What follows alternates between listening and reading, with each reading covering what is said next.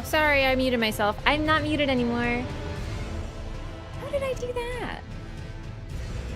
I have no memory of this.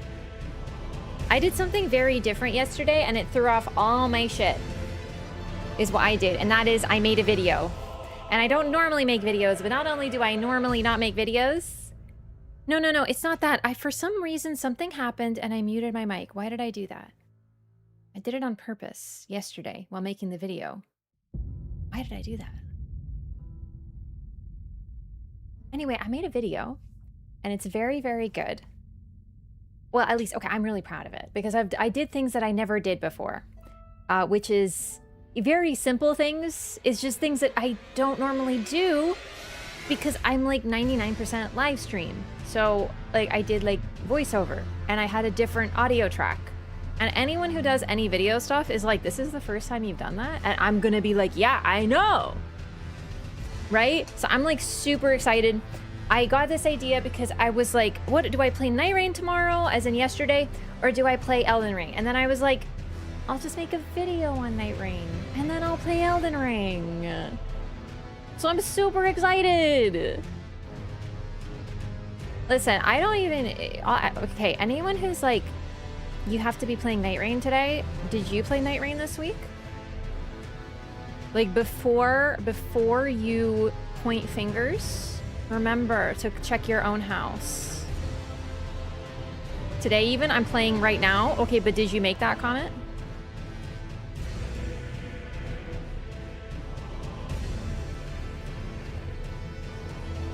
Not yet? Okay, all right. So you're waiting, okay. About that. Have you been playing Night Rain at least once per week, basically since it came out, except for when I took a month off because I literally went to a different country? I'm just saying, listen, if you want to point fingers, just remember, it shouldn't be at me, all right? I am Night Rain's strongest soldier, and never forget it. I made a video about Night Rain. I never make videos. For its I made it a birthday video. That's crazy. Not sure about every single week. I'm pretty sure I played it like at least once a week since it came out. Except maybe if like a game came out. I like your toys behind you. Thank you. They bring me a lot of joy. They're very fluffy and soft.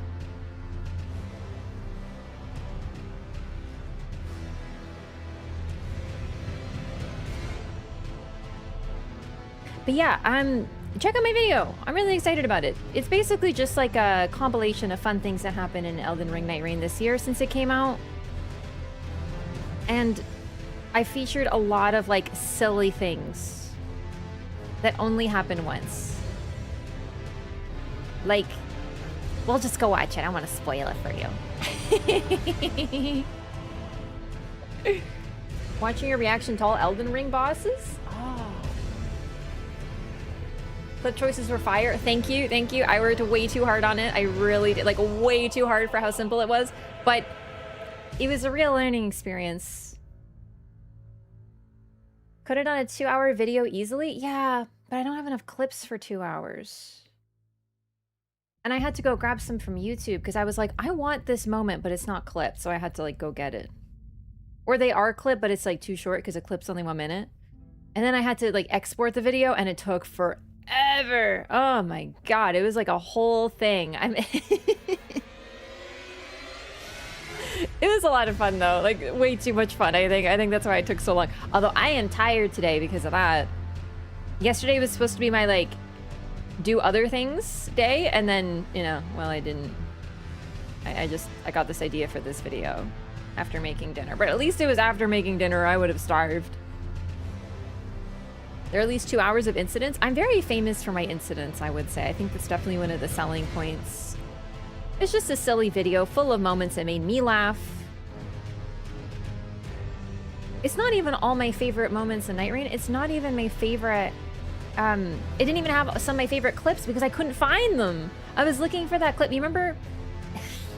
It's a short. I made it as a YouTube short, so it's on the channel at least. But it's when I was running, and I'm like, these enemies aren't worth it in the crater. and then I ran past it and it exploded and knocked me into the pit. It's one of my absolute favorite moments. I couldn't find it though. 7-minute short, by the way. I also put it up as a short. Yeah, I did put it up because I was like, I edited it as vertical format, and then I put it on TikTok. But then stupid TikTok put it like they killed the quality, and it was like super like freaking framey. So I had to delete it and re-upload it, and I was really annoyed. Uploaded a YouTube short of it? Yeah, I did, but the problem is that the YouTube short is in vertical format, so I needed it in desktop format, and I couldn't find it in desktop format. That's the problem. Once I upload it as a short, it's vertical format, so even though I know it's there, I can't like use that in the video. That's the reason. Like, I know it's there, but I can't find it. Anyway. Editing is a super draining hyperfocus. I know, and also I don't do it very often, so there's like lots of basic stuff that I had to learn. I finally learned how to like zoom in on a segment of the video, and I'm like, it changed my life. It changed my life. Anyway, sorry, I'm very excited with this video. I worked really hard on it. I hope it makes you happy because it made me really happy to make it. And it's literally just like a love letter to Elden Ring Night Rain. And I love Elden Ring Night Rain, and it's been so much fun since it came out. I don't know what a keyframe is, for example. I have no idea. And I don't know, this is so, like, I swear I have no... Oh, I use Shotcut for editing, by the way. Someone asked, sorry, I forgot to answer. It's a free software that I use because, like, when I Googled good free software when I first started, you know, streaming / YouTubing, like, forever ago, it was, like, good. And then I learned it, and now I don't want to learn anything else, because why would I waste time learning something? But I barely know how to use it. Like, really basic. Part where Larksa misses the jump is so good. Oh my god, I love that moment. Larksa is like the funniest person. She's actually so fucking funny. Like, like I still think about the times that we played together. Oh my god. Yeah, that's a great moment. Professional editor who uses Shotcut. Really? Well, you know two now. Right here, baby. What's a keyframe, by the way? Anyway, sorry. All right, I'm just really excited about it, but I'm also so excited to get into Elden Ring today, everybody. I'm not just gonna talk about the video, but like, this is a really good video. Like, I'm just really excited about it. Okay, let's make sure everything's going here. Right, I don't have this open. Let's open that. And let's hop into Night Rain. Night Rain 1.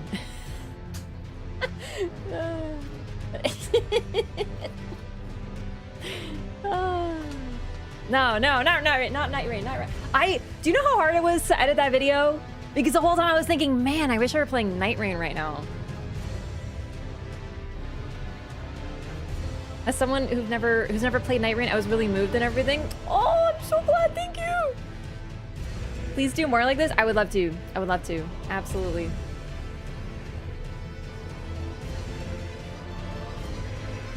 Murder him was the icing on the cake. Oh yes, that was a good moment. I have noticed something. Like, listen, okay. There is just an observation on chat. Okay, like I'm not trying to call anyone out here or anything, but I feel like 99% of clips are me getting destroyed by something. Just, you know, I just can't help but notice that like most of my successes are not captured, but most of my failures are indeed. You know, I'm just saying, you know, beggars can't be choosers, but like, damn. So there were very few moments that I could find that were like, I did something good, and it was like 99% I fucked it. Also, I was taking screenshots. Isn't that pretty?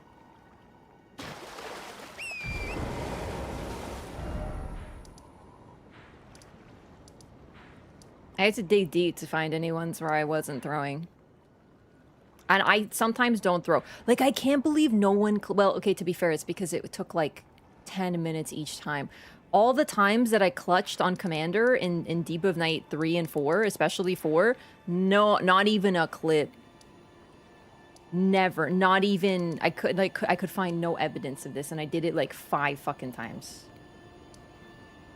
That was like my best fight, was freaking Commander day 2, because everyone underestimates Commander. Even in Dev 3 and 4, he's so fucked, and no one prioritizes him. I swear, it's crazy. All right, I'm just doing a little scan to think if there's anything important. We could do this, but we're not going to do it right now. Although we could, I'm trying to think thematically, right? Deeproot Depths is the plan today, and Godwin. It's not the biggest area, but it kind of keeps going. Do you know what I mean? So maybe...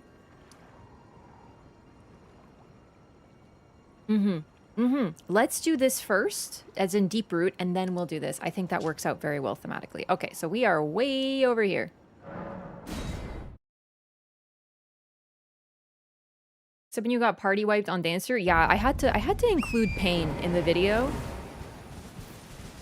And that's like the most painful, one of my most painful moments. I also wanted to clip the time that I lost like 600 points and stuff on day one, but I couldn't really find any good, easy clips for that. And I was like, you know what? This clip is literally 5 seconds and it tells the story. Alrighty, so we've been here. We fought the Valiant Gargoyles. We rode in here on a coffin that had red magic in it, and we now know the significance of red magic, right? It is associated with the Crucible specifically, and we also know that Erdtree burial is an honor, but this suggests that it predated the Erdtree. Being buried at the roots of a tree predates the Erdtree. That makes a ton of sense. So just sort of going over what's going on here, and now... well, we see a ton of roots, ton of tree, but everything looks off. The color is not quite right. And if you look at where we are, well, now that we have the map up here, we are very, very close to the Erdtree, closer than we've ever been so far on this playthrough. If you aren't certain, this pretty much guarantees it. We are at the roots of the Erdtree. We are right below it, pretty much. We are underground, and this is its root system. It looks like a bunch of different trees. It's crazy how immense it is. And also, there are actually trees here. Now, keep in mind, I can't really compare this color to Altus. Like, I don't have a side-by-side, like, literally. But leaves here are constantly falling, which is suggesting two things, either fall or sickness. But, it's more visible on a tree like this, because that's when trees lose leaves. And the color definitely speaks to fall, but the general color scheme of everything around here suggests sickness, right? Trees are how, leaves are how trees eat, effectively, right? It's one of the things that they need. And when they're losing leaves at the wrong time, it's a sign of really, really severe sickness. And all around here, constantly falling leaves. In a tree that is sort of purported to be eternal, like the Erdtree is, it's definitely a bad sign. All of this is just to say things are very, very wrong here. Things do not look right here. The messaging is blatant. Also, yes, the water, I forgot to mention, stagnation. The water is like milky white. It's not good. Something is incredibly wrong here. On every level. And then there's a bunch of ants. Did I get the ant spur rapier? I feel like I did. But now I'm like, I don't remember 100%.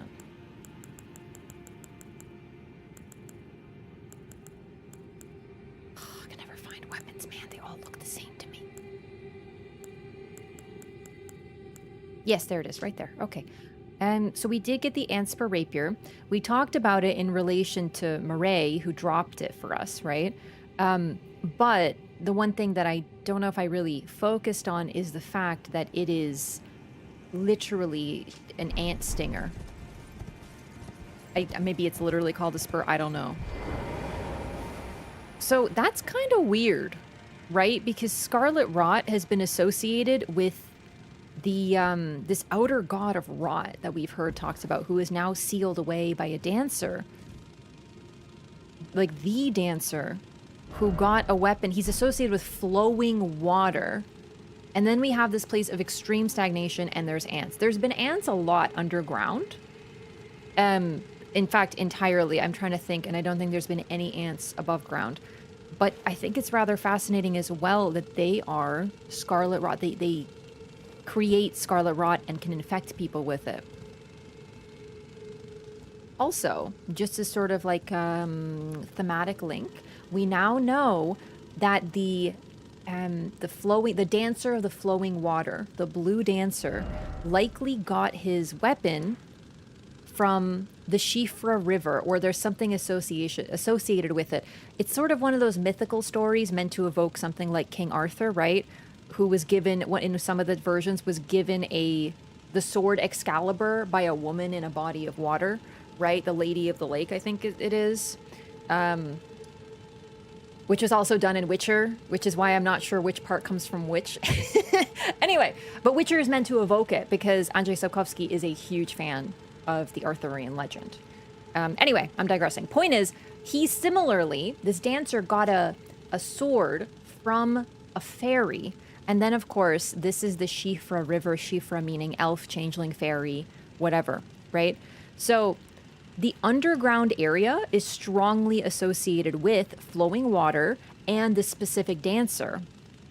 And we also know that he sealed the rot god away, but we don't know where. We just know he did. And then also underground, we see signs of scarlet rot.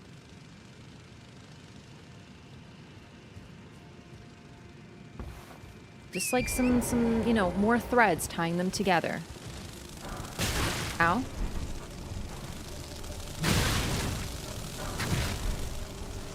A lot of dead bodies as well. It's pretty notable to me as well that the ants are not doing anything until you show up. Like it's as if they're patrolling. I don't know too much about ants, really. Like, I know some things. I know that they can carry immense, sizes, like more things than they weigh. They're like really strong and whatnot. I know that they protect the hive or colony. I don't really remember what it's called. So it's probably they have a nest here, but considering these ones specifically afflict scarlet rot, there's something really important to remember about that too. Like, are they really fully natural? Are they yet another sign of the sickness in this area?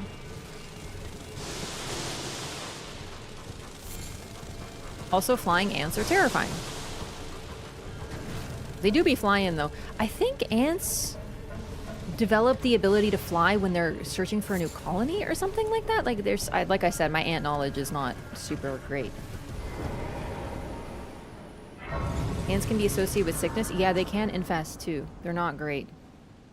They do also, they do eat the dead, right? They can be scavengers. A lot of bugs do. They eat, like, anything, right? But, like, if there's a body, some of those are ants that are eating it, sort of thing, right?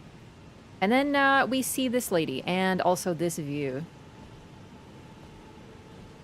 This is one of those amazing FromSoft views that you're like, whoa, but also very clearly something is very wrong here. Do you know what I mean? Like, look at this. Shit does not look right. These roots especially, they look jagged and unhealthy. They look like trees in a horror movie. Stump as well.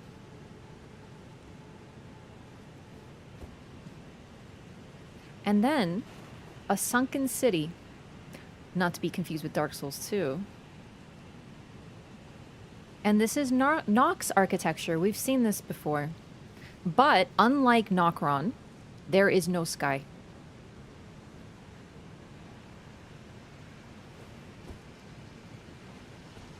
It's not anywhere near intact.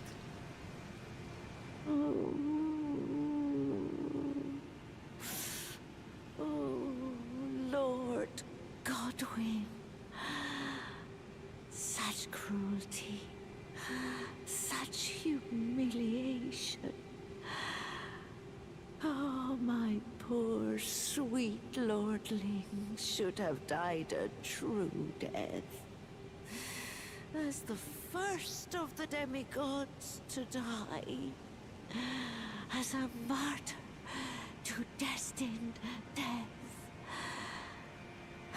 But why must it yet bring such disgrace? A scion of the Golden Bough, sentenced to live in death. How could such a thing come to be. Oh.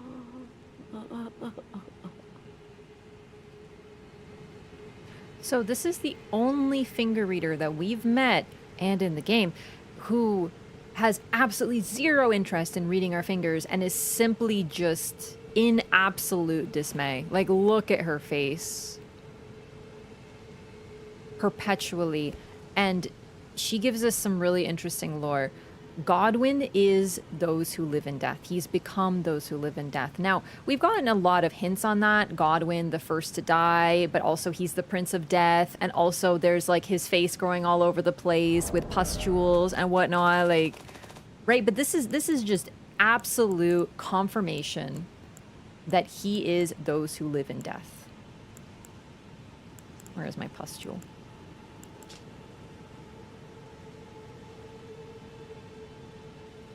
Because here's the thing. Yes, we know he's dead. So then why is his face growing? Okay, confirmation. 100%. He is those who live in death. And now a puzzle piece can be fully... It's like, you know, when you're doing a puzzle and you check and you're not sure if it fits, but then you get more sides and you can really put that puzzle piece in there. That's us right now. We now know for sure that he is those who live in death without any question. We know he was the first to die, but he didn't die a proper death thanks to Ronnie. Ronnie admits this, and there are signs of her crime all over the place. We sort of, you know, Phoenix write her about it. And this finger reader is absolutely devastated. Yeah, crashing out about it. Yeah, she's like so upset. There's something, I don't think we have it on this playthrough yet, because I can't seem to remember what item it is, but there's an item that talks about who we think is probably her. The finger reader.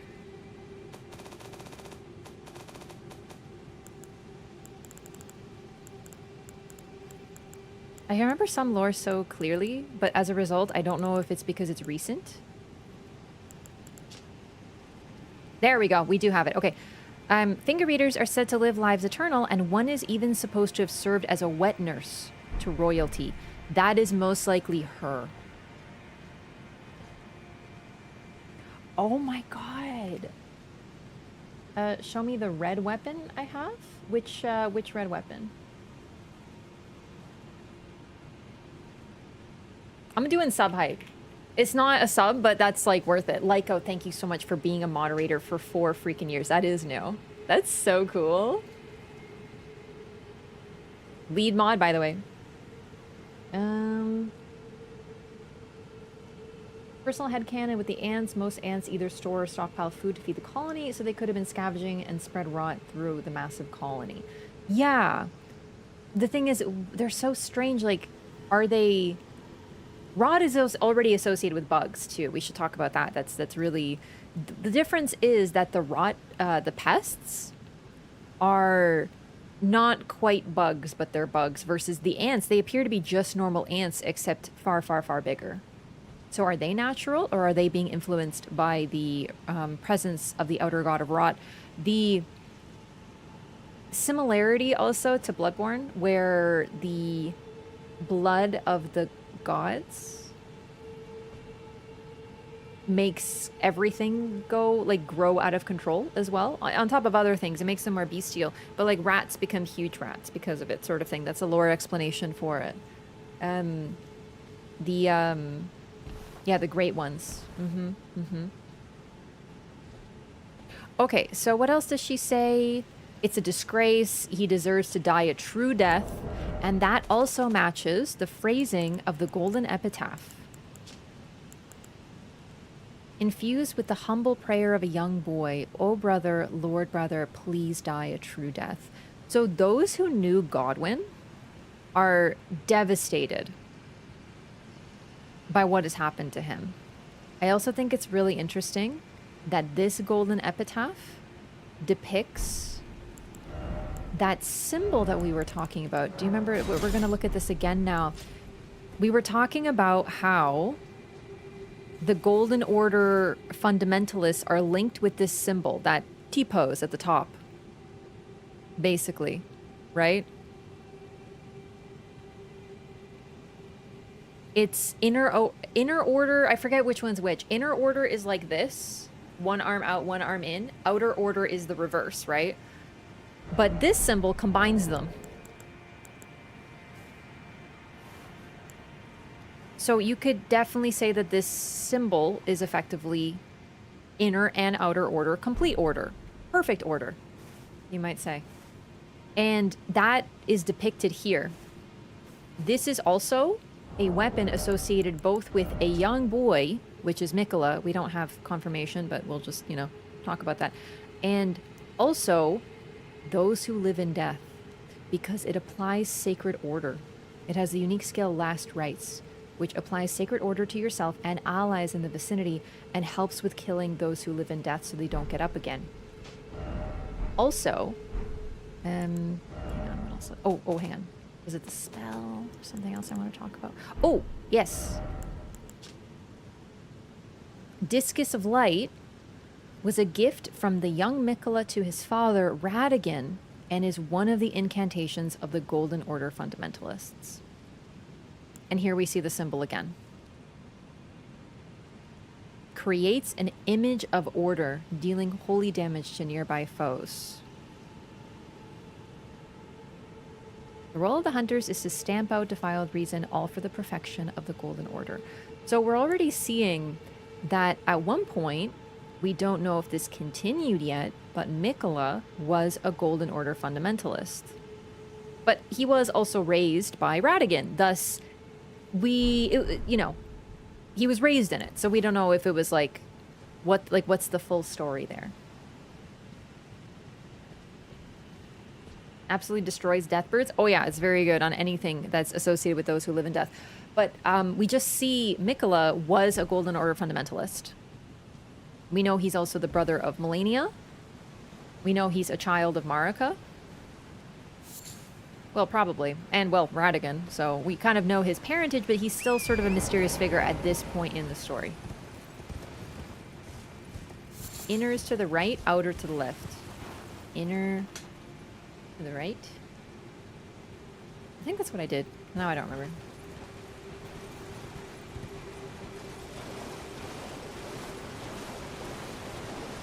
The water is really, really, really nasty here, even though it's flowing. I wonder if it's still that stagnant when it goes lower. Oh, great! Basilisks! Oh, my HUD is off. Right.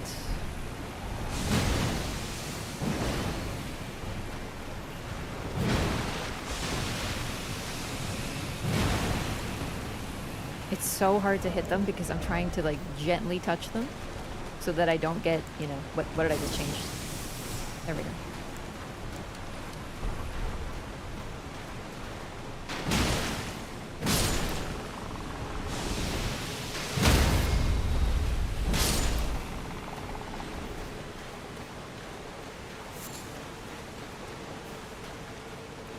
Oh, also, that lady is a hint that we're getting close to Godwin.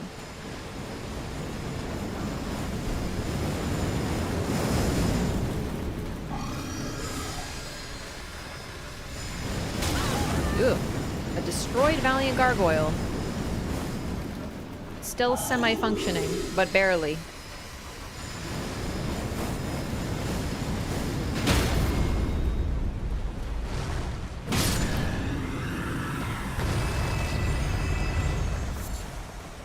Okay, Mikola, Golden Fundamentalist.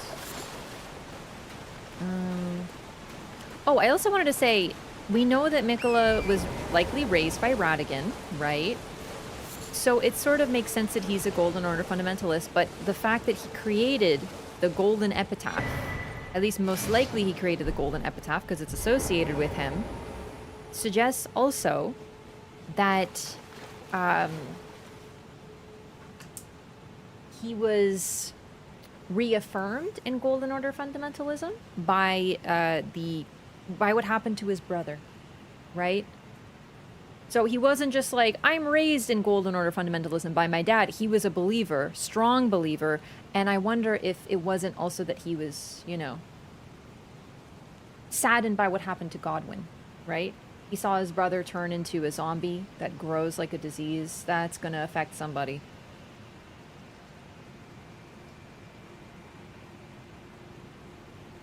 I'm just writing something down that I thought of earlier today.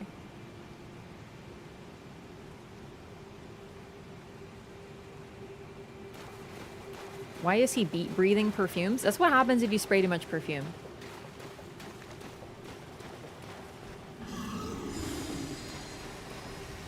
Did I even mention it? I never thought it was a perfume, but it totally is. I just thought he was like spraying explosives.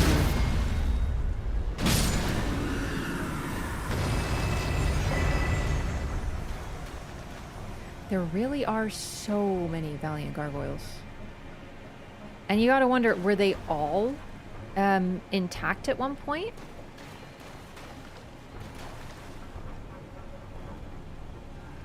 Probably, right?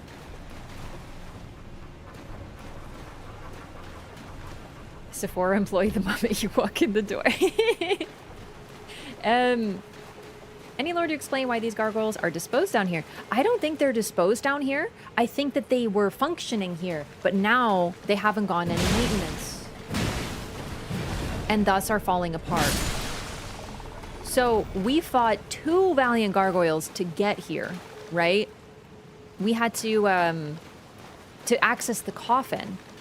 And then when we come up here, there was like, what, freaking 10 in that room? Over here? This place was extremely well protected. For a long time as well. Because that's what Valiant Gargoyles do. They protect. Gargoyles in general are protective. They're meant to chase away bad spirits or whatever.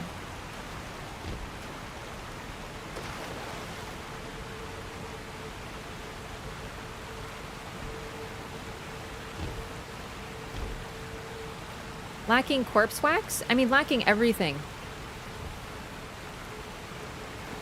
Because their bodies are entirely fallen apart. They're made of,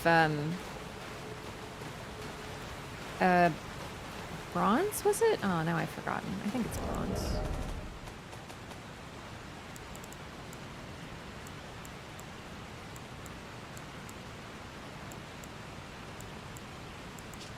Mm-hmm. Just like the wielder, the missing parts have been mended with corpse wax, a patchwork of champions. So they create them and then mend the parts with corpse wax. Hello? Oh.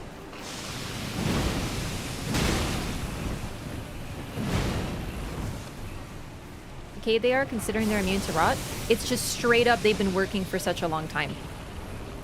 They're effectively like machinery, right? They're like a mix of machinery. That's what golems are. They're machinery mixed with... Oh my god. I'm dead. I pushed it. Oh, okay, never mind. Mixed with magic.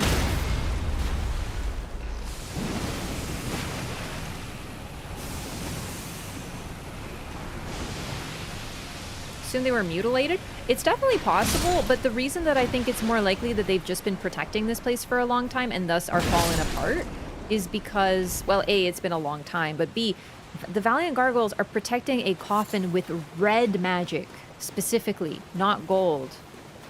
So the burial that happens here has been going on for even longer than the Golden Order has been a thing. The people in this place... I remember there being a thing here. Maybe it's higher. The people in this place have been burying themselves at tree roots for a long time.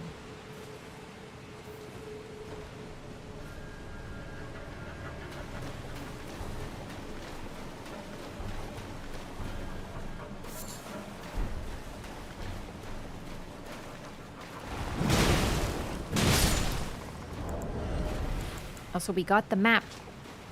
At the very depths of the Erd Tree's majestic roots lies the source of the Ainsel and Sifra rivers.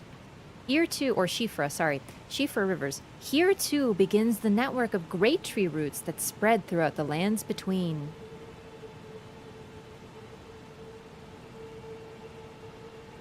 So, this is the source of some of the most important stuff in the game.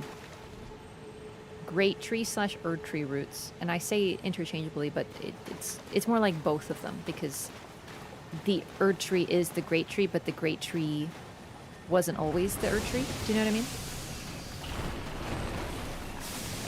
Let's just say Great Tree equals Crucible, just as a shorthand. So the Crucible is the Erdtree is the Crucible, but the Crucible is the Erdtree, but it wasn't always, you know?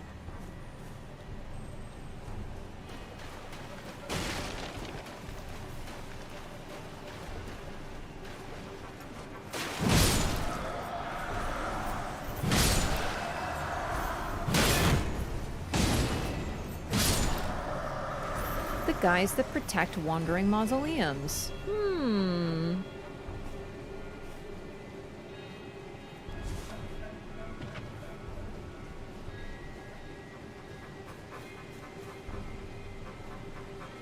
Even though Mikola is perpetually young, he's also so ancient. Yeah, it's very interesting. Makes him a very interesting character. Also, specifically, they say young in reference to him a lot. It's meant to sort of slowly teach us that he is forever young, but he was also young at one point. At one point, he was also a child. Like a true child. It's just at some point, he's continued to develop. His mind continued to develop. His ambition, his plans, his intelligence continued to develop, but his body did not.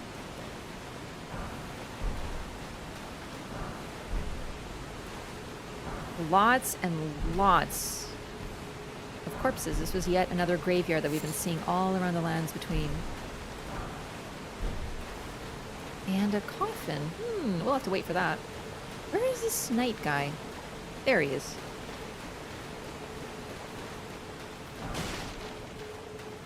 Hey, thanks, Praise.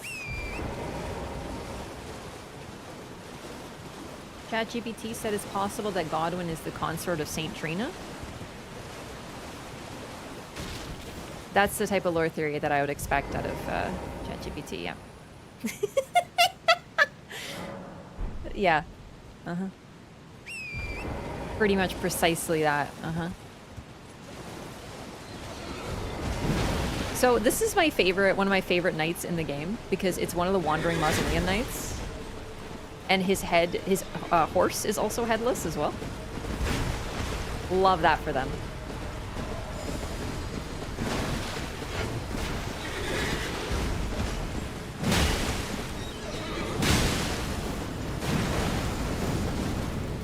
I really want your armor, please.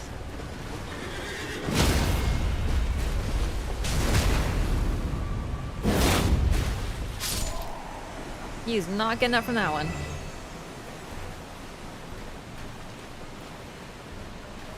So, that guy, just like the one in front of the catacombs, the Black Knife catacombs, where we got the Black Knife print, this guy is using Deathblight on us. His weapon is enchanted with it. Okay, I don't know what I expected. So, more gargoyles, and now they seem to have been, even though they're decayed, have been placed. I say decayed, more like damaged. I think that's more accurate, because I don't know that this happened over time. I think they're just straight up damaged. They got missing parts. You could see, like, that's where you would mend it with corpse wax so it could continue to move. It doesn't have it anymore. It's been used up. And also, yeah, they're using perfume, which is specifically a defensive tool from Lanedell, and is associated almost entirely with Lanedell alone. Oh, no, torrent. Okay.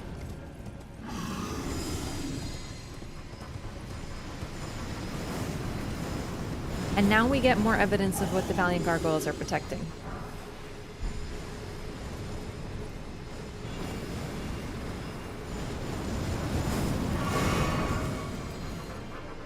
They're protecting the way up here.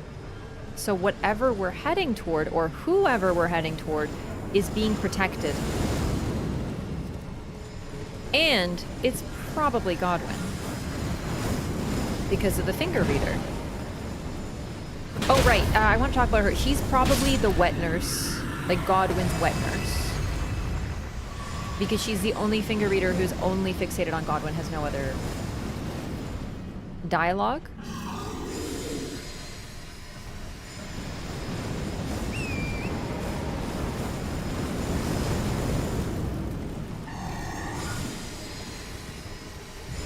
Oh no, I shouldn't have stood here. Oh, that's it. Yep, fair enough. Yep, mm-hmm.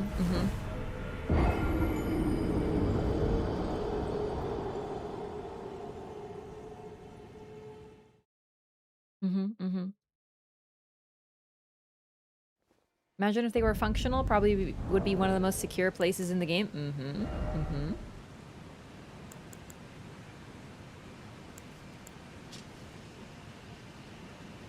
Already, well, I guess this is my first Madness Bolus.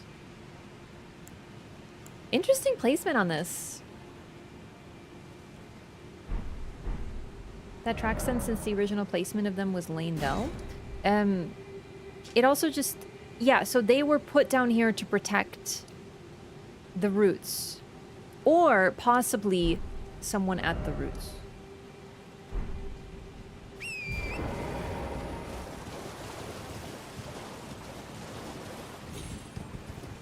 Personally, I think it was more likely that they were just protecting the place, like pretty much one of the most sacred places of the lands between in this age of the Erdtree.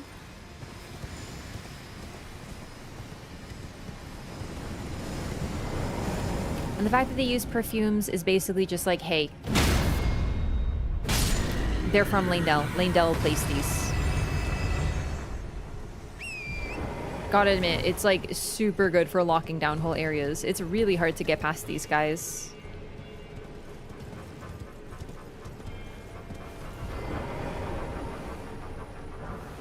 Prince of Death's Staff. And then we have a Wandering Mausoleum.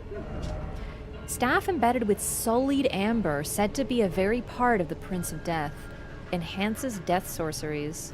One of the staves deemed heretical by the Academy for its ability to allow sorceries to be augmented through faith in addition to intelligence.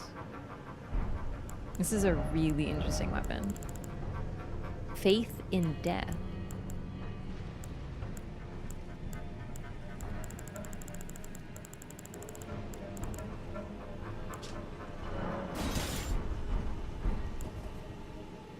And remember, glintstone staves use glintstone.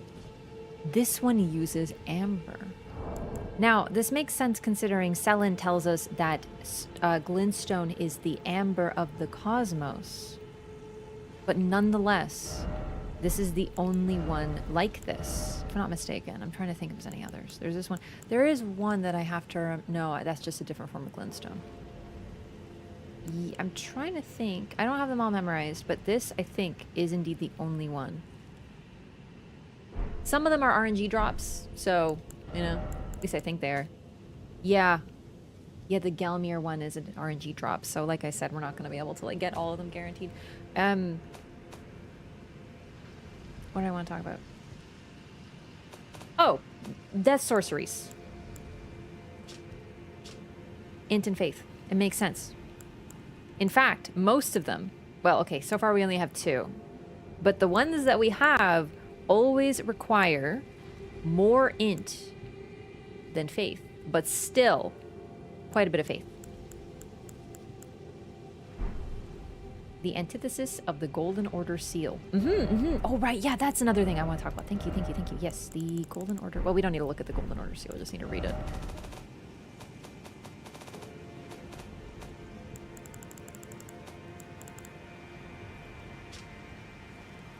Scales incantations using both intelligence and faith. It's the same thing, except one is for sorcery and one is for incants.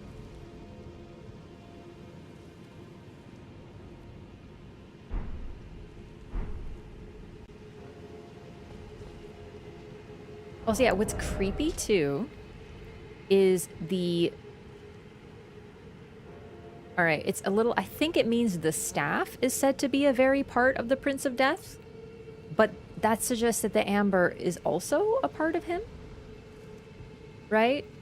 That the whole thing is a part of the Prince of Death? So hang on. How exactly is a dude a tree?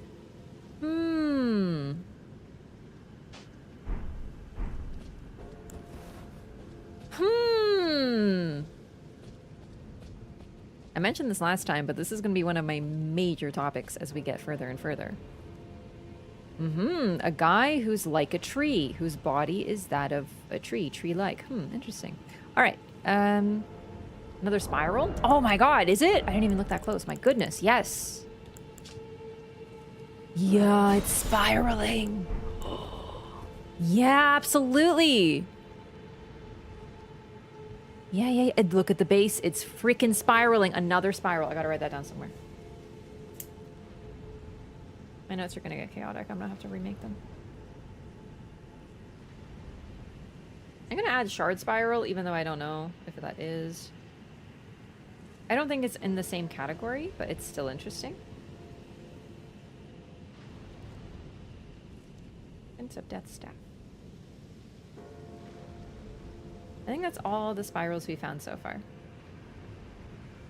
Does the direction of the spiral matter? I don't think so.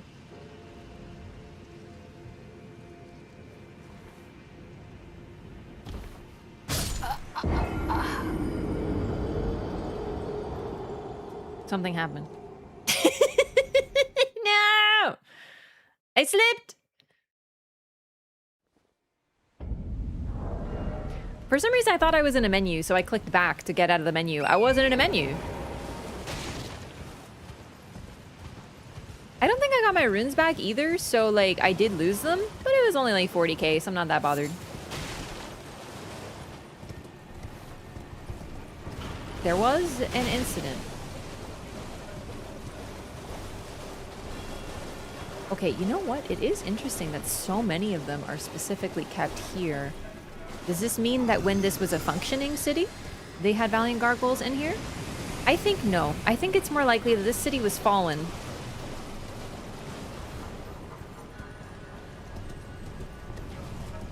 Oh, this city placement is so fascinating, though. I want to talk a little bit about the city.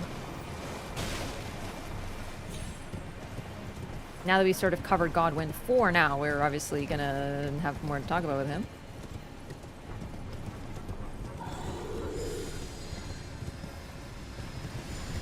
Hey, happy Night Rain anniversary! I think this is a missing piece of Lanedell. I don't think it is. Not Lanedell, but you're like on the right track. Okay, so this architecture is that of the Nox, right? We've seen it. We've seen Nokron, and we're like, all right, this is the same thing. Like, this is the same type of thing. It's also the same architecture that we've seen on the Wandering Mausoleums, which are above ground, but also below ground. Mostly above, though, which is it's kind of interesting. It's as if that cities... It's as if, chat, as if the cities were not always below ground. Anyway. However, we do know about something really interesting.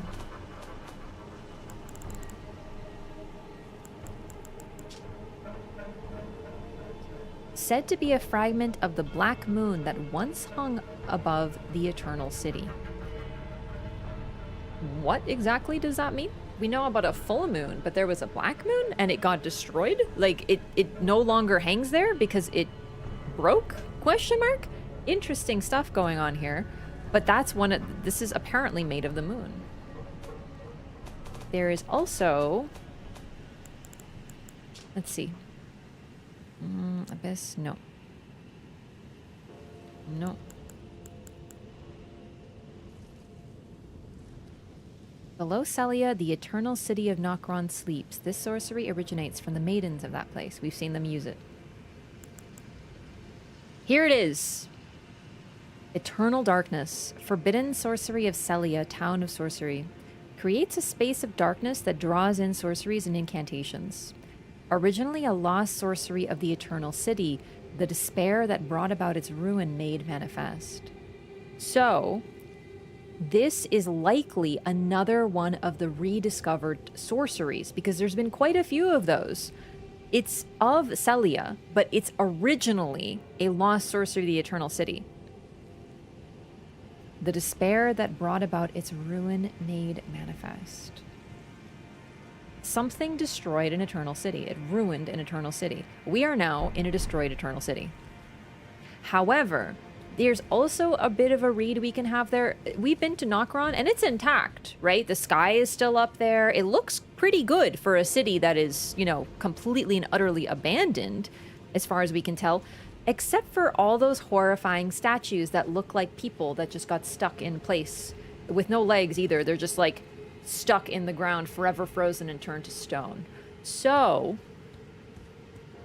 there's... Just to sort of like add another way to read that, it's possible it's talking about this eternal city, which is now destroyed. But we mustn't forget that the other eternal cities had something awful happen in them. There's signs of it, like specifically that. Those were likely the people who lived in the cities. Now all that's left is the Nox, the Night Maidens. Which, now that I think about it actually, by the way, like... Nox. The Nox is the name of the people. It means night in Latin, but like the women are literally called night maidens. So, yeah. Lord of Night, Night Rain, you know what I mean?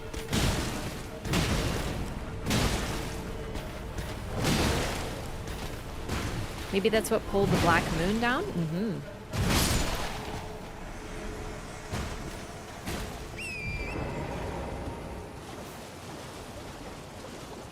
Maybe Black Moon is writer speak for an abyss or black hole. It's not, because it literally has stone. Although, to be fair, it does the "it is said," so we always have to... Okay, some people have a whole thing with any lore description that says "it is said," we have to take with a grain of salt because it's, like, mythical. I think it's more likely that we're meant to take it closer to literal, I guess, because then we would not be able to talk about anything. We'd be like, oh, it's probably a myth. Oh, it's probably fake. Probably just means, like, symbolically. No, it's, like, literally a rock.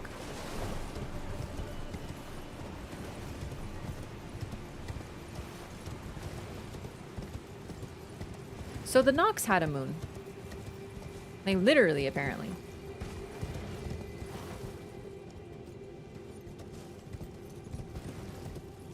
Could be both a myth and true. Mm-hmm. We don't know about the author of item descriptions. They mostly can be... We have to take the information they have. I do think there's a couple, though, that I'm a little bit like, is that 100% how it happened? So we will talk about those. But no, it's a fair interpretation. That said, the stone is lightly beguiling, which is a word that is specifically used to refer to moons. They're bewitching, beguiling, all these words are used, so it's likely that it's literally the moon.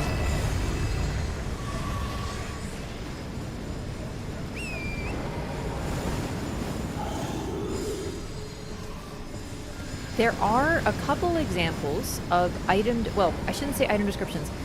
The only time we've had lore lied to us is, as far as I know for sure, is in Night Rain, actually. Night Rain. Several nascent butterflies here, like quite a few actually. They're associated with Mikola. Okay, sorry. Night Rain. In Night Rain, for example, the Revenant is described as a... basically a ghost possessing a doll. A young girl, the ghost of a young girl possessing a doll. We know that is not the case, but the reason that it is a lie is because that is what the Revenant herself believes. And unlike the other games, we are playing as the Revenant, right? So her journal description, her introduction, is introducing us to what she subjectively believes about herself, and her remembrance is us finding the truth, and her finding the truth along with it, right? So that I would describe personally as the only exception. The item descriptions, we have to trust them to a point. I think there's definitely room to read between lines, for certain. But generally, if we can't trust them at all, then it's very hard to have any discourse, if you ask me. For example, the Shifra River, the dancer, the blue dancer who received a sword from a fairy, it likely means something more akin to perhaps he forged it in the waters, in the flowing waters of the Shifra. To be fair, though, that one is very clearly referencing a very famous Western myth, that the Arthurian legend. Like, it's so evident that I think that that's more what we're supposed to get from it. Do you know what I mean?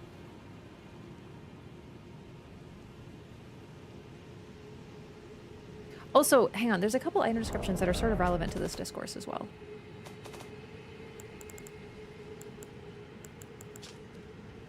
Saint Trina is an enigmatic figure. Some say she is a comely young girl, others are sure he is a boy. The only certainty is that their appearance was as sudden as their disappearance.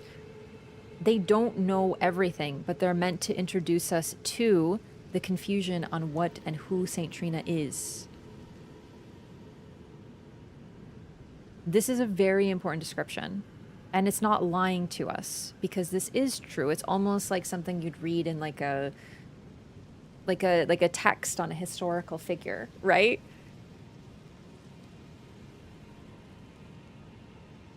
One example is the "for his own good," of course, in the Tower Key in DS1. Yeah, there's a lot of interesting stuff to read in that. Yeah, absolutely. Some say is telling, like it invites that there's some uncertainty. I think that also teaches us, though, that the truth has long been lost because no one is around to tell it, right? Finally, someone who understands Elden Ring story. Just found your channel. Going to subscribe now. Hey, thanks so much. Welcome in. I appreciate that. Black Moon as in Ronnie's Dark Moon. No, but I understand why you're thinking that. I know it gets confusing. Are you saying the Dark Moon is the same as the Black Moon? No, the game very specifically tells us they are different. But we will get to this later on. We haven't heard of Ronnie's Dark Moon yet in this particular playthrough. But yeah, there's 3 moons. And then let's not even get into Rolana. Okay, have I done everything? I feel like I haven't done everything here. But let's pop in here. What's the worst that happens? Across the roots. Oh boy, I'm very excited. This is very cool. Wait, hang on. Did I talk about the city? A little. It's destroyed. It's ruined. Was there something important I want to talk about? Oh, just real quick about the city. One final thing.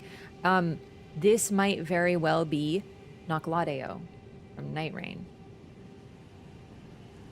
Or Noclateo, more accurately. Okay, so as if Whitewater... Oh, sorry, one other thing before we do this. This is also the source of the Ainsel and Shifra rivers. We are there right now. This is the source of the rivers, the underground rivers in the area. And this is what it looks like. Yikes. I thought Whitewater was bad, but when we're at freaking purple, you know stuff is very bad. As if the rest of the roots, all these fallen leaves, as if fucking like weird yellow green tree stuff wasn't bad enough. Now we're up to straight up black, and not just black. Those are likely insects coming straight out of it. Do you remember how Roger, when he became infected by those who live in death, when he became stabbed by something that looked exactly like this? You know how there were flies buzzing around his legs? Yeah. Thorns and fly wings coming straight out.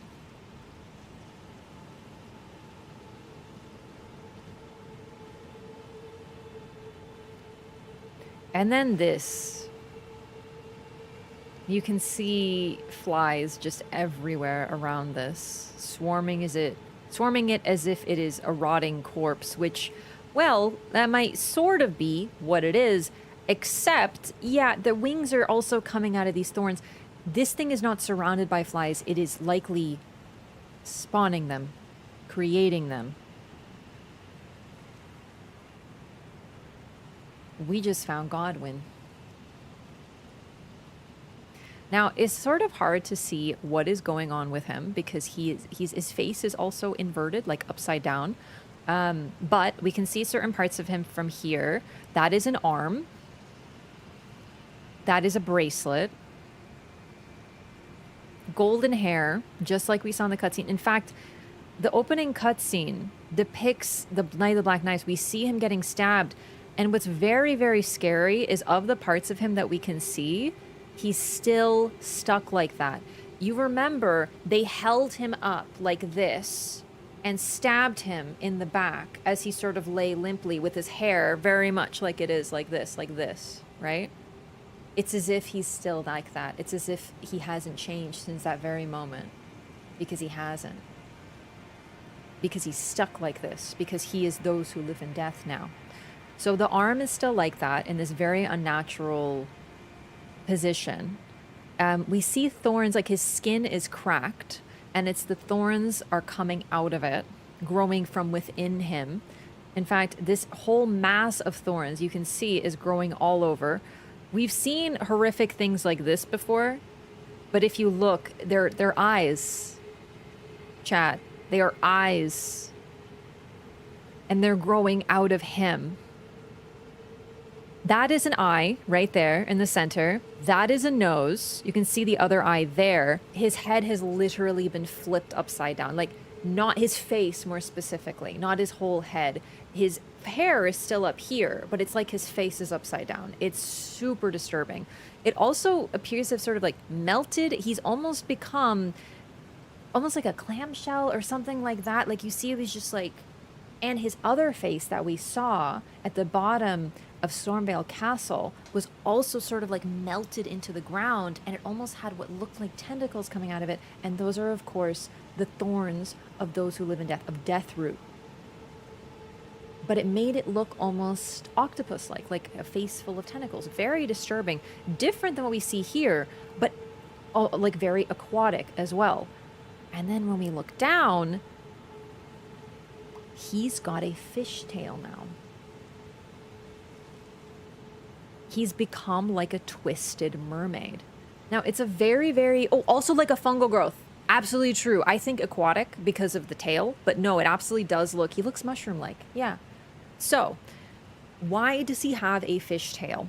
So, one of the things I think that we can all kind of get from it is that is super fucking weird. That is really messed up. Sometimes, surface level, your initial impression, there is still lore in it. You look at this and you're like... Ew, what the fuck? That's the correct reaction. You're supposed to be deeply disturbed by this. The fact that he has a fishtail is like, ew, what? Ew. Good, that's what you're supposed to be feeling. Also, this is more something that the Japanese community would pick up on. There is a very famous legend in Japan of a mermaid. They're called ningyos. And ningyos are eating their flesh gives you immortality. And there's like several stories of people who like ate mermaid flesh and became immortal, including one that is also referenced in Sekiro because it was Yao Mikuni, I believe. It was a priestess or something. I forget some of the details, but the important part is eating mermaid flesh makes you immortal. And that is effectively here. He is a mermaid now, and the blessing that he provides is also immortality. But it's a strange, twisted form of immortality because you live, but you live in death. And that's basically what we're getting from this.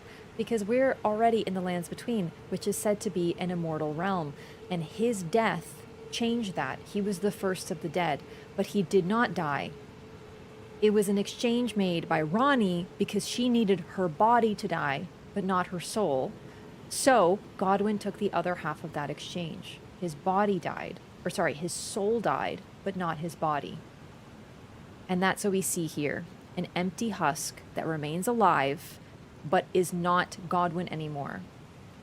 He is suspended in death. He continues to live in death. And now he spreads his blessing across the Lands Between. Because where are we? We are at the Erdtree roots.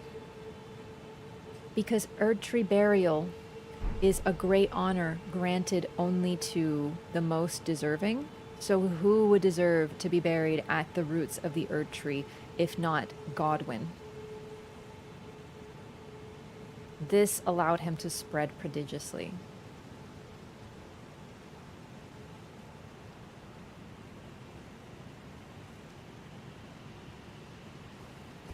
This is such a cool but deeply disturbing part of the game. They really made it easy for Deathroot to spread. It's true, but what's the other solution, right? So, we've also met Fia, who talks about, she sort of did like a whole like little murder. She also manipulated us and potentially Roger. And then she's like, I am those who live in death. Leave us alone. Don't disturb Godwyn the Golden. And we're like, huh? Well, we're here now, so maybe we'll see her again.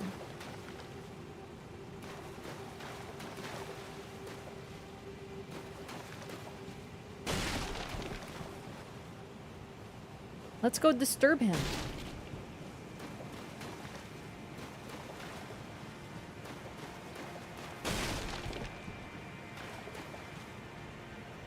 Also, the sheer scale is really scary as we get closer. He's grown in death.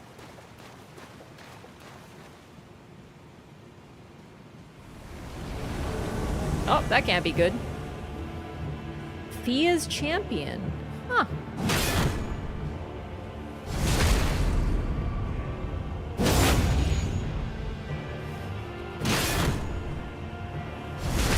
Oh dear. Fia, you gotta get better champions, girl.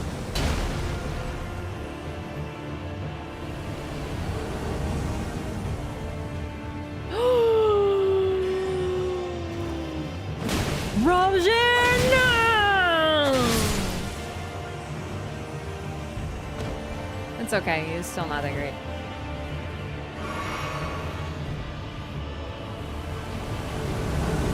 Oh no, 3 of them! Fia's champion, and Lionel, the Lion-Hearted.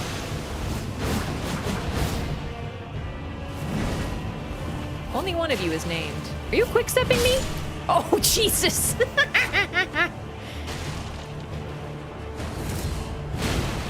Oh, he's got RKR. Or was that Endure?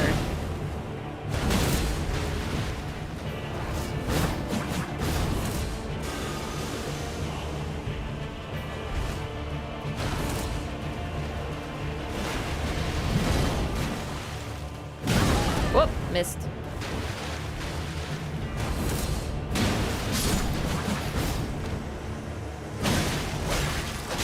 Okay, admittedly, Lionel, the only goat.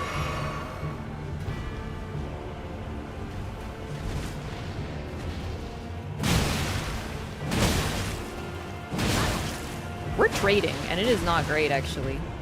He's got way more poison than I expected. But it makes sense, because his set has one of the highest poison ratings in the game. So yeah, we've met Lionel before. He was fighting at the Radon Festival.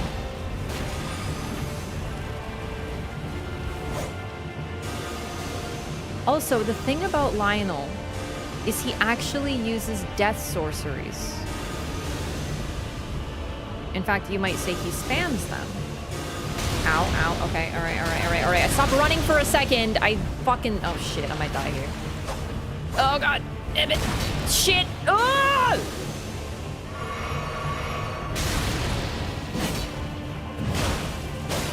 God, he's got so much poise.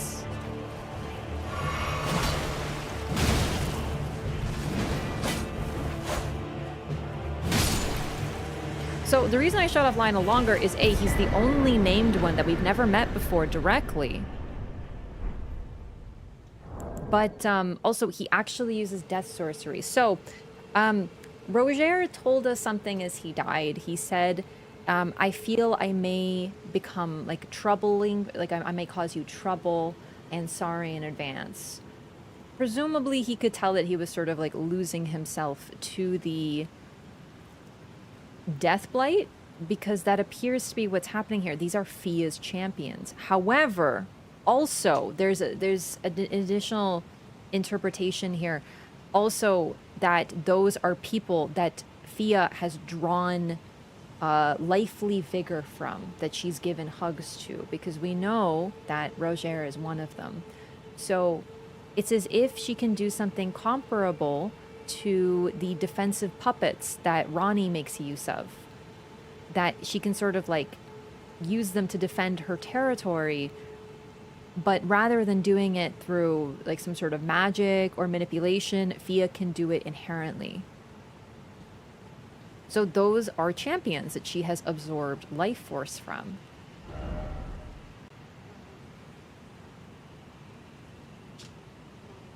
Fia's Mist. Sorcery of Fia, the Deathbed Companion. Creates a deathly mist before the caster, which inflicts deathblight upon those who enter. This sorcery was developed to oppose the Round Table Hold, and is effective only against the Tarnished. And therefore, it's not very good. But it's cool. Oh, right, the stats. Int and Faith. More Int than Faith, just like the other death sorceries.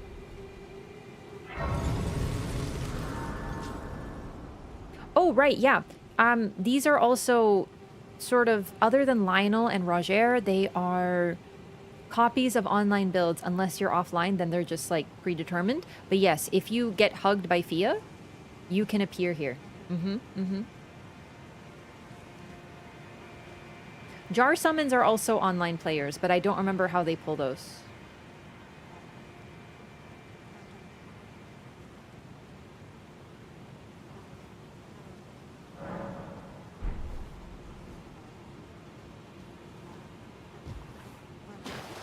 Is it possible it's a dragon's tail? One of my initial theories was that this is, because we know he's like close with Fortisax, and there's the whole Fortisax aspect, that this is literally like what's left of Fortisax. I don't think so anymore. It's very clearly a fishtail / mermaid tail. Yeah. Now we're even closer. Look at the eye. Oof, creepy.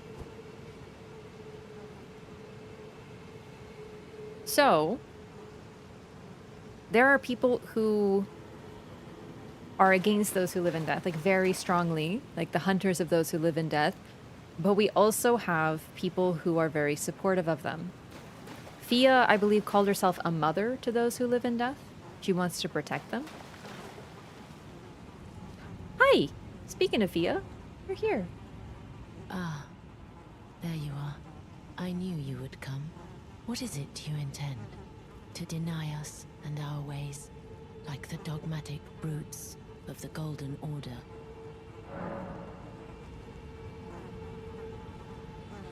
No, I want to be held. That's right. If I say that's right, I don't remember if this locks me out of anything. I'm gonna still say that's right. I see. Then you must kill me, for I am the companion of Godwyn, Prince of Death. I wish to be a mother to those who live in death. So it is that any loathing, any hatred that overshadows them, I must bear, as a matter of duty, with my own flesh. Another theme of motherhood being mentioned here. I forgot to bring up Fia in this. When we were talking about this, we have like Bach, Melina from the perspective of children. And now we also have Fia. There's someone else I'm forgetting now. Fia, though, this is her description of motherhood.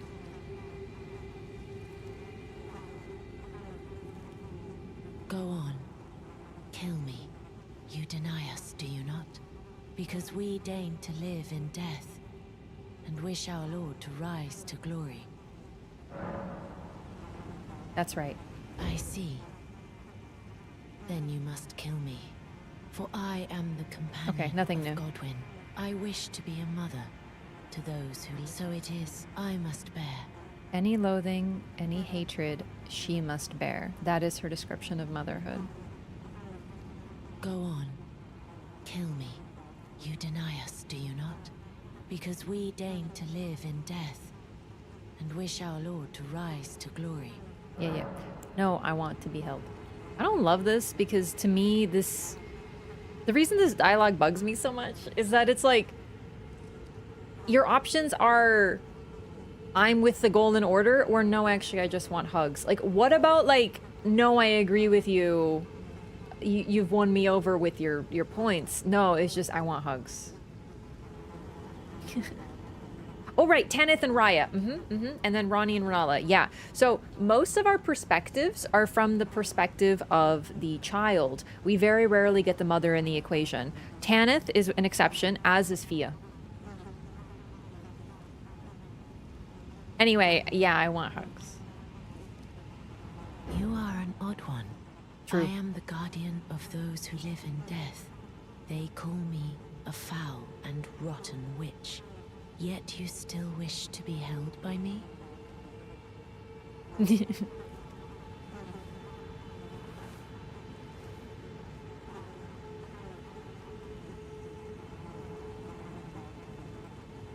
And now the animation gets even longer.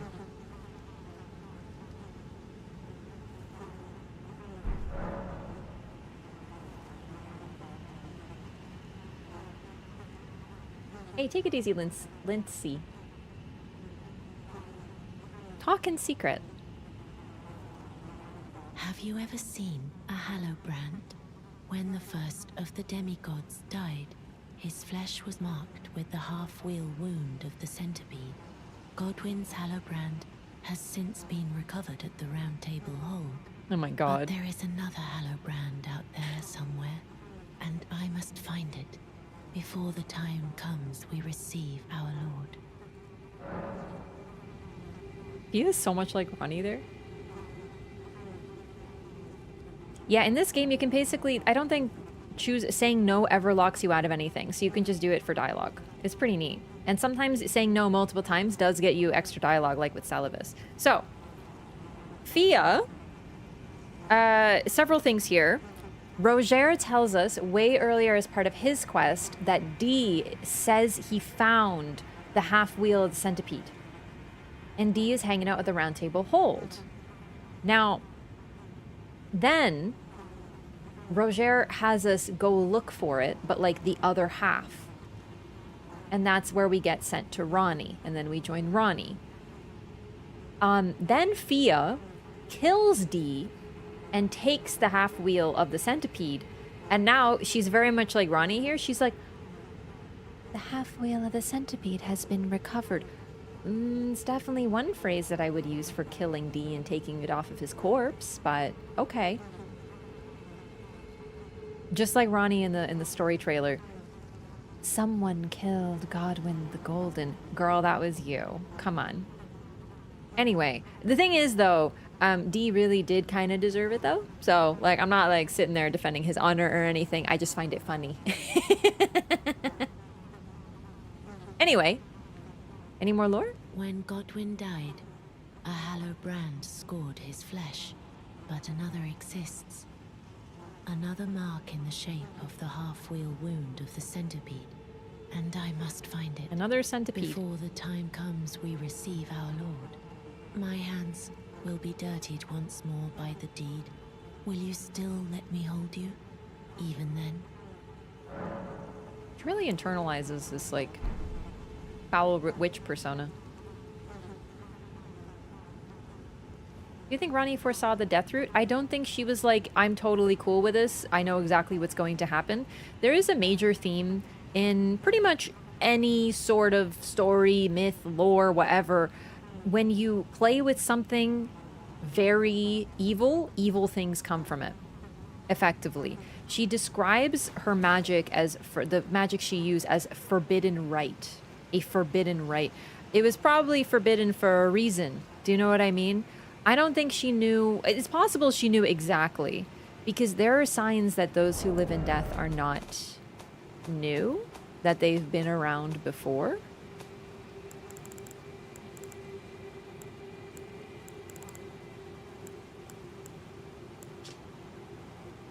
It is said that the bones belong to an ancient lord, the soulless king, the lord of the lost and desperate, who is known as Ensha. Right? So the thing is, it's possible that those who live in death were around before, and they were, not to say cleansed, folded back into the order at some point, right? Like they were removed, I guess. They weren't active anymore, I guess. And now they're back again. So, oh dang it, I forgot to get the clinging bone. That's okay. I totally forgot to do that. So, I don't think Ronnie knew what the forbidden rite that she was messing with would do, but there's also a chance she did know. But the cost would be worth it for her. So it's one of those situations. She knew something terrible would come of it. Definitely. You don't mess with forbidden rites and not know that there's going to be major costs. You don't enact an exchange of half, like, body dies and soul dies with two different people as the equation and not know that something really bad is going to happen. In fact, this is a good reminder that this is Ronnie's doing. This is Ronnie. Ronnie did this. The pollution of the Shifra and Ainsel River, the roots growing like this is directly because of her actions.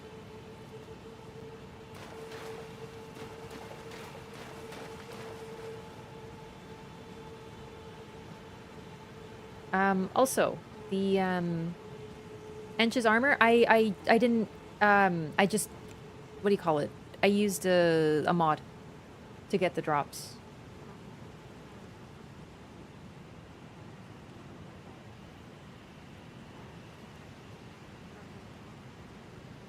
The thing is, though, death hexes may not have necessarily been involved with those who live in death.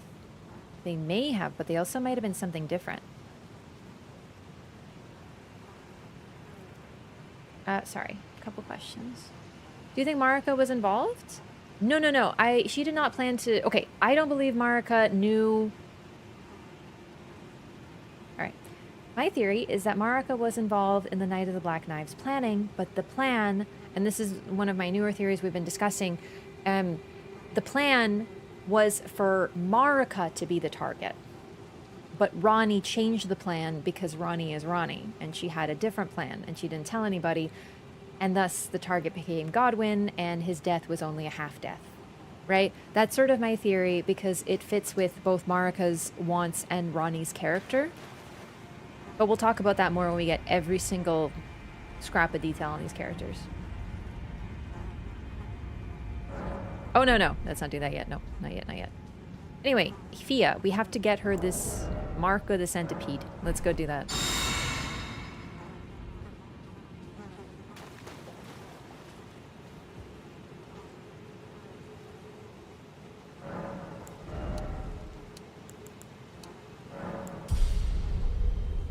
Yes, I think we're just gonna keep getting strength and strength and strength and strength.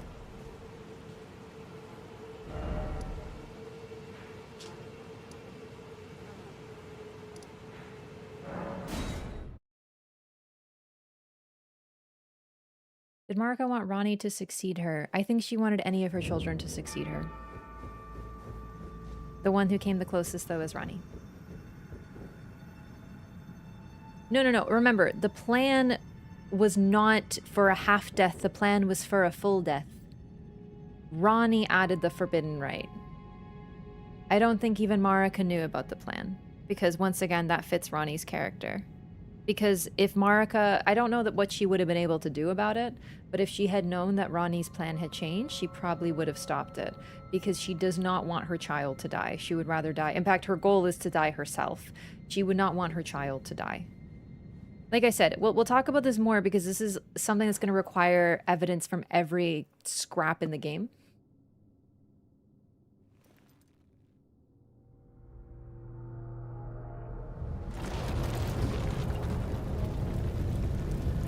But it's one of my favorite theories.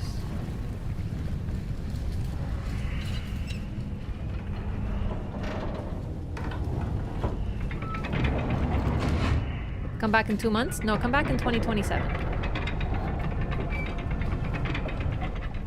Just kidding. Won't take that long, probably.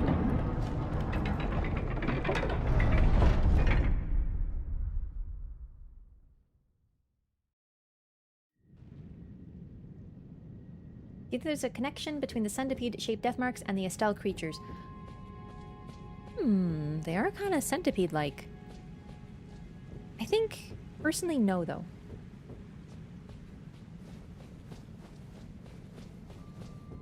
Okay, so we turn the tower upside down. The statue is inverted. This is the same statue that we saw, by the way, at the Raya Lucaria Academy. It was on a pedestal similar to this. But here, it just turned this whole thing upside down. And now the tower is literally upside down. Look at the elevator.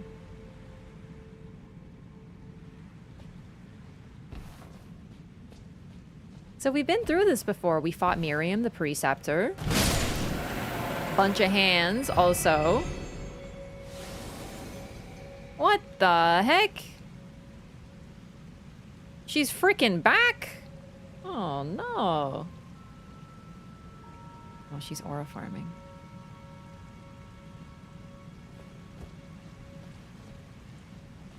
Yeah, so that's the top of the tower. We were there, and now we're like, whoa, trippy.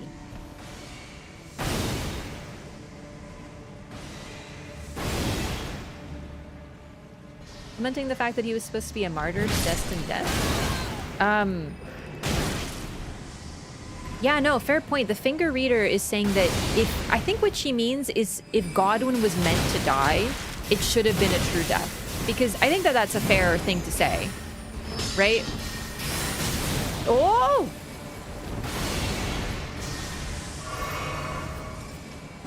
More freaking cuckoo knights.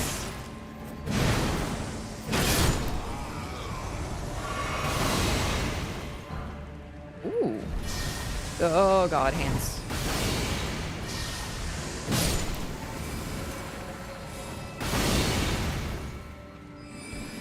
So the hands here are very interesting. And I know I talked about this before, but I was like, I had this theory that God, Miriam, killer. Ugh. That the hands were hostile to everybody, but here we see them just operating as enemies, allied, right? So it's actually kind of interesting. I totally forgot about this place because I haven't done it in so long, and I frankly normally just run through it and don't fight anybody. That bitch.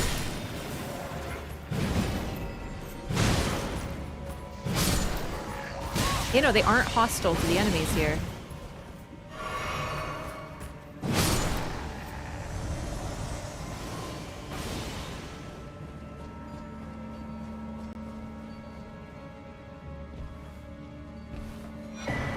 Mask of Confidence. Mask with the mouth sewn shut with gold thread. When Radigan, or increases arcane. When Radigan married Renala, he ordered the Karian magic preceptors to don these masks, to make it clear that all of their matters were to be kept strictly private.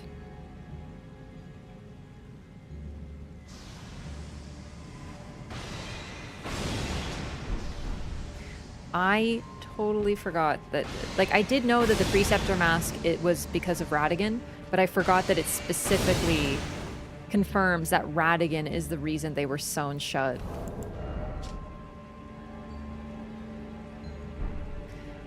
Remember he brought the sewing needle?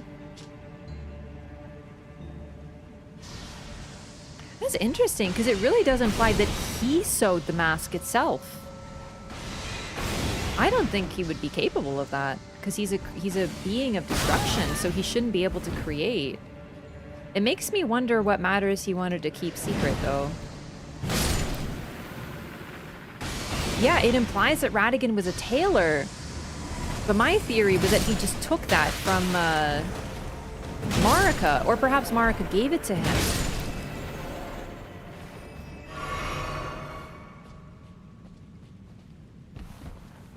Like, maybe Marika's the one who sewed them, because she too would probably want to keep the secret of his nature.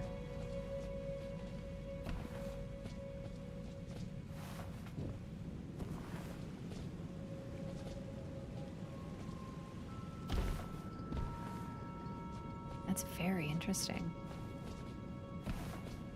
Doesn't require craftsmanship to sew lips shut. It's still more destruction than creation. True, there's an argument to be said there, but I had sort of the theory that this this item, the golden tailoring tools brought with the red-haired Radigan when he married into the Corian line, but it specifically, it doesn't say that they are his. It just says he brought them. And I always found that language to be very interesting because these are the type of tools that you would probably use to make something that looks like this.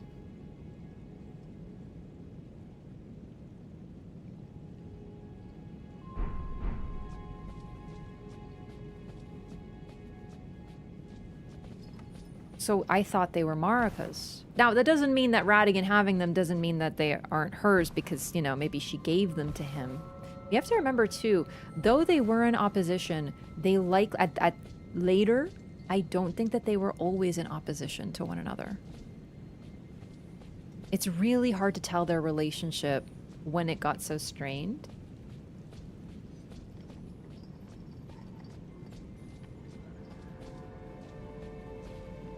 Okay, down here we go. Because, like, for example, Mikola, is that? Oh, that's way further. Mikola and Trina get along.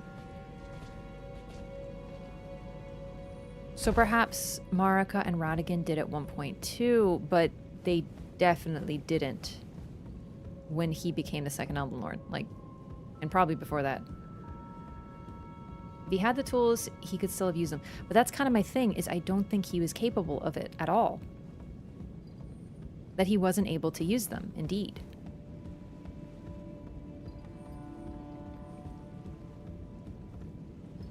Oh, camera. Oh, gosh.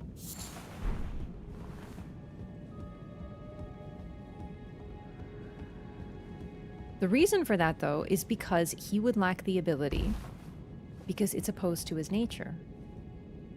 It's also possible that someone else used them. It does imply that he did that, though. Mikola is connected to needles, crafts, work, and sewing, too? Yes. Mikola embodies a great deal of Marika's traits, which is why he would be the perfect Golden Order fundamentalist Empyrean.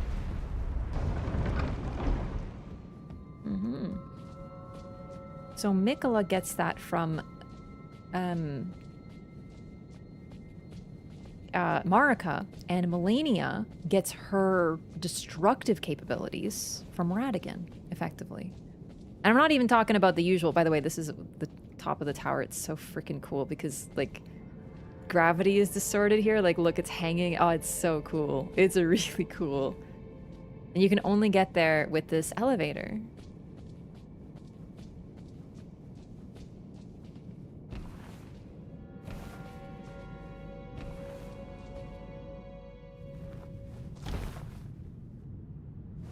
I wonder if Mikola's not the one who sewed it. Honestly, though, when it comes to that sewing, I think it has to have been either Mikola or well, it couldn't have been Mikola. He wasn't even born yet.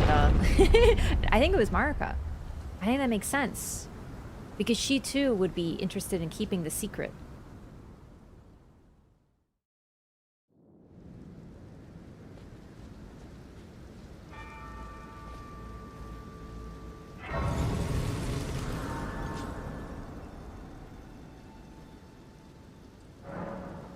Why do you say he wasn't able to use them? Just because of the way that they are divided. Certain okay, just as another example, I know this is DLC, but just to discuss.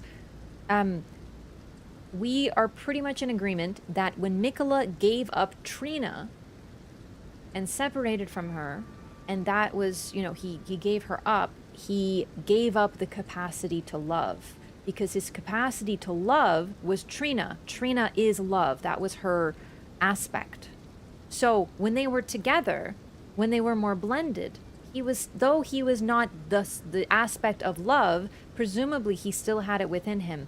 But when they separated, he lost it. Correct?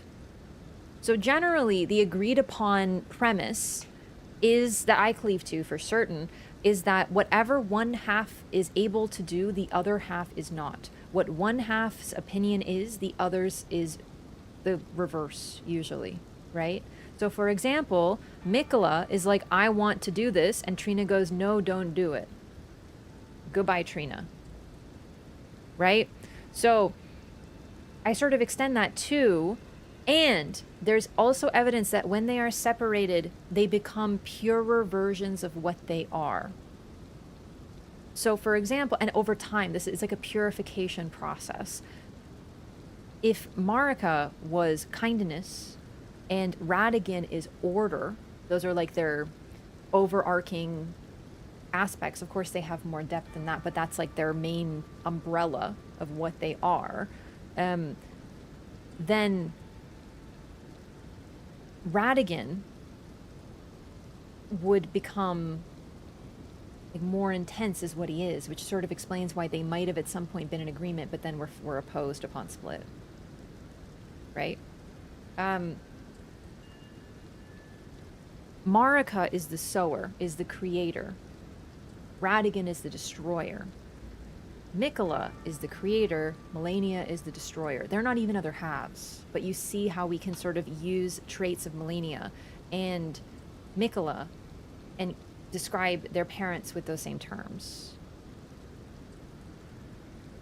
So she didn't always despise him? We don't know.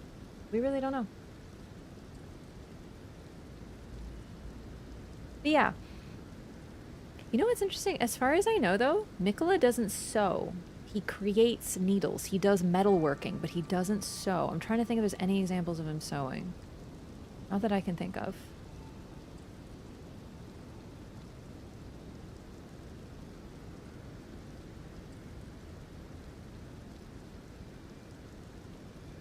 Trina would have been down with making a safe haven for the downtrodden at Elphael. And I think she would have. Wait, Trina wouldn't have been down with making a safe haven for the downtrodden.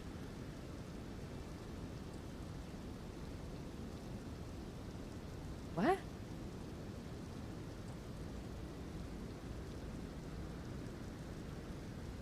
Yeah, so, Mikola creates and understands life, but he doesn't do sewing or fabric as far as we know.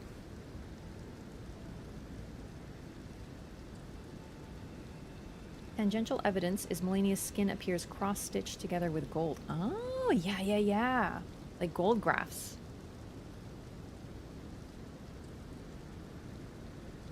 He made the needle. He didn't sew the needle, though. Do you know what I mean? It's interesting because needles are sewing tools. And he's definitely... I associate him a great deal with thread because of the moth cocoons in Elphael. But anyway, we'll get to this.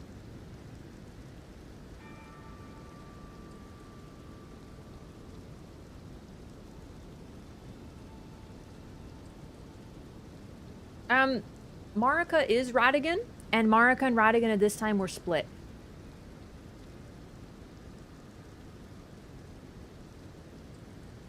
Your son is right. It is worse. Uh-huh.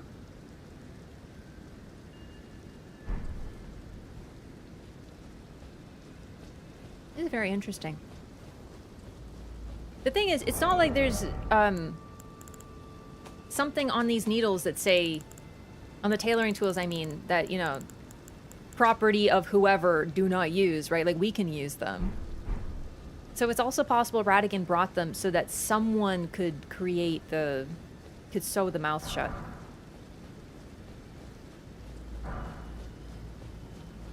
Unless, what if over time, what if at one point he was able to sew, but he lost the ability during the purification process and separation from Marika?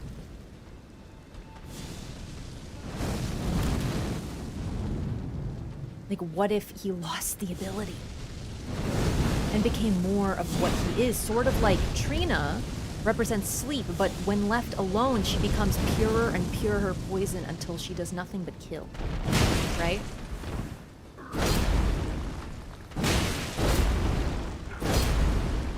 Anyway, like I said, this is deep lore stuff. We don't have all the points here, but it's still a really interesting topic. In the meantime, we are now receiving our reward from Ronnie. We are going to get her body. She told us this will help us get her body, her physical form. And we did this for Roger so we could get him the mark of the centipede. Except, as it turns out, we weren't doing it for Roger, we were doing it for Fia. And now that we met Fia, she's asking us to do it again. Or re-met Fia, more accurately, now that we've become allied with her. And there's a god skin here. And that makes 3 of Renala's children, all 3 of Renala's children, who have a god skin up in their shit. Who have some strange tangential link to the god skins. Now, this to me is pretty obvious. Ronnie's body is here, and these guys want nothing more than god skin. I think it's pretty natural.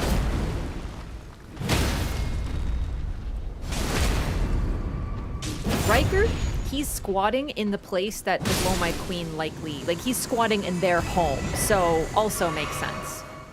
But then when we have the 3rd with Radon, that his divine tower has the Godslayer greatsword in the basement, it really starts to seem like way less than... It can't just be a coincidence, right?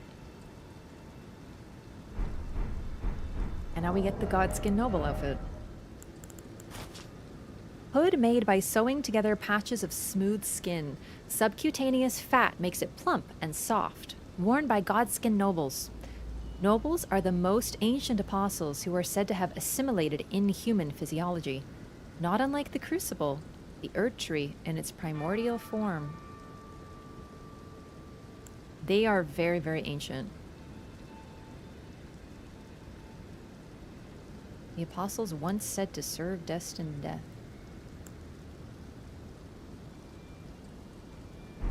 And yeah, they are Crucible-like. Look at their eyes. Protecting the body or looking for it? Kind of hard to say. Creepy as hell. Like they skinned someone with the eyes all in. Ooh.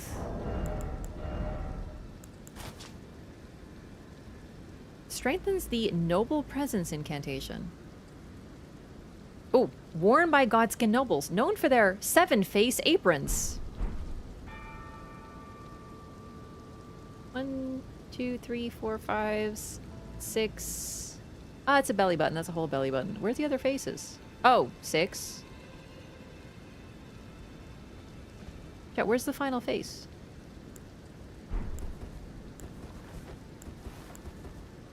One, two, wait, 1, 2, 3, 4, 5, 6. Oh, they're right there on the front. They don't even count the hood. Oh, wow. Wow. And then on the back, literally someone's chest with hair still attached. That's a belly button. That is an outie.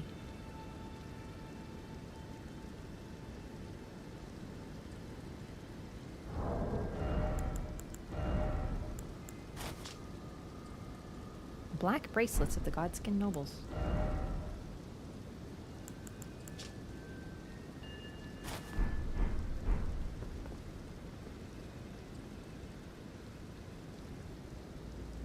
Yeah, this is a fit of all time. It's crazy. Also, once again, obsidian on the chest.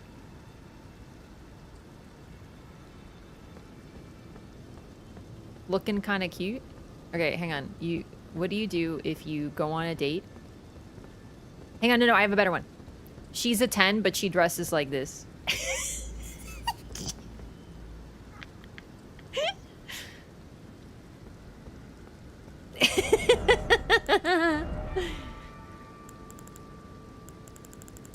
Oh, instant wifey?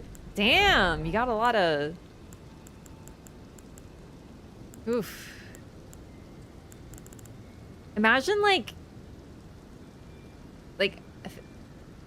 imagine hugging somebody, like, hugging them from the front, and then when you grab their back, like, you feel a hairy chest, like a man's hairy chest. But it's on their back. That would definitely be something. I would never hug them. We should make Fia hug us when we wear this. Yes. We can have her imagine that feeling.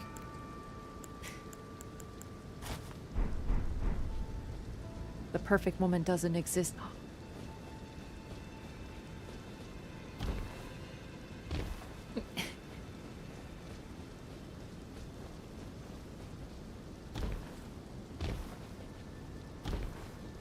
Can you alter that cape away? Good question.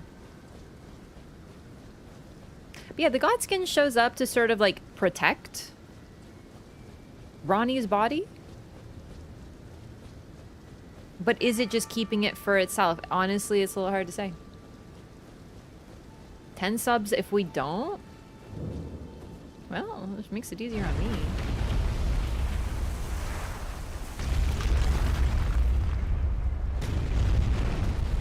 Why am I imagining this? I'm an influencer. I can get you to imagine anything.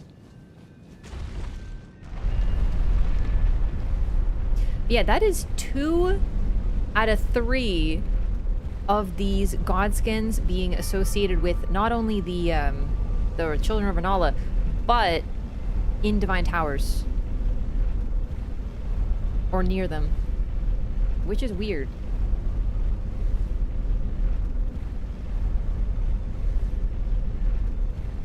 Not weird if perhaps they are part of an older order. And predate the Golden Order. Perhaps, like, right before it. Influencing me to buy a walk? So, okay, but like, why would you buy a walk when you could just use my code and get a Fweed wagon walk in your 5th box of HelloFresh?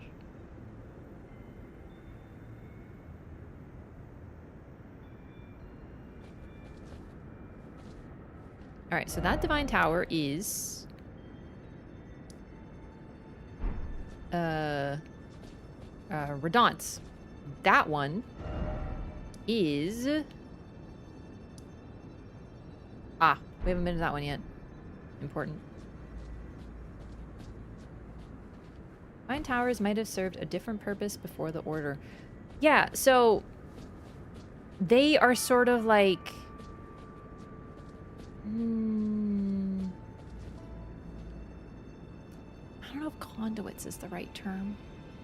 Oh, one other really notable thing, by the way, is that they all have meteor rock in them. We know this to be meteor rock.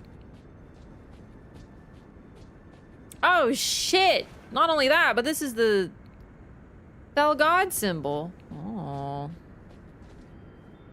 Oh. Interesting. And here, burnt body. That's hair. Remnants of red hair.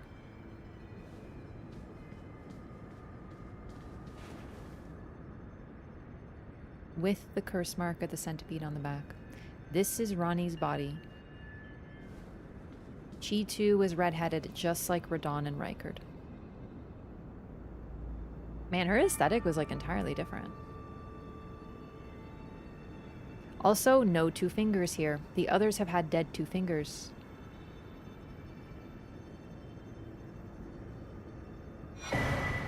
Curse mark of death and the Stargazer heirloom.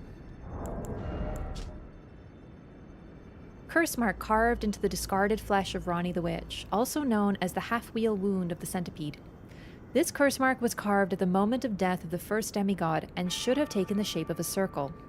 However, 2 demigods perished at the same time, breaking the curse mark into 2 half-wheels.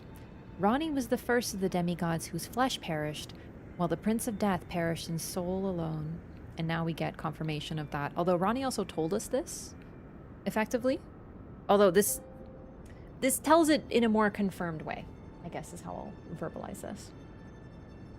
She has a brooch? Yeah, she has a brooch. She has bracelets with like... And I will point out, this is very interesting. Is it a gem or is it glintstone?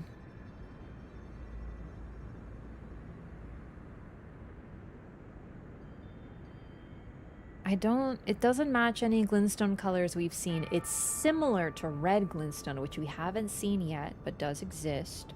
But not quite. It's more like a plum. Probably would have looked darling with a black dress like she seems to have been wearing. Or is it blue? It's really hard to tell. Yeah, red hair. Okay. Stargazer heirloom. A talisman engraved with the legend of a queen. Raises intelligence. The young astrologer gazed at the night sky as she walked. She had always chased the stars every step of her journey. Then she met the full moon. And in time, the astrologer became a queen. This is Renala. Met the full moon, so she encountered it on her own as she went on a journey. And we see the stars and the moon behind her. It's a crescent moon. This is so sad. Ronnie was... So the Carians, they are matrilineal. So sort of like, you know, in, you know, most, and especially in like England and shit, it was usually France, all these things. It was the men who were important, who could become kings, and the women were kind of like, not so much. Opposite here. The daughters were more important. They were the ones who would follow the line. So that's one part of it, that she has this heirloom from her mother. But it's also what she was holding on to as she, you know, as she died, basically, as she killed herself, at least her flesh. Because that was sort of the thing she was thinking about, is the path that her mother took. And honoring her in a way. Like, that was her thought process as she did this. Like, she was thinking of her mother in a way. Choosing a different path, but nonetheless inspired by her mother. Is real sad. Yeah, so why is her body burnt? Most likely to do with the, well, okay, really, like, it's just probably easier to model a burnt body. But it could have something to do with the ghost flame. Presumably, we don't see... Godwyn is not burnt, right? He doesn't appear burnt. However, with Godwyn, his soul is the part that died. So, potentially, that's what happened. We have ghost flame. We also have destined death having a flame itself. We have Godskin flame, like they're... the black flame having been sort of the same thing before it lost its power. And they operate very similarly. They're all different forms of flame. So that's probably why her body appears burnt. Because her body was killed. The reason Godwyn isn't is because it's his soul that was killed. So his soul was burnt away.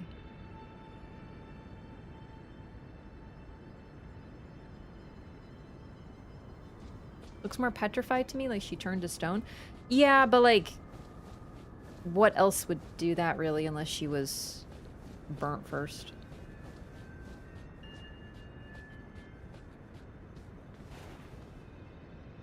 The way the hair is, though, she does look like petrified wood, which does suggest another theory of mine, though. For sure.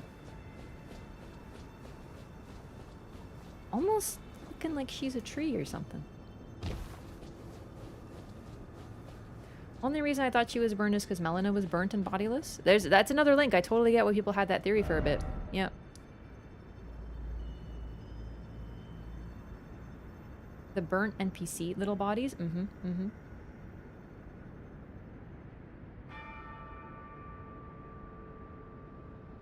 She was tall as heck, too. Yeah, she would have been sort of in line with, like, Radon and Renala, all of them. It's a little funny to me that the lore tells us that they were not demigods. They were step demigods, but they're, like, fucking 10 feet tall, each of them.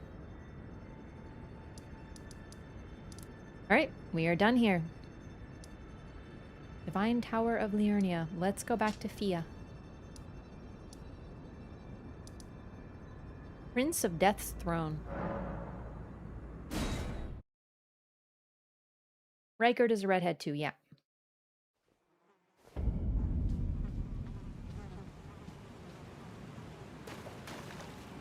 Also worth noting, we know a bit of Renala's relationship with Ranni. We don't know much of the relationship between the sons and Renala. We also don't know of any relationship between Radagon and any of the 3 children. None. Not even a mention.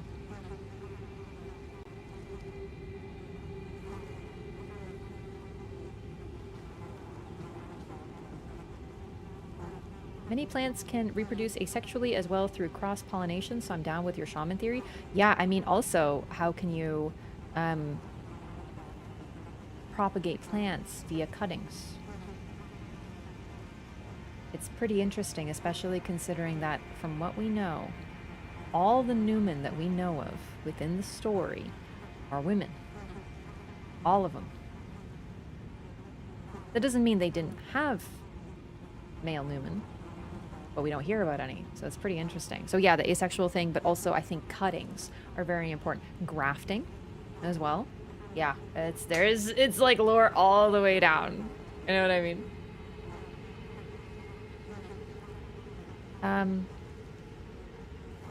Yeah, you know, a lot of those statues look burnt too. That's very interesting as well. Yeah. Anyway, Fia, I have the present for you. Oh wait, I totally forgot to read this from Preceptor Miriam. When we killed Preceptor Miriam, we received lucidity. One of the sorceries of the Carian royal family alleviates buildup of sleep and madness. The Carian knights never waver. Pretty sweet. Oh, I want to talk about one more thing though. So, the Mask of Confidence, right? It's literally confidence is in keep this in confidence, like keep a secret, right? But I also love the appearance of what this is. It's not just keep a secret, it's keep quiet, keep things to yourself, which includes knowledge. And I always thought that was very, very powerful because Radigan, one of his whole things is, frankly, though he has knowledge, he chooses to obfuscate the truth. For example, the Erdtree was once the Crucible. However, he disdains all mentions of the Crucible and the chaotic bed of life that the Erdtree used to be. He values order and thus despises chaos, which is what he sees the Crucible as. As a result, he disdains things that are associated very strongly with the Crucible. Crucible Knights, Misbegotten, for certain those two. Like those we know that started to become despised by the Golden Order at a certain point, and it seems as if it wasn't always that way. And this image of keeping things, keeping away information, I always thought was very evocative of what Radigan does as well. Yeah, not just hiding things, but also suppressing truth, right? Although to be fair, it's not that he doesn't suppress truth. It's just he hates anything that shows that the Erdtree was not always eternal, right? That it was once the Crucible. Anything that sort of reminds of that, he's like, no, no, no, no, no, no, no, right? Almost like a cutting gifted tribe. You're with me. Uh-huh, uh-huh.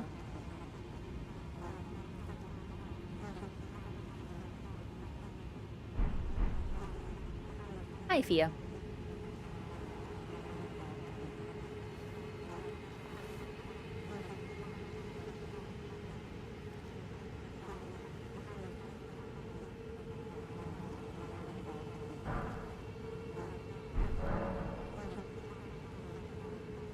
Give curse mark of death.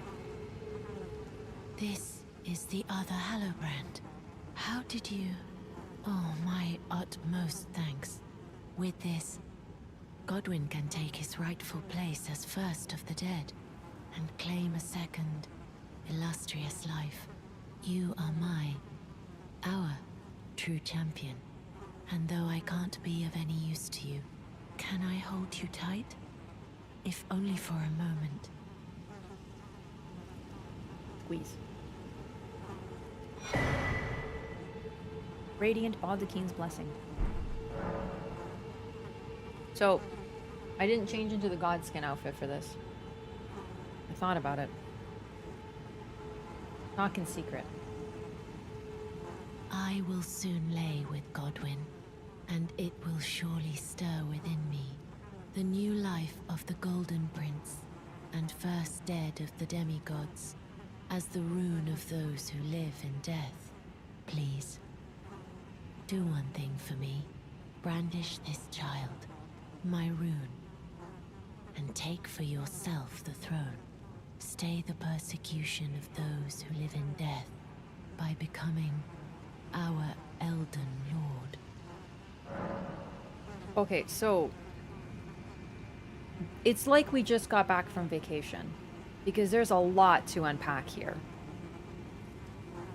Like, where do I even begin? with that whole thing that she just said. So first of all, she's going to lay with Godwyn. Now, we know what she is. She is a deathbed companion, and there is very much a implied sexual aspect of that, but it's sort of, you know, as far as we know, she just kind of lies next to them, but she is very much meant to be similar to a prostitute, but one that is hired to give life to those who have died, right? So lay with is also like a term for, you know, have sex with, right? And then she says, it will stir within me, the child, right? Like new life. And that is the life of Godwyn, who she is laying with, which is what she does. That is pretty much like her role as a deathbed companion. But now, and this is significant, she's choosing Godwyn, which I think she says, sorry, I'm spoiling it. But that part is there. She also says that the child will be a rune, that she's going to birth a rune. And then she says, brandish the rune. And I love that phrase because it's, you brandish a weapon, right? Like wield it like a weapon and then become our Elden Lord. And she wants to grant Godwyn a second chance at life, but she also wants his death to remain undisturbed. What does that mean? Well, he is living in death, and thus those two things are not contradictory. That's what it is. The phrase undead is not used in this game, probably for two different reasons. Number one, because it isn't quite accurate to what they're trying to get by and what they're trying to like tell, but also because of maybe some Dark Souls baggage. It's a term they've used before, but still, those who live in death is the phrase. They are alive through death. It's a complete reversion of the natural order, but that is what they are. And she is inviting us to become the Elden Lord that will use a rune that puts those who live in death in power, effectively. Yeah, so, yeah, I think that's it. Also, this is the first talk of a rune being created. It's very important. We've never heard this before. She's not the only one, but she's the first one that we will encounter that does this. But it is very notable that she's using an unique inherent ability she has. Oh, I think this is a great thing to talk about too, because so many people are distressed by what happened to Godwyn, right? But now Godwyn is a symbol for something else, as the Prince of Death. So he's transformed into a symbol of hope for people who are loathed and despised. I think that's pretty interesting too. Like, everyone who knew, he's still called Godwyn. And there's always a question to be asked, how much will does Godwyn actually have? Like, what is Godwyn now? Because he is alive in death. But his soul is gone. So what does that mean for what he is? And is he even aware? Is he conscious? Is he choosing this himself? There is evidence that yes, he does. And I want to showcase this, but it's a little risky. So we'll see what we can do. Also, Master Ambius, thank you so much for the 10 gifted.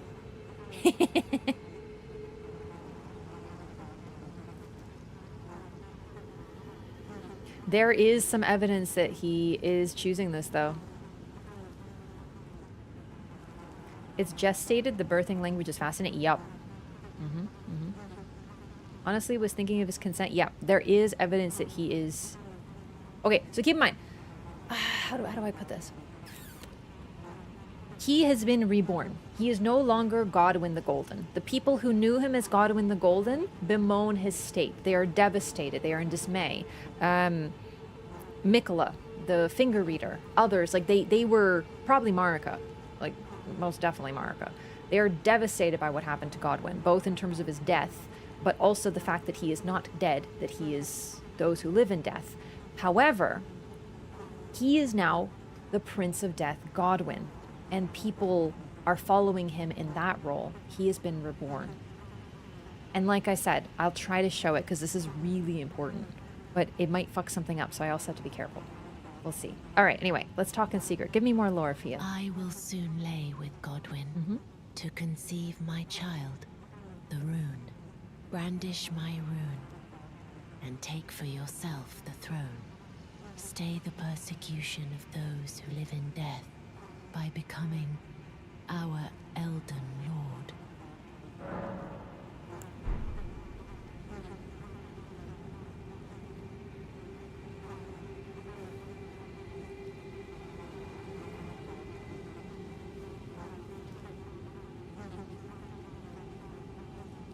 Okay. We also got a Radiant Baldaquine's Blessing. Protection of a hidden temple in the guise of a bedchamber. This blessing is of the utmost rarity. Uses FP to temporarily raise poise. The effect lasts longer than a mere favor. It is said a deathbed companion will only produce a blessing of this kind for a champion but once in her entire life. The sole blessing which she imbues of her own volition. Fucking sad. Alright. Now, I'm so sorry, but I have to test this. Oop. Okay. Sorry, Fia. I'm so sorry. Godwin, is that you, dear? Okay, so I don't know why it isn't working. Yeah, she's mad. There we go. That is what is supposed to happen. She says, Godwin, is that you, dear? And the skulls come out. Now, of course, this involves hitting Fia, so, like, a lot of people don't probably know this, because, like, it's a long game. You don't want to mess up quests if you can avoid it, and you don't want to kill NPCs. Yeah, Godwin, she doesn't cast that. That comes out of his body. Directly out of his body. So Godwin is dead, but he is also alive. This is very contradictory and very confusing. The phrase, those who live in death, is meant to be contradictory and confusing. She doesn't attack you. Godwin does. And this is why when we talk about what does Godwin want, Godwin, as the Prince of Death, which is what he has been reborn as, wants this.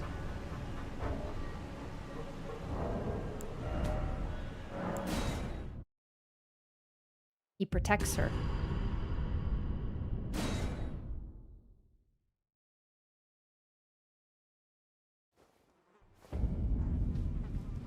She's still here. Are we cool? Yeah, we are not cool. Okay, I will fix this.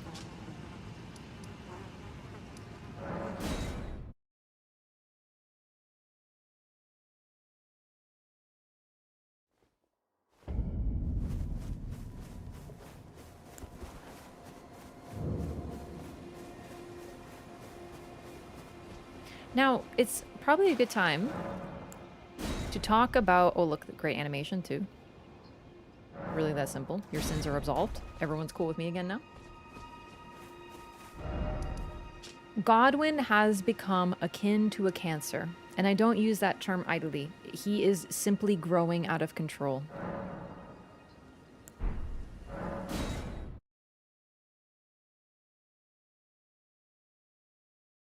We've seen it all over. He grows upon living things. He grows new faces in the basement of Stormvale. He has pustules growing all over the place. Like, it is... So he is seen as this, like, hero of those who are despised, but it's also, yeah, a fetid pustule taken from facial flesh. Yikes.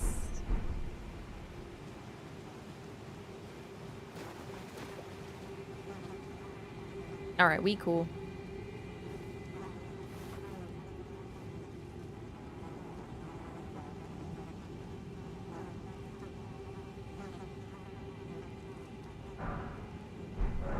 This is goodbye, my dear, but I am satisfied. I choose to lie with Godwin of my own will, not the remains of one chosen for me, and I will bear a child who will inherit your warmth too. What greater blessing could there be but to be born a deathbed companion? So, the way she says this does make it seem as if deathbed companions have an ability that is special. that they are born and thus are, well, they're forced into this role, right? But it doesn't mean they don't want to be deathbed companions. That's the interesting thing of their role. But they don't get to choose, right? So they have a very interesting... They fulfill a very interesting role. This is good, but I am satisfied. I choose to lie, and I will bear who will inherit. What greater... Okay, perfect. Yeah, born a deathbed companion. Not becoming one, right? Kind of involuntarily a hero? Mm-hmm.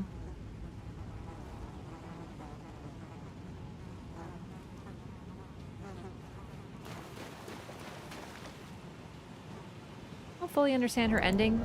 It's confusing. I would generally say that those who live in death are very confusing.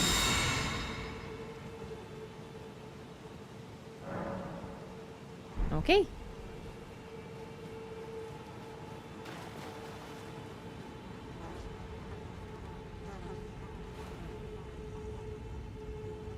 She is pressed against him, and she is sleeping, as far as we can tell. Enter the deathbed dream.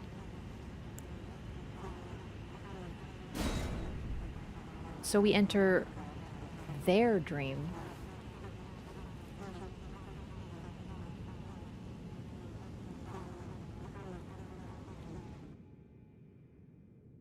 The dream of the deathbed. The both of them.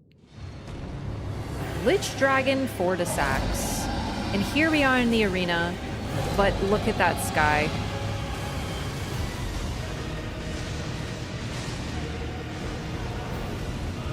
Great design. I don't like the lightning, it's like too hard to see, but conceptually very cool. And just a phenomenal skybox.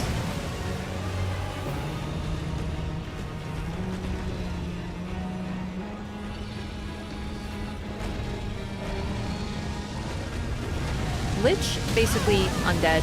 Undead Dragon Fortisax. Wow, double hit. Literally, what is this, Dark Souls 3?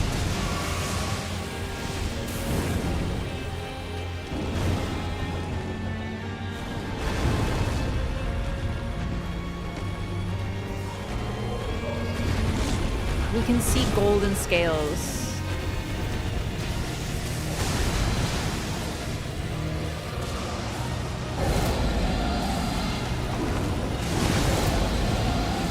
So, thing about Fortisax. Now, it's a bit odd, right? Because Fortisax was Godwyn's friend. And what is he doing now? Like, we are in his dream and he is present here. He's stopping us from helping Godwyn as the Prince of Death. Shit.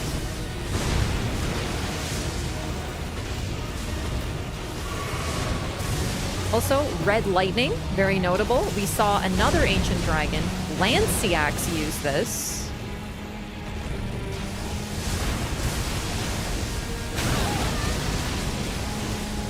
So red equals ancient, primordial, of the crucible.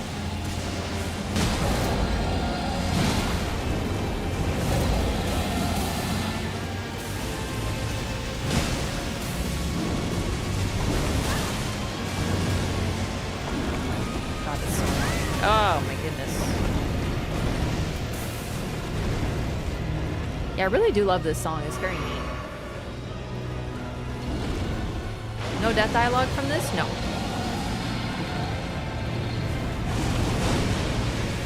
It's very cool animation, but a little hard to show off. Fortisax. Oh my god, really? Holy shit. Does that always double hit you? Because I could have sworn the whole point of this game was they patched that. And now it's been happening to me all the time.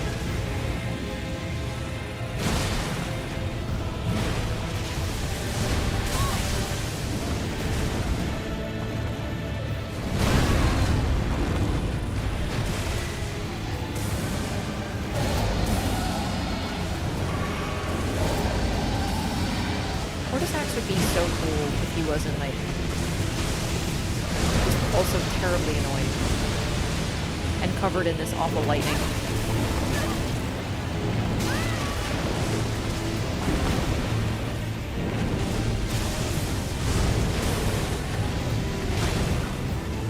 I'm taking my time so we can show off some movesets and stuff.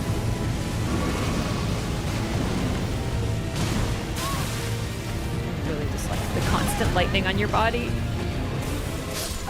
Oh, what? Really?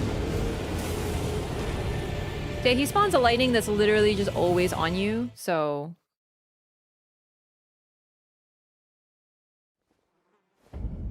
He wasn't an ancient dragon? Yeah, it's too bad. Because, like, okay, there's a fight in Monster Hunter that has a similar problem. I always forget the name. They have very confusing names. Something like... It's one of the octopi. There's one of the fights in Monster Hunter Wilds is this octopus, and it's covered in fire. And it's ridiculously cool looking. The problem is that the fire looks like it's just fucking 5 FPS. And it just covers his model, so it just looks really bad. And it just so happens that it often, like, drops the performance and makes everything framey too, so it's just, like, really painful to look at. And I have a similar problem with Fortis X. Is it's, like, concept, great. But it's an assault on the eyes. Okay. Okay, just everything explodes in lightning. Of course, no problemo.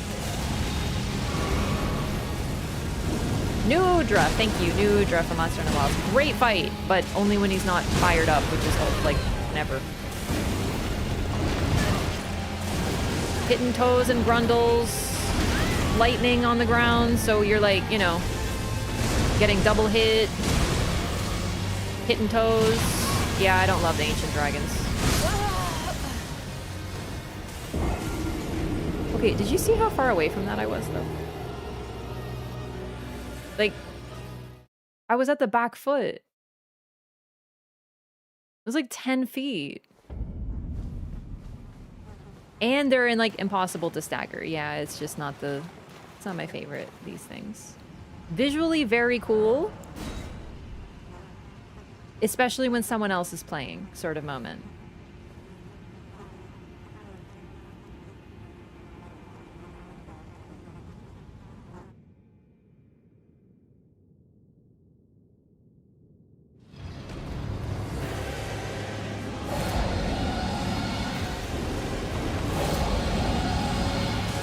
Of the dragons, though, Lich Dragon Fortis X, definitely the coolest. Now, this is also a really sad story, because it's very much akin to Artorias and Sith in Dark Souls 1. I love being able to see the boss. Oh, it's doing the fire! Shit! I thought it was the other thing.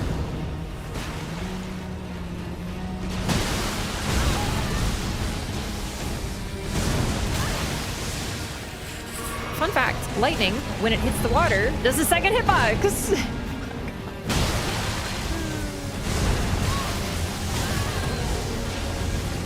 I'm getting true fucking comboed here.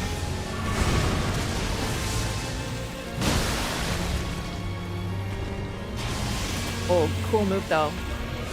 Fortis Ax's lightning spear. Give me your head. Give me your head. Ibeh.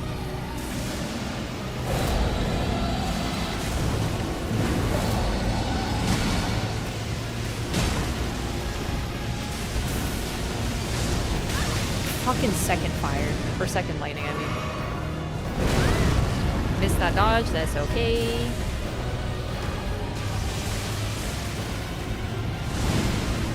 Are you serious? I jumped over his tail? No, please. Itty. Too short.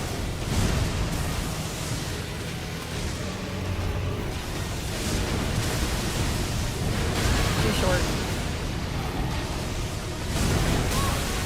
God. That's so fucking toxic. So I think you're sort of seeing why I normally just attack the back toes, because you literally just get true combo by lightning. It's very similar to, well, Radigan. I fucking hate that fight.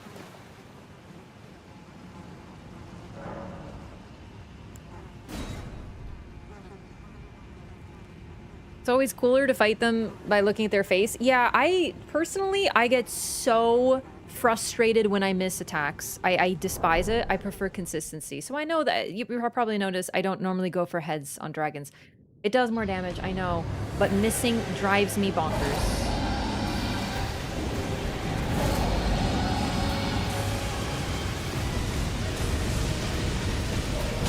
Strength Gamer is facing some adversity. It's true. You want to know why? Remember how I said that the OP shit in this game is stagger? Well, guess what? These guys have a stagger bar that is pretty much impossible to fill. So there is no OP on them. Other than, like, you know, just hit their face, I suppose. The classic. But, you know, I'm too short.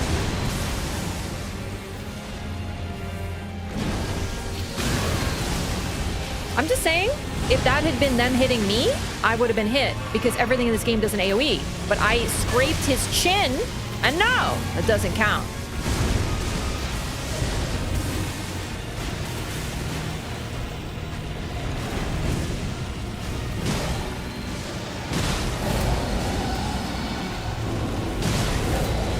Chess is actually pretty good. When he's like doing the roar, he's like crouching.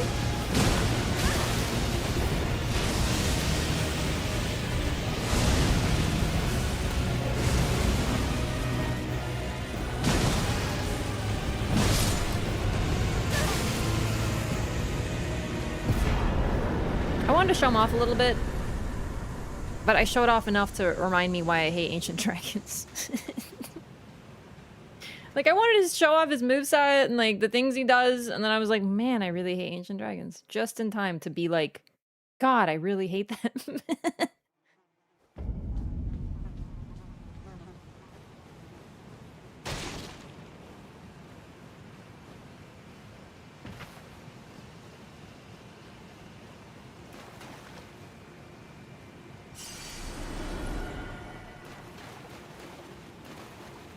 The music is the coolest part.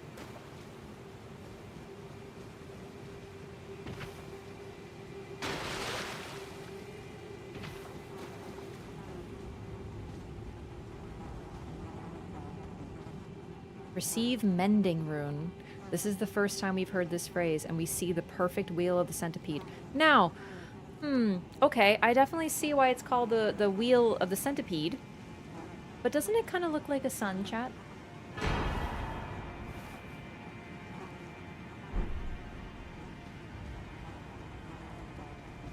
Well, Sophia, as far as we can tell, is dead.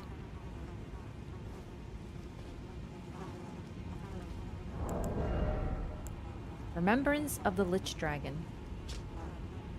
Remembrance of the Lich Dragon Fortisax, hewn into the Erd Tree.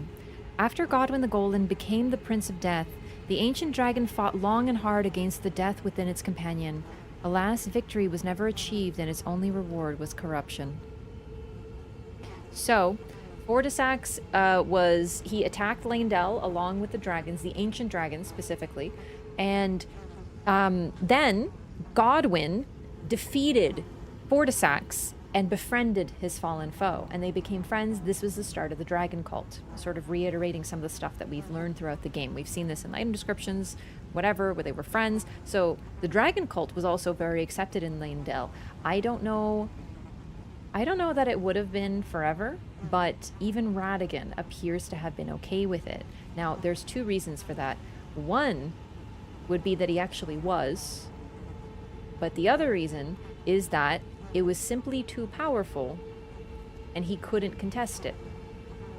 Those are the two possibilities for why Radagon and the Golden Order accepted it. Now, keep in mind, this likely, I'm not certain, but I think the whole befriending of the dragons and the dragon cult would have been pre-Radagon, just based on timing. You know, Godwyn, right? He's one of the children of Godfrey. The War of the Erd Tree. The Erd Tree was at war with many different groups. One of them was Renala and the Carians. The dragons, the ancient dragons were one of them. The giants were another. Like, they were at war with a lot of different groups. But they made peace with some groups, and those notably are ones that the main difference is presumably they wanted peace. That seems to be the main exception. If they sought peace, peace was made. But if peace was not possible, it was not made, and those enemies were decimated until there was nothing left of them, or not nothing, very little left of them. So the Carians, peace. Dragons, peace. Giants, no peace. So, important to talk about just generally conceptually. But if the dragons were attacking, this would have been an era of war, and thus this would be during the whole, before the marriage of Renala and Radagon created peace. Because that moment in the lore is almost always talked about as a moment of peace. Everything was peaceful, which means this war would have been before that, right? So, dragons, the dragon cult folded into the Golden Order, the Age of the Erdtree, no problemo. But Radagon and his influence changed things. We've seen already signs of this, like, oh, things that had multiple animal parts used to be seen as signs of the divine, but were later disdained. And then we had a dude who hates chaos. He hates the Crucible Knights, things like that. Do you see what I mean? So we're starting to know that the Golden Order changed multiple times in multiple ways. Even Goldmask hates what's happened to the hunters of those who live in death, because in his time they were not such extreme zealots, right? So we know there's been a timeline and things have changed, but we can now sort of put the dragons at a certain part of the timeline. Radagon, though, I don't know that he would have accepted the dragons, yet there's signs that the dragon cult was still cool when he was there. The dragon cult was really powerful. Godwyn, very powerful, very influential in Leyndell, which also, while giving us some interesting lore, also gives us a reason why Ronnie may have targeted him specifically, because of his influence, right? I do have to wonder why the dragons, who were also described as very defensive, like in the Shield Talismans, would go on the offensive against Leyndell. Yeah, that is actually one thing I wanted to talk about too. The dragons are described as defending their lord as a bulwark of rock. They are, yeah, they're literally symbols of protection. All of the dragon talismans are protective symbols, and then they attack Leyndell. We don't know why. As far as I know, I really am not sure why. Maybe in the DLC we get more pictures on it.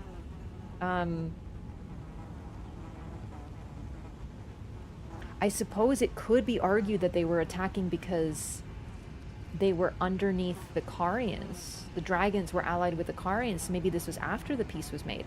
I don't think that fits, though, just based on this timeline, because, like, we know there was an era of unprecedented peace, and then we hear about the Shattering as being the big moment of war. So I feel like if there was a, hey, also the ancient dragons attacked us, that probably would have been, you know, maybe I missed it. I don't think so, though. So, yeah. Farum Azula gets sacked. That's way before. That's way before. Farum Azula's way before. Mm-hmm.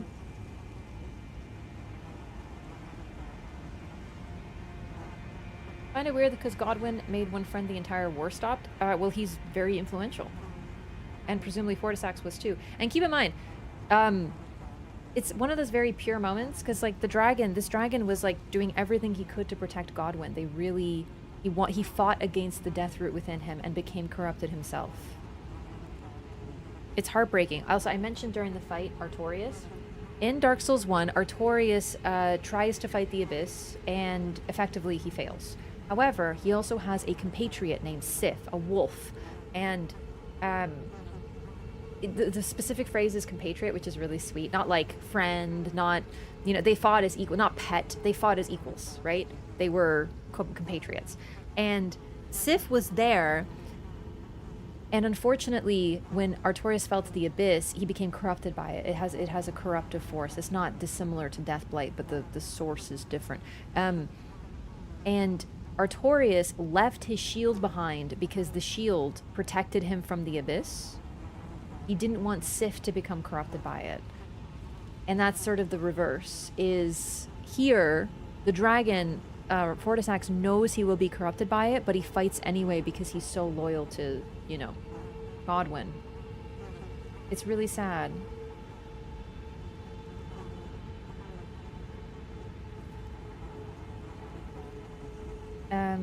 Godwyn seeking a peaceful solution changed their perception? Yeah, it's possible.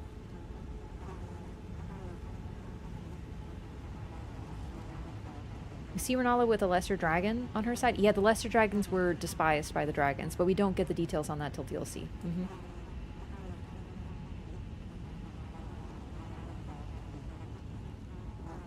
They're protectors of the mausoleum and death?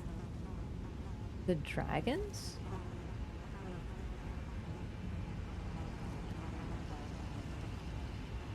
Talk about sleep, death, and Florisax? Not until DLC.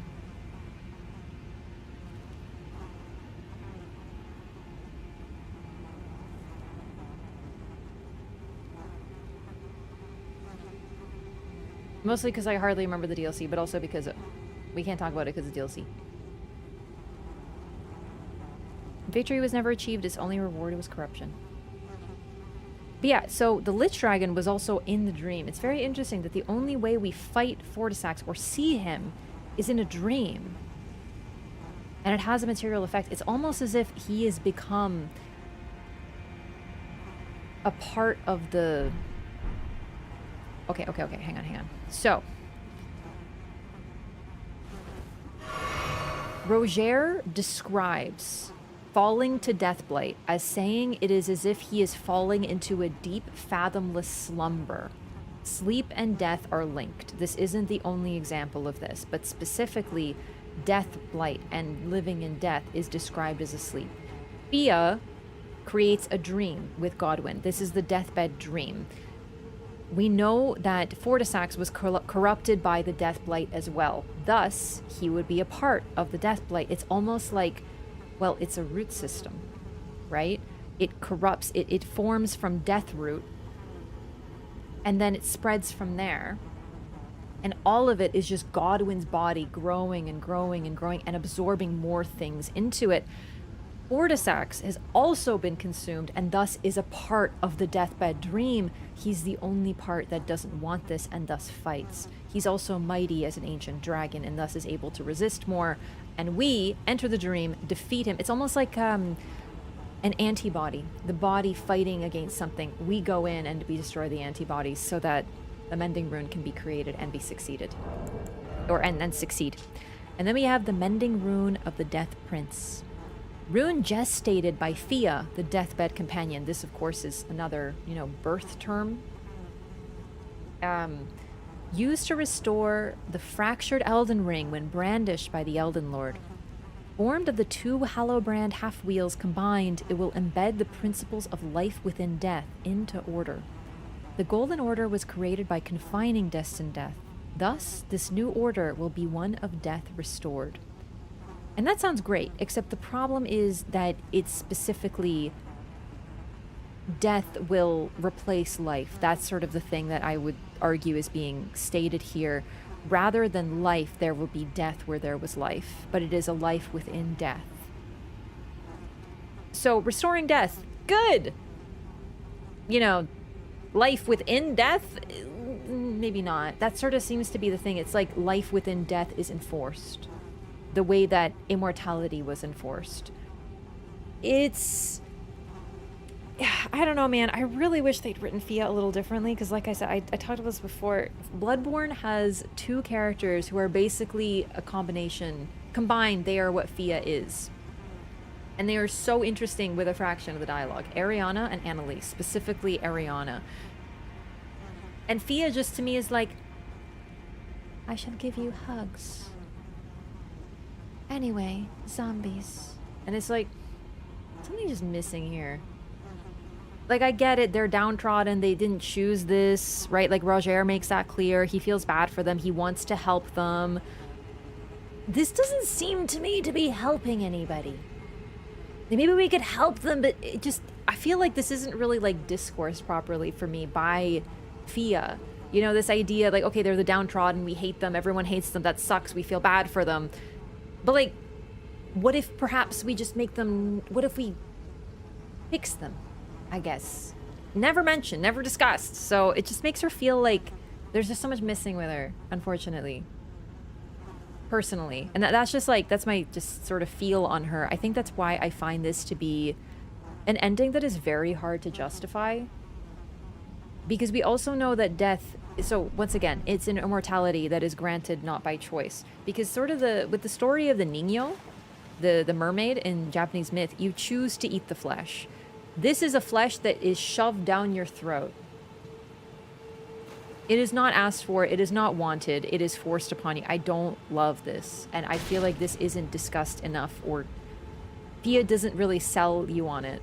Because really what this quest line boils down to is, I don't agree with you, but I really just want hugs.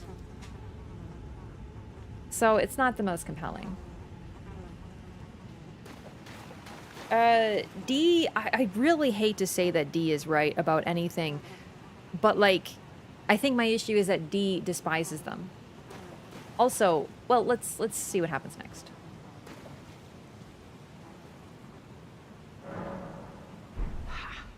Prince of Death, take a good long look. See the wrath of the Golden Order, the Order's justice writ in blood. This is what's become of your precious witch. Naught but expired meat and bone. This is a proper death, O Prince. Look at this rotten whore. No more children can be got from this useless flesh. Behold, your mother is dead.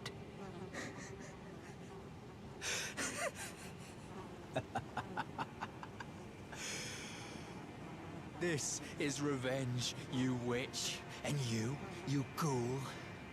This is the wrath of D.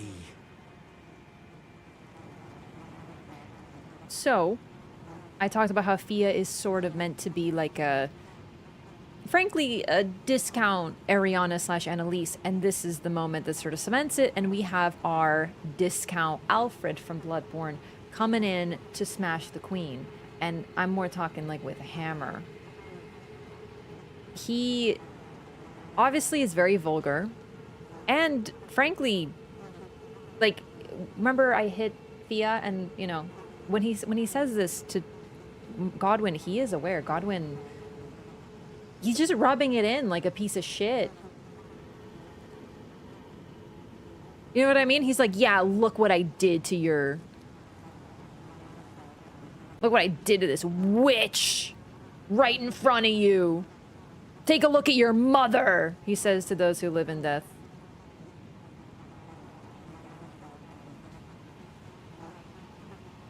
So this is sort of the reverse. These are the people who are fighting against those who live in death. This is the zealotry that we see.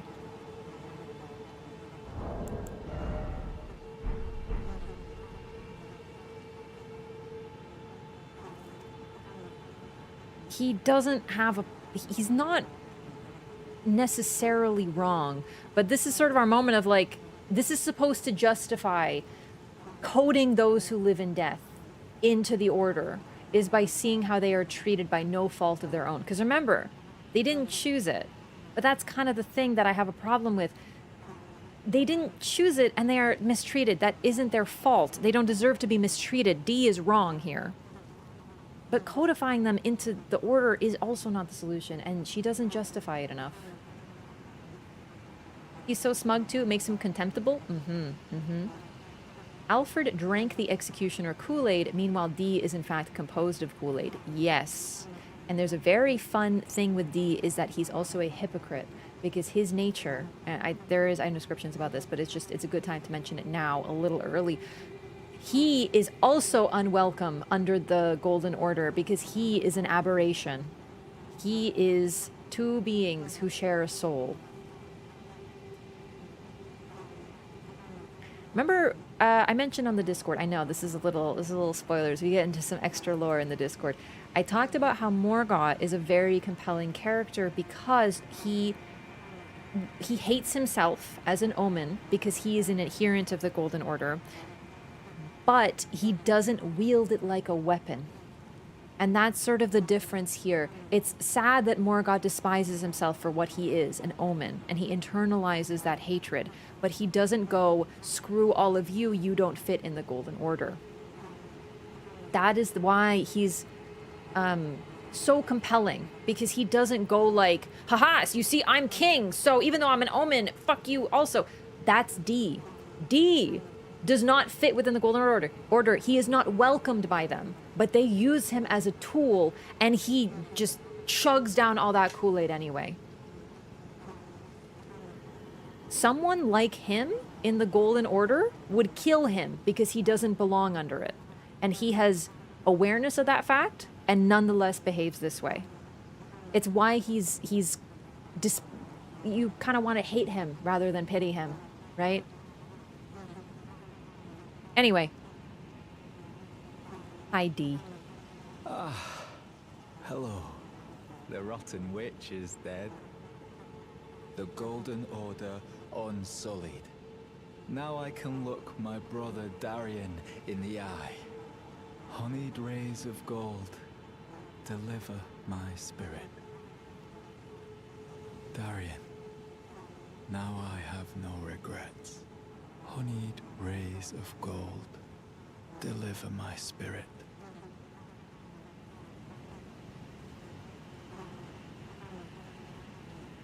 So, he just deceases, but, you know. What's the meaning of this? Very well. Shit, sorry, Then I you are interrupted the dialogue. blight, a defiler of the Golden Order and murderer of my brother. Die. Die. Die. I'll grind your corpse into that. Vile wench's rotting remains. Sorry, I went too far away from him, apparently.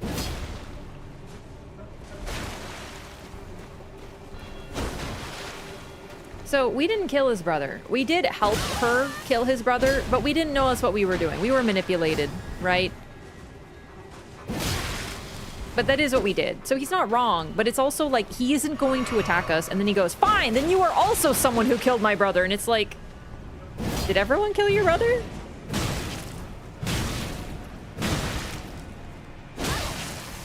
He does have death dialogue, like if he kills us. But I'm scared he'll just die, and I'd rather get the dialogue we get for killing him, frankly. We get to see some of those Golden Order spells in action, too.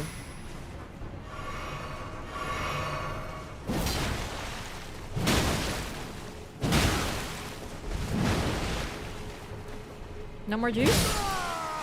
How could this? Forgive me. Darian. Darian. We attack Alfred when we find him standing over Annalise. We can, but then you miss out on his reward, so that's the problem. Very functional bending of the truth, like a conspiracy theorist. It's true, he fits reality into what fits his POV. And we know this about D as well. Now, I missed this encounter during this playthrough, unfortunately. So I might have to just do a quick file restart and show this at the start. But on D's first encounter, D is in Darian, the original one that we met above. We find him in Limgrave standing over a corpse. And he basically says, you know, rest in peace, I killed you, but I killed you. And you're welcome for killing you, by the way, because if I hadn't killed you, you might have become one of those who live in death. But because I killed you, you are now dead and will not become those who live in death. So even though I really wasn't supposed to have killed you because I only kill those who live in death, it's okay that I killed you because you might have become those who live in death. That's basically his, like, intro speech. And you're like, what? And here's the other thing. We know that even zombies and resting places, like skeletons, can become those who live in death. It likely happened when they were buried. So he's also lying.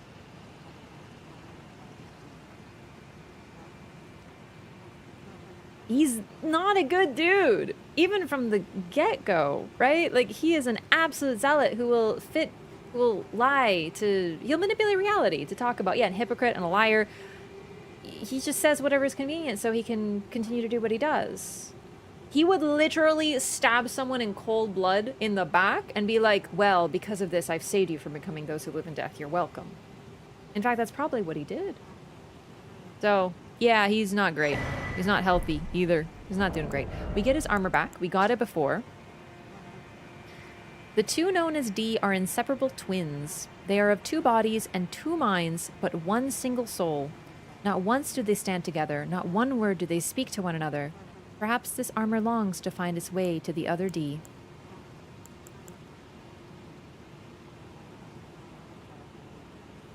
Also, this D, well, let's read this first. Sword forged by compounding silver and gold, a sacred weapon to hunt those who live in death. Deals holy damage. The inseparable twins found solace in the Golden Order, the only institution not to revile them as accursed beings. Now I find that rather interesting because... Oh shit, I totally forgot about the implications of that. So the Golden Order... now keep in mind, focus, order, and fundamental is... Why would they accept a being that is 2 bodies, 2 minds, and 1 soul?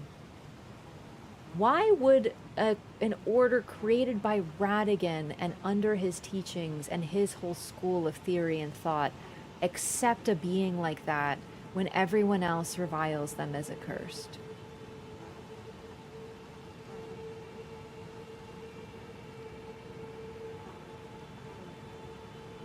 Because he is one. Exactly. Fucking Radigan. God damn it.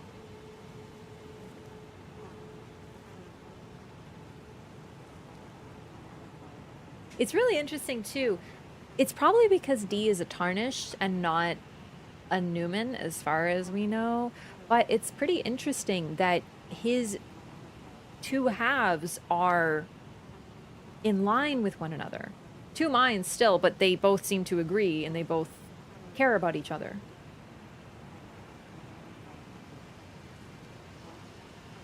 Crazy.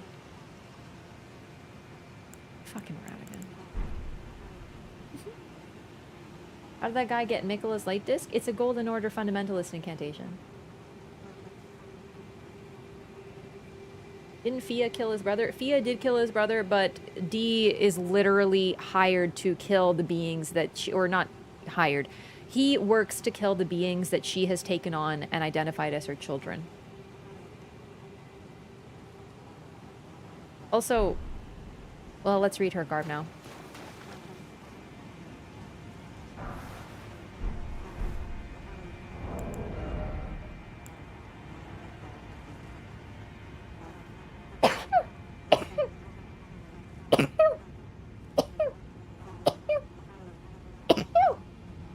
Excuse me, sorry, I'm allergic to assholes.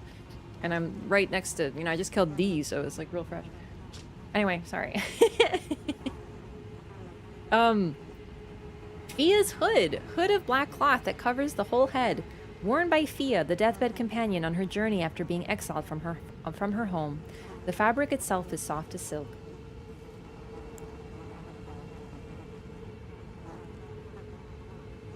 Robe of black cloth that covers the entire body. The fabric itself is soft as silk and thin enough that those embraced can feel every pulse, every bit of her warmth. Soft. He also mentioned that Gronk was looking to replace him. Don't think we ever get more on that. Yeah, it's interesting, but I think it's like Gronk has multiple people working for him, so yeah, it's pretty interesting. What circumstances compelled her to stay in the Round Table Hold? She was trying to get the curse mark of the centipede. Also, presumably she was spying and acquiring knowledge, manipulating those that she can manipulate, because she effectively manipulates Roger, and us. But if you don't talk to her, Roger, manipulates Roger or us through Roger at the very least, right? Like if you do Roger as part of the quest, it's because of her mainly. Also, Roger is apparently an ally to Fia because he wants to help those who live in death, but nonetheless, he gets killed and afflicted with those who live in death, and there's 2 purposes for that are like potential ones. Roger is very... Well, personally, I think it's because he's an enemy to Fia, because even though he wants to help those who live in death, he wants to cure them, presumably. He wants them to no longer be those who live in death. And to Fia, that would be an affront. And this is yet another reason that I find it hard to vibe with her whole ending at all, is because she's so taken with those who live in death that she wants more people to become them rather than... you know, so many people didn't want to become those who live in death. It was a curse thrust upon them. Godwyn himself didn't want to die. However, he is now Godwyn, Prince of Death, and he seems to want this role. Because if we attack Fia, he attacks us. So she's a complex figure, but it's just the problem that makes it so tough is there's really very little that I can find like as justification for her route. That said, there is a little bit more to her story, just a tiny bit, regarding Lionel and her journey of being exiled from her home. Now, Fia doesn't attack. The only thing that she does is Fia's Mist. Like, not directly, but that's a spell associated with her. She literally never lays a finger on you to harm you. She uses Fia's Mist on Dee because she needs something from him, and he's also quite an enemy. But other than that, she doesn't fight. Also, she doesn't play fair. The Round Table Hold, you can't harm somebody, but she's able to use Fia's Mist because, well, it's just a mist of some kind. I also definitely read it that she gave us the dagger to give to Dee, and the dagger had some sort of Deathblade affliction on it that would cause him to get Deathbladed, whatever. The point is that she plays sneaky in order to get around the protective aura in the Round Table Hold. Not many characters are able to do that. Fia and Gideon/Ensha are the only ones who are able to do that. So she needs something from him, so she goes after him. But, like, I don't know. The reason she vibes with these people who are downtrodden and despised is because she had a similar role. She was exiled from her home. She doesn't do any combat. She was probably not dissimilar from Roderica. And we can definitely read between the lines and get that. She doesn't do any combat. And then suddenly she is driven from her home and just ends up here in the Lands Between, a place that despises the Tarnished. How do you think that would have worked out for her? Not very well. She needed help. And she was lucky to get it. But presumably that's why she has this attachment to those who live in death. She wants to protect them the way she was once protected by Lionel. She sees their suffering as her own suffering. In that, there's actually a great deal to look up to with her. It's just, we don't get enough of that. We just get like, okay, hugs. So, I don't know. Something's missing with me with Fia. I even find, like, Annalise to be more compelling. Annalise is freaking great. And all she wants is to become pregnant with an alien baby. Like, really. Okay, well, that's that part of Deeproot Depths. We got our very first mending rune.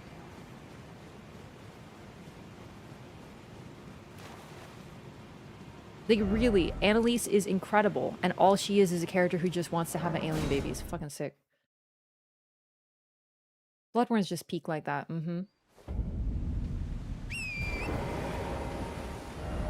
So the fact that Fia basically kills Roger, really.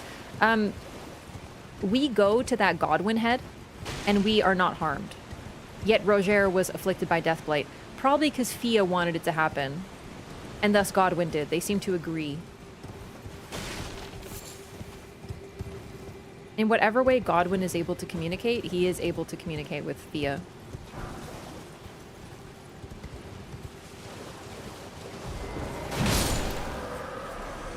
Although really, how much of that is a will versus he just wants to grow because he is akin to a cancer. He just wants to multiply and spread.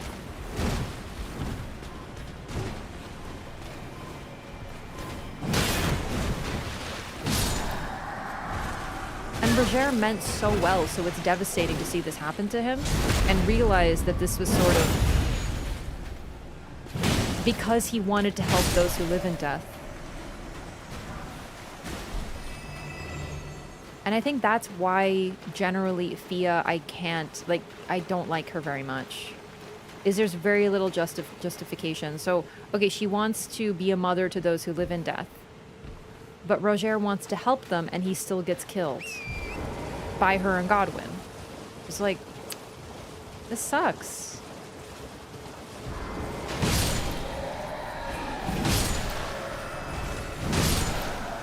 now we have 3 characters. Fortisax, Mikola, and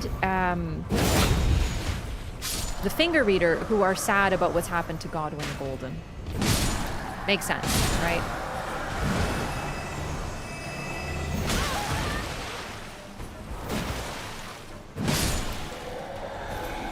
Fellow Fia disliker, mainly because of how she was written. Yeah, it's just like I can see the DNA of these characters that I love so much in Bloodborne, that are so compelling, that are so interesting. Literally, Annalise is basically a vampire queen who has you go out and kill people so that she could have an alien baby by taking their blood over and over again. That's pretty fucking evil, yet she manages to be so interesting. And then we have Fia, who should be more interesting.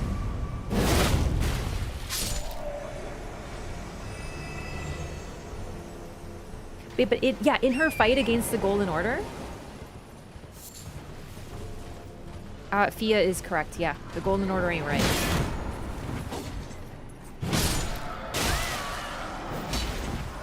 Got ourselves girl boss Dracula? I know, I love it. It's amazing.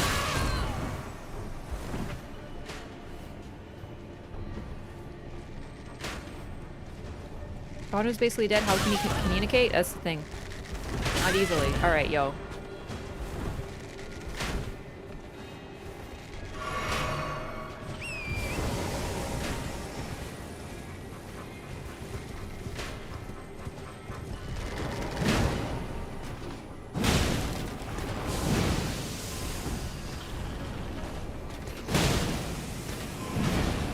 They're very annoying when they just vanish.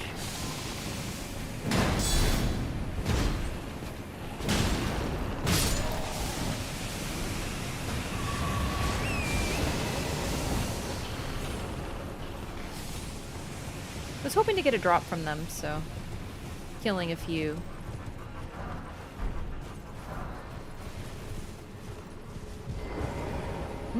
We saw this stump before. It looks almost like a minor Erd tree down here, or the ruins of one, what's left of one. And who is this? Crucible Knight Siluria? Well, now we have a name for the other type of knights. We met Ordovis, and now Siluria.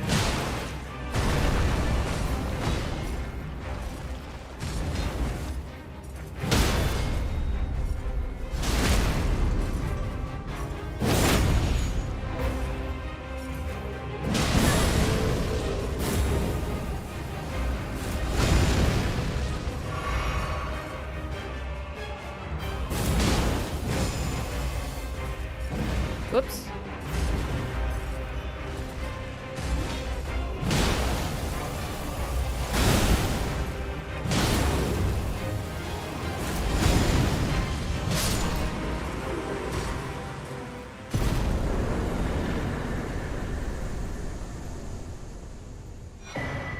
Siluria's Tree.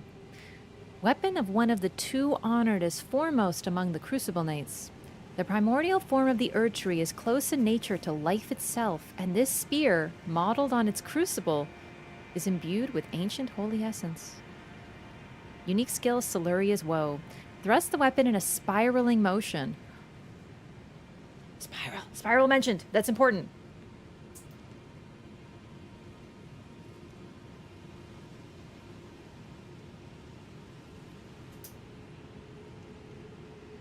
Thrust the weapon in a spiraling motion, surrounding it in a vortex of wind. Charged attacks have the power to blow away enemies and can fire the tornado forwards. So,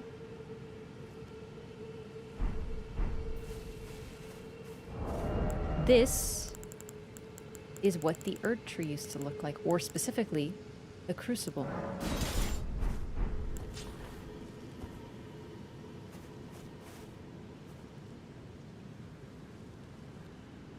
Now, it definitely looks like antlers. It looks like bone, right? Spiral connection as well. Also, it doesn't really look like the Erd Tree that we see. It looks more like a pine tree, doesn't it? It does look like a chandelier. That was my first thought when I saw it, actually. Yeah, it looks like more akin to an evergreen.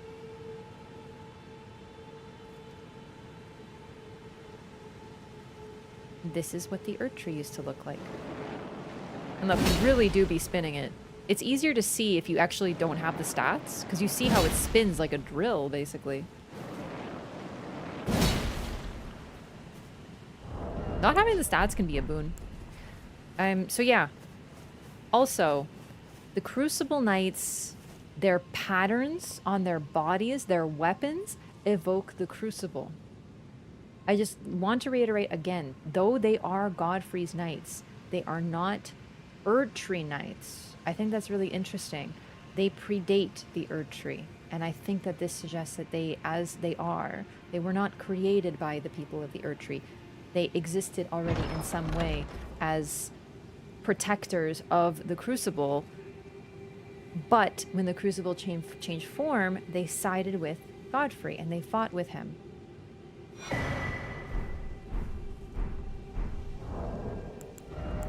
And then we get the set. Crucible Tree Helm. Helm of the Crucible Knights who served Godfrey, the first Elden Lord. The great tree ornamentation is a knight's Siluria's mark, displayed also by her men. Holds the power of the Crucible of Life, the primordial form of the Erd Tree. Strengthens aspects of the Crucible incantations. Base of it looks like a cross Naginata. Oh, yeah. A spiral?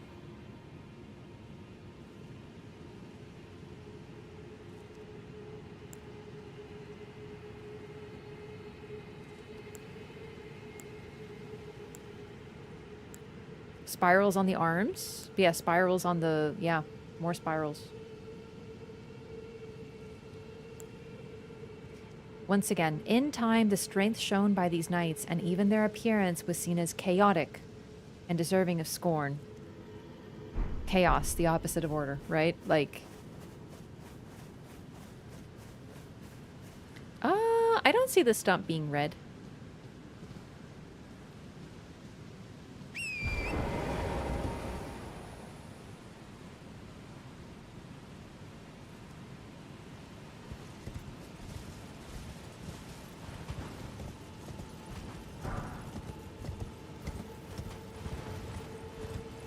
So we've now defeated apparently the two foremost of the Crucible Knights.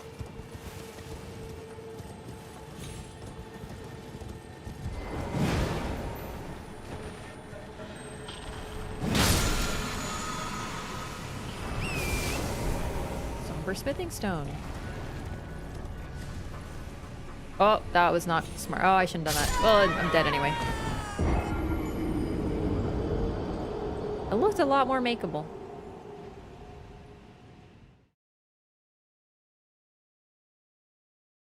See a lot of pine trees in the Land of Shadow and the mountaintops as ghost trees. Especially the mountaintops, absolutely. I don't remember the DLC so well.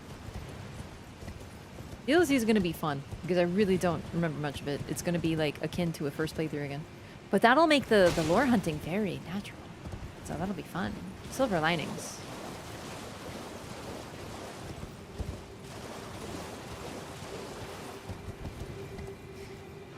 So the Crucible is the bed of all life. All life sprang from it. And brief answer to that question that we will get into more. I know this is like more spoiler lore, but it's good to talk about because like we have all this discourse on the Crucible, but really what was the Crucible? Well, it's where life came from. And at one point there was only one life, and then it was split into many. And the two fingers and the greater will wants that to simply continue, presumably, and the three fingers want to burn all life away until it is just one again. All life is combined again.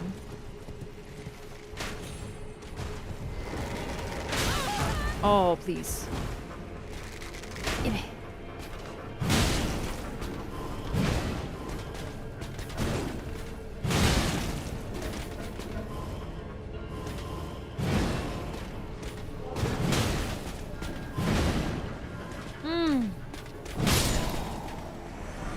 Hell to the yeah! We got a Mausoleum Knight set. Greaves worn by headless knights who endlessly guard the wandering mausoleum. Time has yet to dull their luster. Okay. That's it. That's the lore.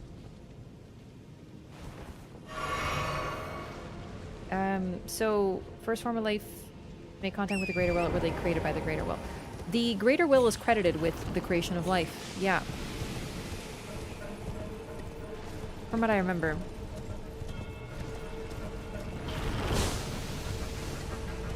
Although, it's also credited with giving minds to life. So, that is something we want to look at, too.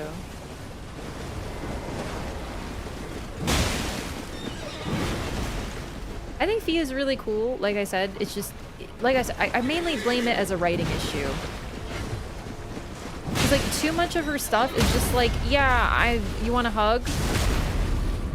I suck and everyone hates me. Do you want to, you want a hug anyway? Cool.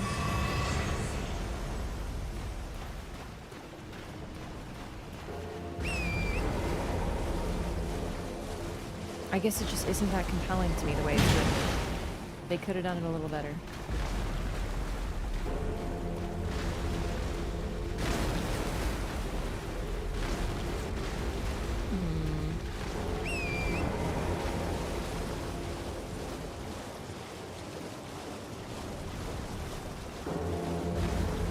And that's the thing, yeah, because of Ariana and Annalise, we know they can do better, and thus, yeah.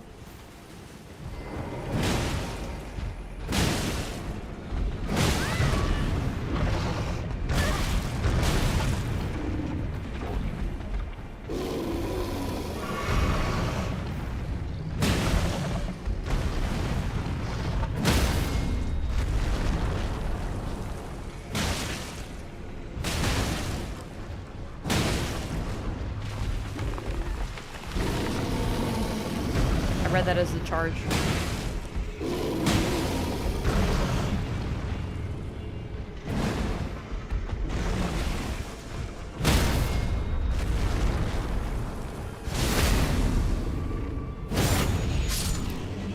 Been down here, freaking rune bear.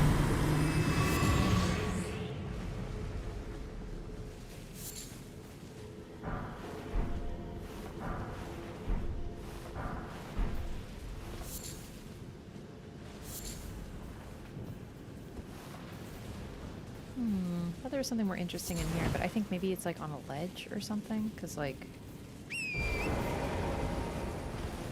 Or maybe it's just somewhere else, because I remember there being a cave with a rune bear and there being a Prince of Death talisman in there, but maybe it's a different cave. Do you know what happened during the transition from the Crucible era to Erdtree era? Well, that marks Marika becoming a divinity. Oh. Well, this is very cool.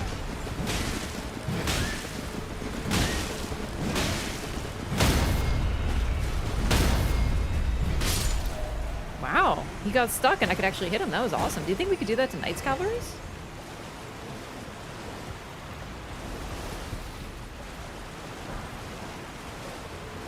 Lightning Great Bolt. Okay, nothing new.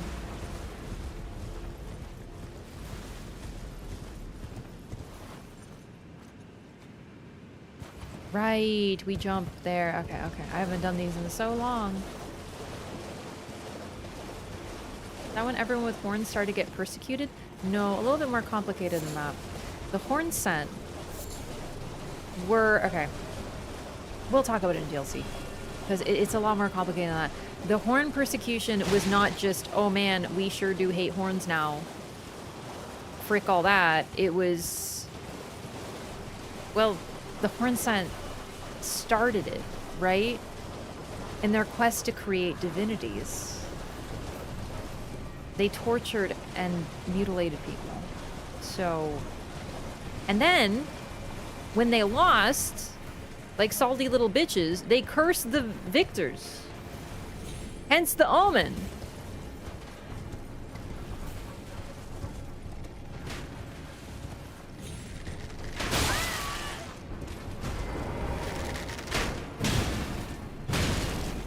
God, that's such a cool great bow.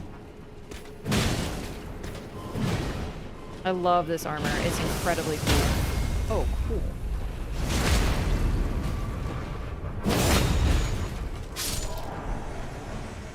Knight gauntlets? Okay. I was hoping for the chest piece, admittedly. It's why I keep killing those guys when I see them. Bow playthrough? Probably not. Unless I could play as Iron Eye.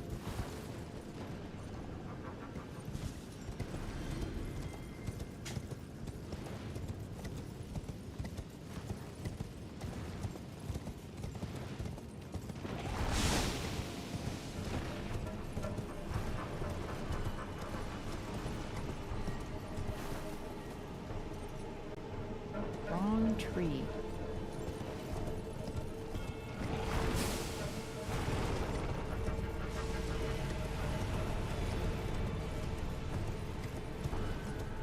What do I mark? I let the Crucible Knights slide then because they had horns? Because she didn't despise the horns.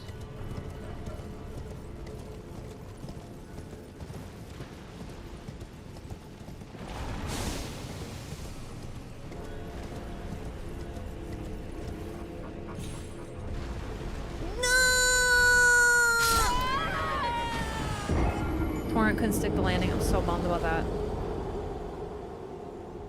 There's a mod for that? Yeah, but then you're not really playing the game with a bow. You're just playing, you know, Night Rain. So I was just gonna play Night Rain.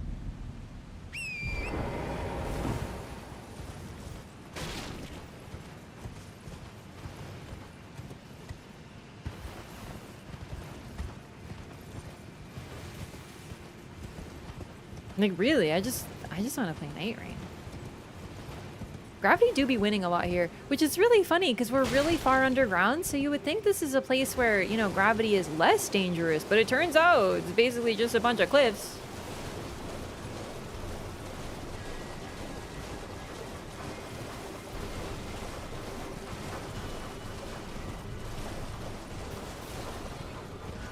The huge empty space in the distance with just roots. I know, it's very creepy. This is a really cool area.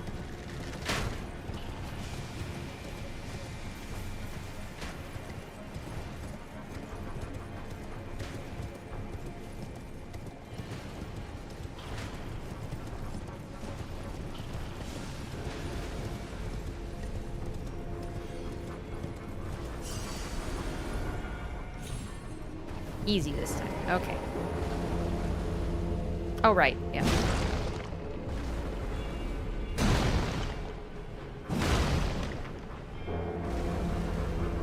This is very Sunken City, by the way. Sunken City DLC.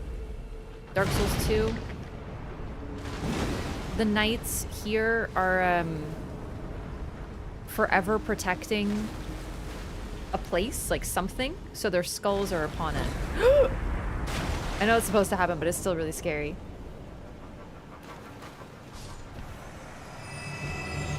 Yep, it's based on the winged hussar armor of Poland. Yep.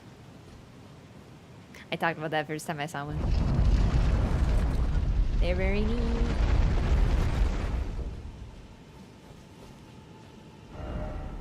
So we can duplicate any of these.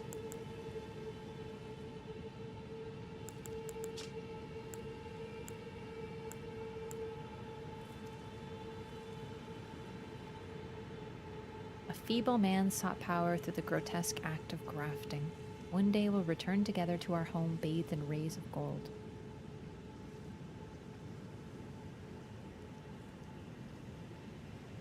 So his goal was to return to Leyndell.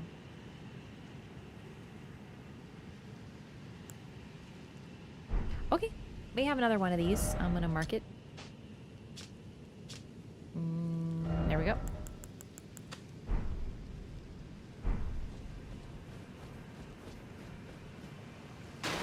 Yeah, I totally forgot that there are different wandering mausoleums. The ones with a bell let you duplicate remembrances. The ones that do not, I forget what they do now. I very rarely use them, I think is the problem. So as a result, I don't really remember. They're good places to read all the remembrance lore, though.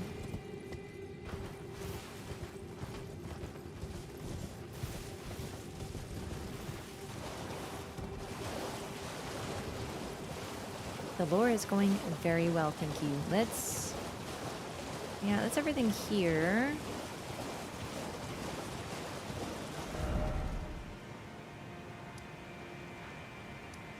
Here. The Nameless Eternal City. I forgot to mention, in case you're missing that this is an eternal city, the game straight up tells you.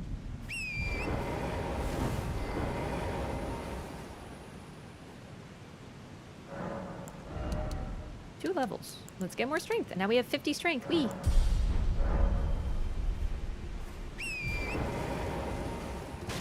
Probably start raising my vigor as well, because I'd like to get 60.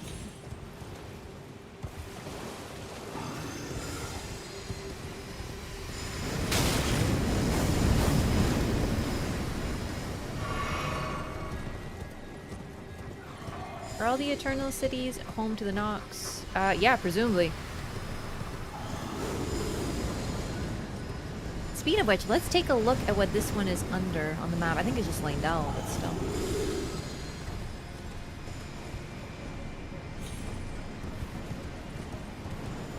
Once I don't have aggro, that is. Okay, just a bunch of ants, and then this hole.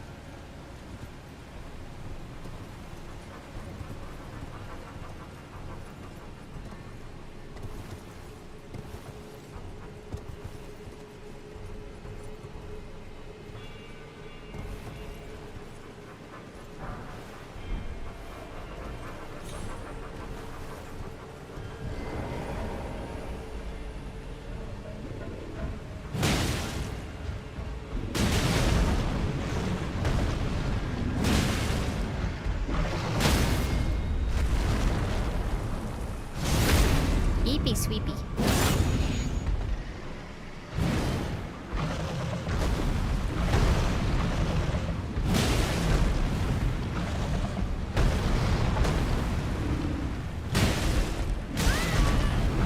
Really dislike that move.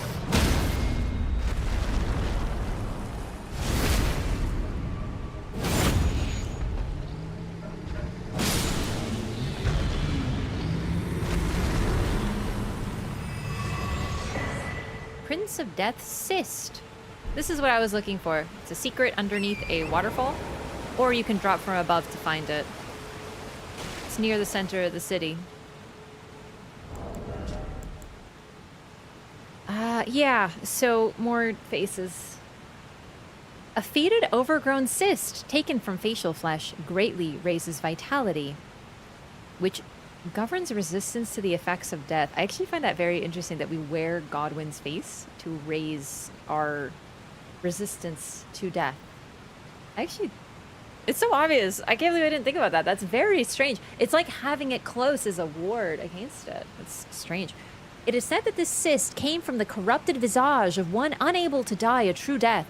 Indeed, it comes from the Prince of Death, scion of the Golden Bough, and first of the dead among the demigods. Golden Bough and Scion are very interesting phrases. It makes sense. He is the child of Godfrey and Marika, a scion of the Golden Bough. Like a family tree. The golden lineage. It's a fancy way of saying that, right? But scion is another word that we really have to look very closely at, which is something that I realized this playthrough because someone told me and I've been looking into it since. A scion is also the term for a plant that is grafted onto another. Like when you combine species, or even just like, not species, like the example is like roses. Roses can be very fragile, so you take a hardier rose, you take the base of it, and then you attach a more fragile one onto that base, so then the roots are like they just combine, right? That is the one that is like put onto it is a scion, and as a result, it's a word that I believe has double meaning. The Black Knives are called scions of the Eternal Cities. A scion, in terms of a person, is the child of noble families, effectively, right? But what if it also means that they were grafted on to the cities? Like, what if it's a term for they are Numen, which I believe are plant people, and they were grafted onto different places to propagate. Okay, I'm thinking that's everything here.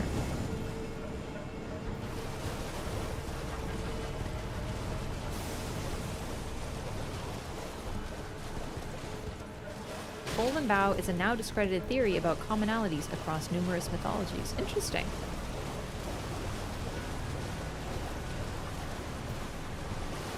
I also think it's worth noting that as he is now, Godwyn is effectively grafted himself onto the Erd Tree.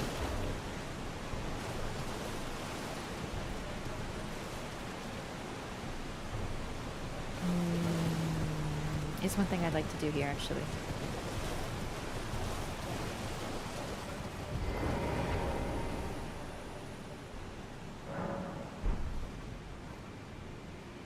Because he's using it to spread. So, not quite grafting, obviously, because grafting doesn't involve the, like, consumption of what it is growing upon, but so he's a little bit more parasitic as well, but it's the unique nature of his body as well. So he's not quite grafted. Also, take a look at this place. Huge stump. Visible. Or is that just literally... Hang on, where is that? Or is that just the tree? Yeah, it's probably... it doesn't fit perfectly on where the Erd tree is, but still very cool.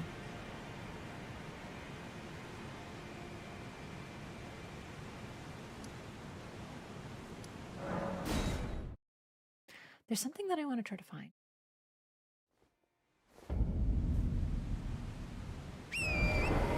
Not by choice, though? Well, not by Godwyn the Golden's choice, but as Godwyn the Prince of Death. As much as he can choose as to what he does, he seems to choose it. It's very hard. Godwyn does... like, okay, when you hit Fia, he attacks you. Right?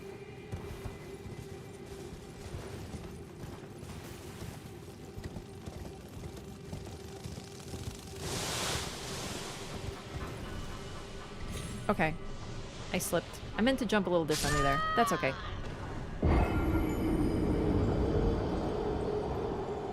If it's more like where the actual Erd tree is than the one on the map, yeah. Is he like ivy then on a tree? Something like that, yeah. Ivy grows on trees and kills them, yeah.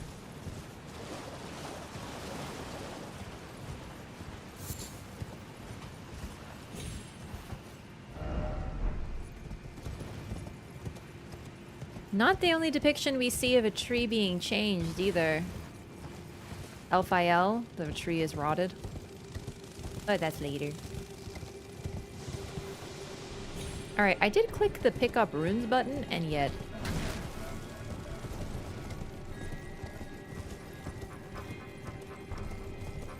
I want to get in there, but I don't remember exactly how. I know there's a path, but I don't remember it. Let's just take a look around here. I think it's through here somewhere. I spent so long looking for this on my first playthrough. And I went back several times and I still never found it. Until way later. It's very funny. Is that it right there? Gimme. Thank you.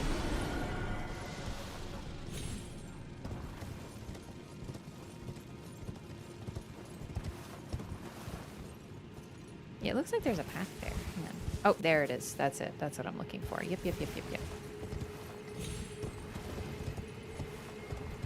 It's so funny to look back because I was so fixated on the, like that thing that you could almost jump to that I never noticed this until like way later. He's embedded into the roots of the tree, similar to the bodies in the catacombs. Yes, he has undergone Erd tree burial. He was buried at the roots. Ant eggs.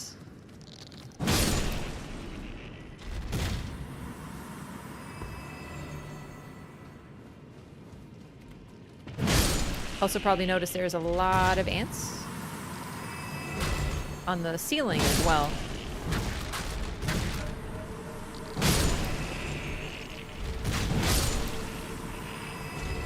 I don't know if this is meant to be like a real ant species or anything like that.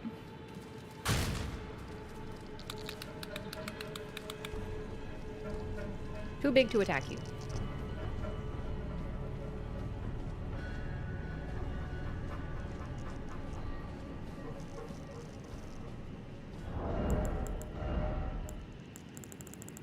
Just to make it easier.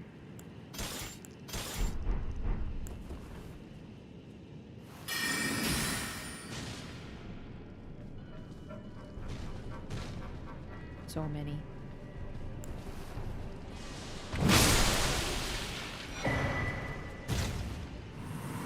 A Newman's rune and a rune arc. Grace that dwells within the inhabitants of the lands between, the lingering residue of gold. The Newmen are said to have come from outside the lands between and are in fact of the same stock as Queen Marika herself. I believe that thing ate a Newman, which is why it has one of those. I don't think it literally was a Newman. We also know that the Black Knives who lived in the Eternal Cities and are scions of the Eternal Cities are Newmen, so, you know. Other assholes form around them to protect them. Wait, really?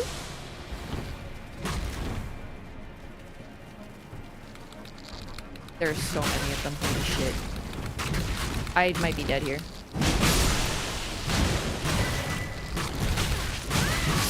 Yeah. There was so many more than I expected. They're very creepy. I'm not a fan of this. Shaman equals Newman? Yes. All shaman are Newman, but not all Newman are shaman. Hunter's March and Silk Song. Oh god, don't even remind me. Yeah, it really was. Ugh.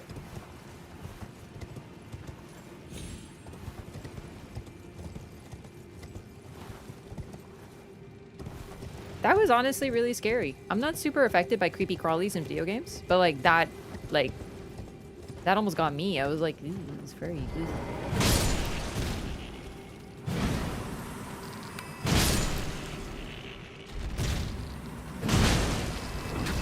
So I don't know what's up with the ones with the big butts, because I always was like, that's a queen, and then chat was like, it's not, and I don't know enough about ants to know what the heck's going on, basically.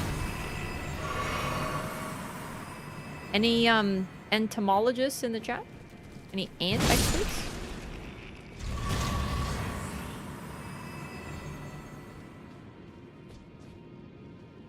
Okay, so if I hit them...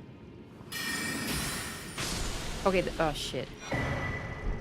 Yeah, I didn't want to kill it. It's just, this is all I got.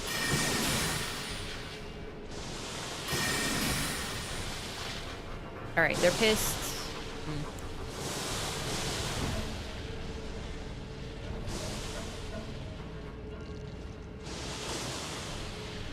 Use bow? I don't even know if that'll work.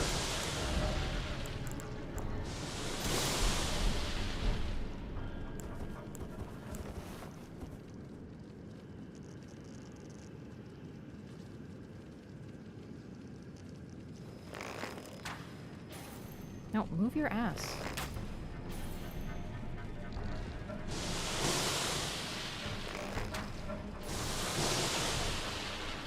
I don't really see anything happening.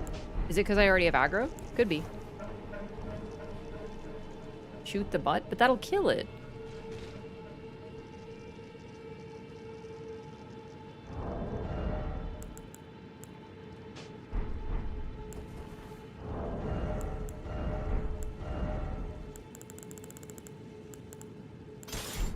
Hey, if there's lore, there's lore. I'm just not seeing anything.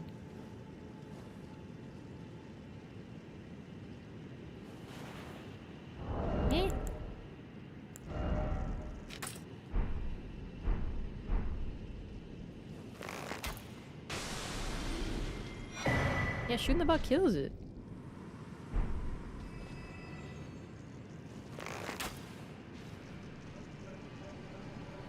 I mean, they turn toward it. They're like, what the fuck was that? But like, I don't really see much other behavior. This is a Radon moment. is what Radon was invented for. Star Scourge? More like Ant Scourge. No, really. That would be much more helpful. Ants are more of a problem for me than the Star Scourges. I have so many weapons, but I can never find... They're, Colossals, right? Aren't they up here somewhere? Yes.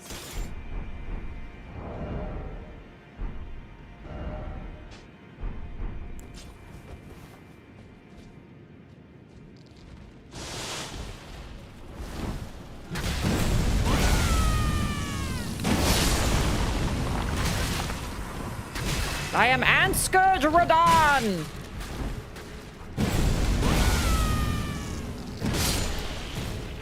And I ran out of juice.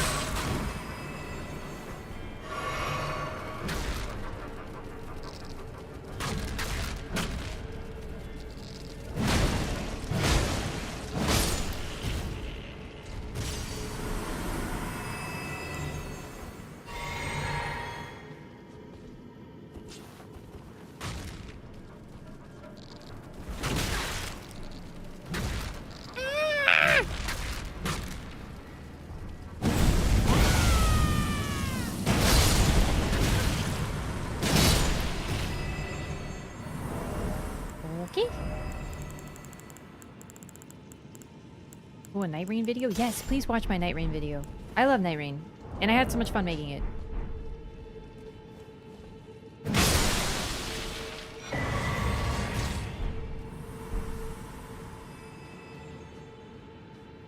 They also all drop rune arcs. So let's reread rune arcs. The lower arc of the Elden Ring is said to be the basin in which its blessings pool. Perhaps this shard originates from that very arc. And there's also like lore on the it's said to be the basin, and that's what they do with Erdtree blessings, right? The tears, a lot of them, the ones you don't find on Erdtree avatars, you simply find on basins, on like under minor Erdtrees. It's like they're kept there so they can crystallize. The blessings pool there, and that's what happens with the Erdtrees. So the fact that these drop them along with the Newman's rune, and there's so many of them here right next to this item, it's very interesting because this is a gold. We don't see very many of these. Elden stars, a very, very fascinating lore item that gives us a ton of information. Also, it's a spiral! I never noticed that. It's a fucking spiral. Well, I probably noticed it, but didn't like process what that means until now. This is why this is so great with DLC and stuff. Anyway, okay. This legendary incantation is the most ancient of those that derive from the Erdtree. Creates a stream of golden shooting stars that assail the area. It is said that long ago, the Greater Will sent a golden star bearing a beast into the lands between, which would later become the Elden Ring. So, the golden star, the Greater Will, which is sort of like the grand divinity, sent a golden star, and that golden star became the Elden Ring. And it bore a beast. An Elden beast, you might say?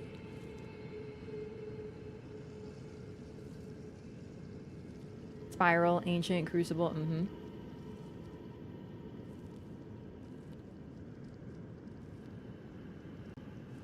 A stream of golden shooting stars. Yeah. So stars are alive. But this one apparently was, as far as we know, not. But it would become the Elden Ring. Now keep in mind, this is a weird sentence because it makes it seem as if the beast became the Elden Ring, but it's the golden star is being modified. The Greater Will sent a golden star and then erased the beast part, which would later become the Elden Ring.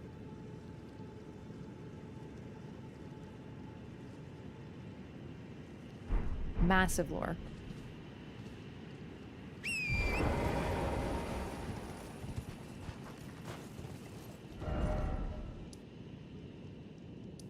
And I think that's everything in this particular area. Only took 4 hours. Small area, but dense, and lots to talk about. And I died to gravity a few times.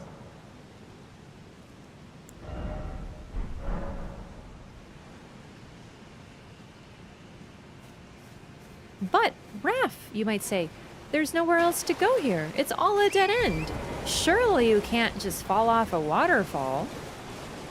Well, we won't fall off a waterfall because there's a coffin here, gently inviting us in.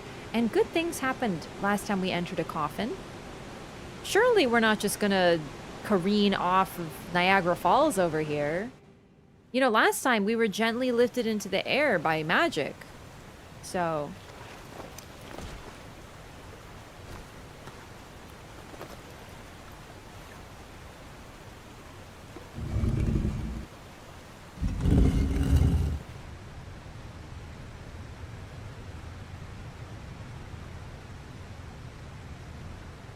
Oh god, it's just like Niagara Falls!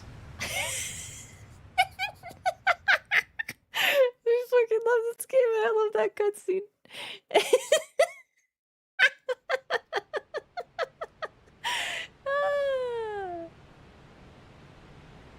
Did you know people would go off of the Niagara Falls in a barrel and like be fine? Oh, this is actually lore accurate.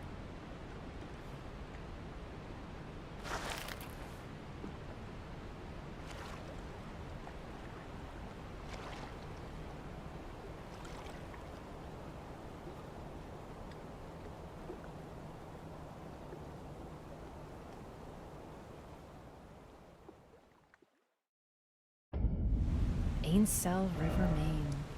We've been here. Do you remember? This is where we found little baby Ronnie.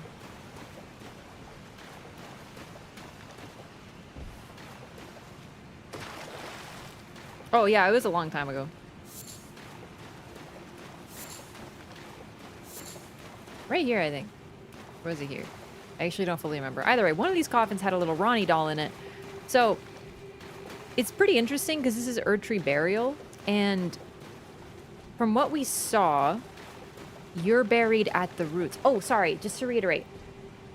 The Valiant Gargoyles were likely protecting Godwyn, or the roots, or both, right? To protect the burial place, the sacred burial place of the Erdtree, of the people of the Erdtree, but also a tree's roots are very vulnerable. So that's likely why there's so many there.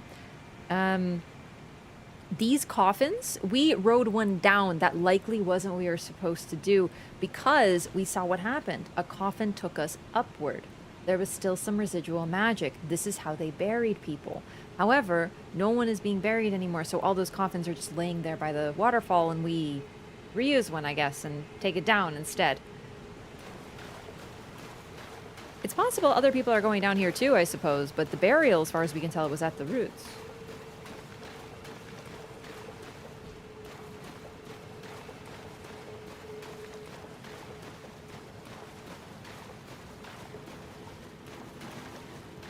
Is it corruption protecting Fia, or was it actually Godwyn choosing and having a will to? So we showed if you hit Fia, little ancient death rankers come out of Godwyn's body to attack you. So he does whatever is left of Godwyn.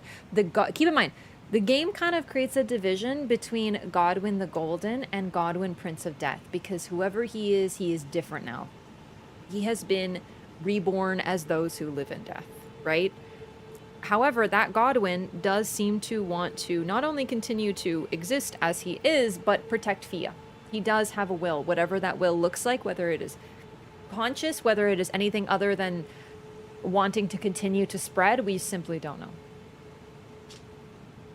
Okay, one other thing about this I forgot to mention. The Greater Will sent both the star and the beast. My personal favorite analogy for this is it's like Kirby. You know, Kirby rides the warp star. So just imagine the Elden Beast on the star, like, whee! You know, like Kirby. He's just like Kirby. Sent them both. And there is a reason that the beast was sent to. But we will get to this. This is end game. Yeah, I'm glad you like the ending. Really, I think it's a great visual. So we've been here already a little bit, right? We've been to the old palace ruins. I think I made it to the depths, actually, but we'll run through again. So we picked up Ronnie here, and this is the way you can get to this location for Ronnie's quest without doing Ronnie's quest. This is a good time to do this, though. Also, one other thing I want to mention, I didn't use the teleporter at the, by Fia. Very intentionally.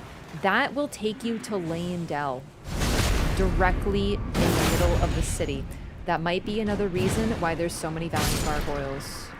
Because it will let anyone into the city. Fun fact, that was the way I entered the city for the first time on my first playthrough. It's pretty cool, but we're going to take a different route.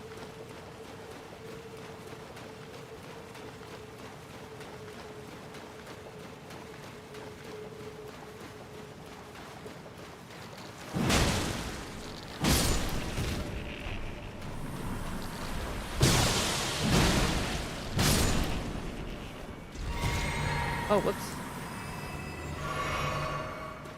So, just to go back to Fia as well, since we're kind of just running through, there's just more, you know, ants, nothing too crazy here. Fia isn't dead. She's killed by D, but presumably D waits for his opportunity and talks a whole lot of smack. But one thing that we can pretty fairly guess is that Fia wouldn't have woken up after birthing the mending one. I'm sorry.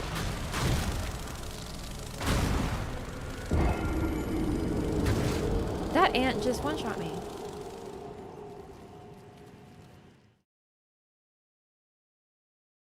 That was interesting. Okay. Like, not quite, but okay.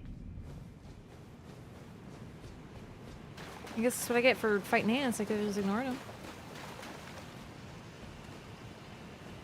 I wonder if it hit me for more damage because I was in the air.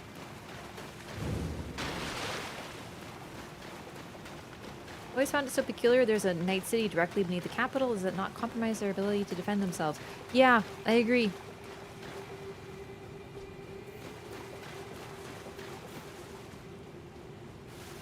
Something I want to think about, too.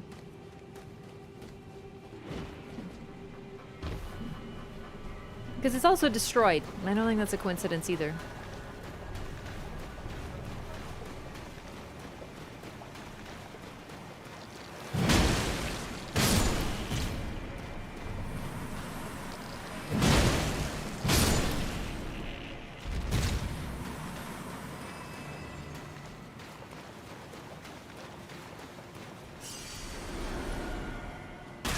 I just don't remember if I went down here. I think I did, so I'm gonna go mess with these ants again, I guess. No, don't hit me with the ant butt juice!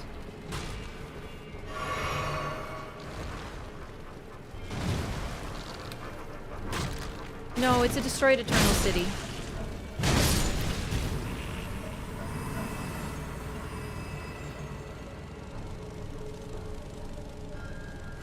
They do look similar. When I first saw Nocladio, I thought it was a part of Leyndell or something like Leyndell, because when the architecture is above ground, it really does look different. However, it's also possible that it's because it was created by people with from a similar origin, if not the same origin, right?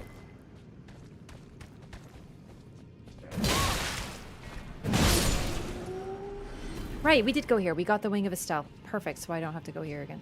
Although, how do I get up there?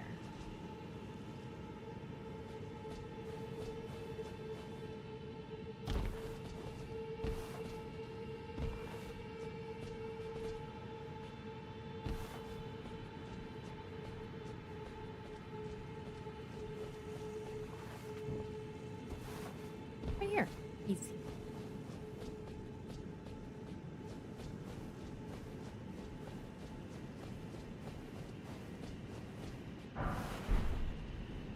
Nice. Not that I really need sombers yet, but I might end up using a different weapon. For now, I just got 2 of these spiky balls.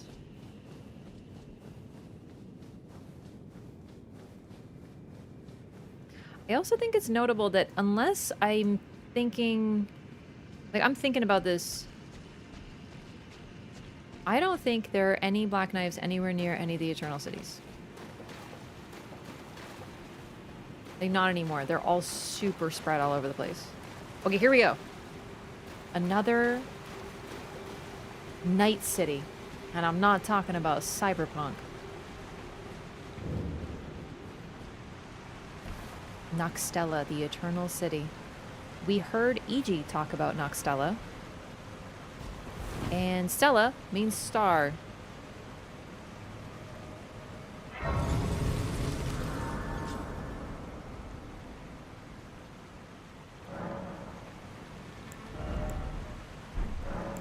Talk to Ronnie. Let us speak of the past a while. I was once an Empyrean, of the demigods. Only I, Mikola, and Melania could claim that title. Each of us was chosen by our own 2 fingers, as a candidate to succeed Queen Marika, to become the new god of the coming age, which is when I received Blythe, in the form of a vassal tailored for an Empyrean. But I would not acquiesce to the 2 fingers. I stole the rune of death, slew mine own Empyrean flesh, casting it away. I would not be controlled by that thing. The 2 fingers and I have been cursing each other ever since, and the baleful shadows are their assassins. Okay, so keep in mind, this was last stream, and I did this whole area, so I sort of divided these 2 moments, but I just really wanted to pick up the Ronnie doll. She talks so much shit and just roasts the shit out of you and says, "You shall do me a service as recompense," and it's just like kind of like a huge asshole about it. And I had that whole, I told you guys about my tinfoil hat conspiracy theory that they rewrote her quest, so that was supposed to be your first meeting, and they just reused the text. You cannot convince me otherwise, because it makes no sense. And now we cross a river a little bit, go to another Grace, and she suddenly tells us her entire life story in her past. You know what I mean? Like, that's sort of what I'm talking about, is it doesn't make sense. You know, she thanks us for helping her, gives us a big ol' reward, fucks off, becomes a baby doll. Then we talk to her and she loses her mind at us. And then 3 seconds later, she's like, "Hey, what's up? Anyway, here's my whole life story." It feels disjointed. And I really think it's just reuse of something from a previous version. But as far as I know, there's no cut content. There's Sundari and then there's her. Nah, dog.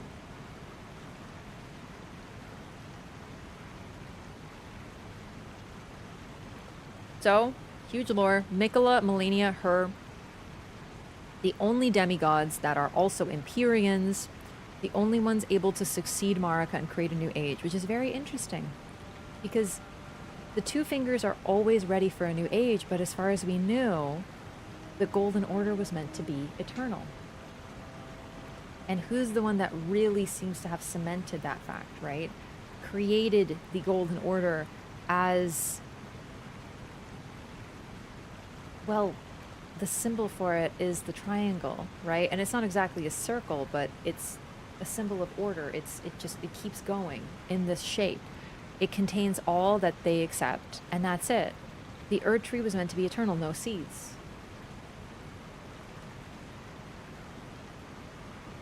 But still, the 2 fingers were getting ready for another age.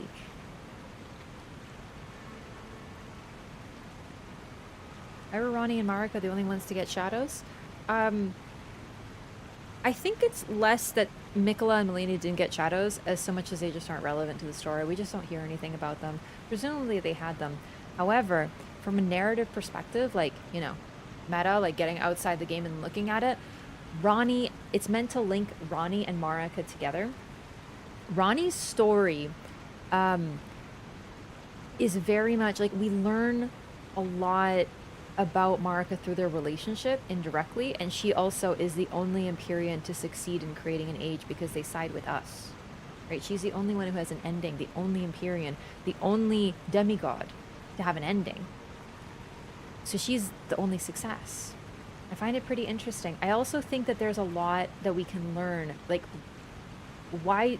A lot of people ask, why don't Mikola and Melania have shadows? That's a valid question. But I think a better question in this context, looking at the story like this, is why does Ranni? And it's because Marika does. And we're supposed to learn about Marika through Ranni, right? Because both of them have a shadow, and both of them, by the story, they mistreat their shadows. But does that mean they didn't care about them? Ranni loves Blythe, but nonetheless has to betray him. The thing is, Blythe knows about it and accepts it, but what she's doing is a betrayal to who he is, because he will go crazy and try to kill her. It's heartbreaking. It's sad. We're meant to experience this journey and be sad about it. Right? And then Marika, we also know, has a shadow. We learn about this later. And she betrays him. But we're also supposed to realize that it probably has a similar purpose. Being a god in Elden Ring seems miserable? Yeah. She does get kind of testy if you try and keep talking to her after she gives you the statue, so it's not entirely abrupt. I think it is. The reason that it is, to me, is because she hired you as a vassal because, at least with this route of the quest, because we wanted something from her, right? We're like, I want your body. And she says, no, why should I tell you where it is? And we just go, okay, then can I work for you? And she's just like, okay, I will get something from you and you will get something from me. We're making a deal, an exchange. And then we fulfill our end of the bargain. She fulfills her end of the bargain. Goodbye. When we continue on this journey with her, she realizes that we're in it, just like Blythe and Iji.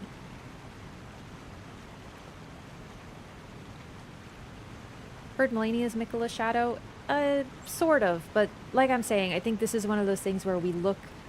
The game having lore on something is lore. The game not having lore on something is also lore, but also, like, we kind of have to look at why. Ranni is the only quest in the game that is completely not missable. At any point in the story, as long as you haven't, like, beaten the game, you can go and do Ranni's quest.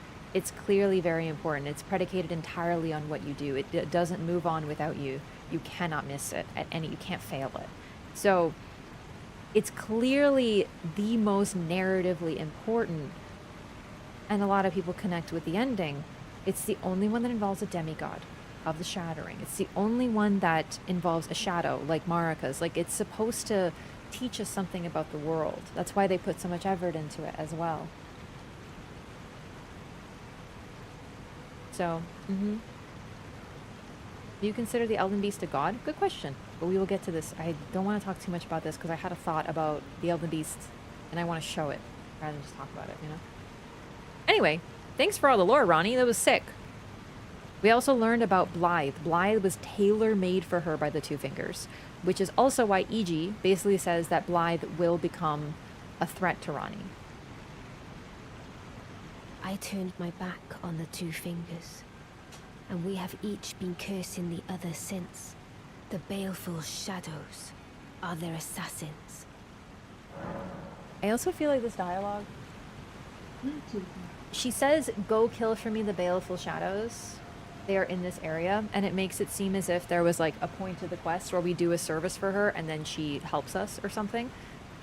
We don't encounter a baleful shadow, so we're still just...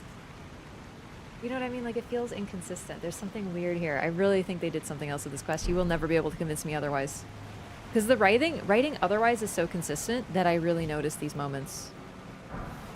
Trust me, there's cold Ranni, and then there's actively hostile. She acts like we've never met her before. The name of Ranni the Witch is sullied by thee? Like, what the fuck? That's very dramatic. Yeah, you have fought a baleful shadow, but it's later. Like, I'm not saying they don't exist. I'm saying at this point in the story, she talks about them as if we've fulfilled her, like, the quest.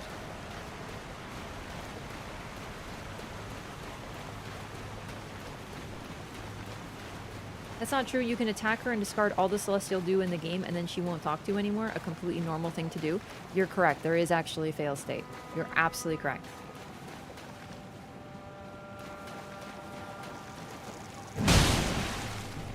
Well, technically. Oh, I wanted to talk about something with these ladies. Give me one. Oh, right. We can't ride our horse here.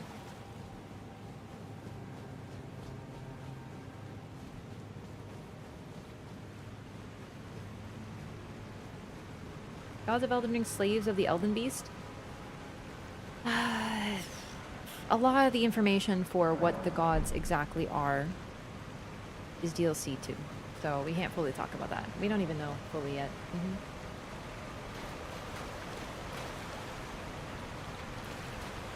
These ants are charmed.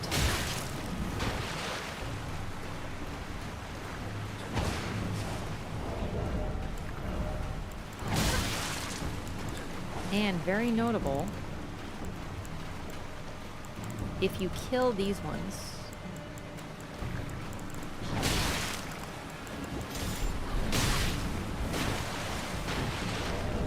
this might kill me. That's okay.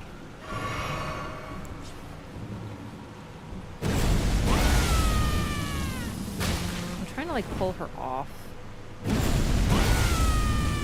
No. Does damage to them both. If you can knock her off without killing the ant aggroes on her. I don't think I'm gonna be able to kill it off though.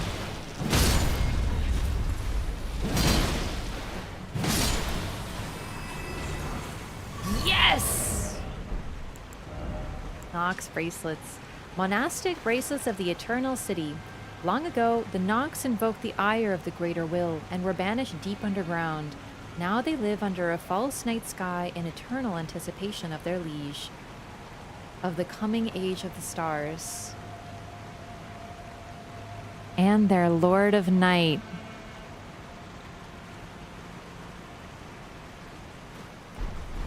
It's been here all along, baby.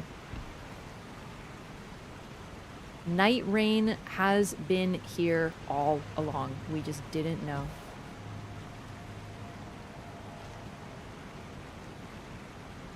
We didn't know what a Lord of Night was. And I remember reading that and talking about it and being like, Lord of Night, I wonder, maybe Ronnie is, but I don't think it is because of little. Now we know. Now we know exactly what it is. And this moment, we're going to talk about Night Rain for a second here. Happy birthday, Night Rain, first of all. Today, it came out 1 year ago. This is perfect timing. So, what that means is there is lore in Night Rain. Obviously, we knew this. There's a ton of it. It's very, very cool. And all along, it's been, you know, here with the Nox. We just didn't get the puzzle pieces. And then Night Rain, like a good FromSoft DLC, it's a whole separate game, but it really does, lore-wise, fit like a DLC. Completely expanded upon an idea that was just a line of text in the base game.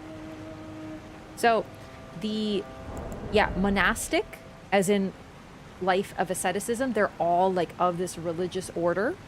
They evoked the ire of the Greater Will. Now, what do we know about the Night Rain? It's sort of like an alternate universe. People use that phrase. I think that makes sense, but it's just a timeline where things went differently, but also arguably a timeline in which could always happen in Elden Ring. Because here's the thing with Night Rain that's very, very interesting and confusing.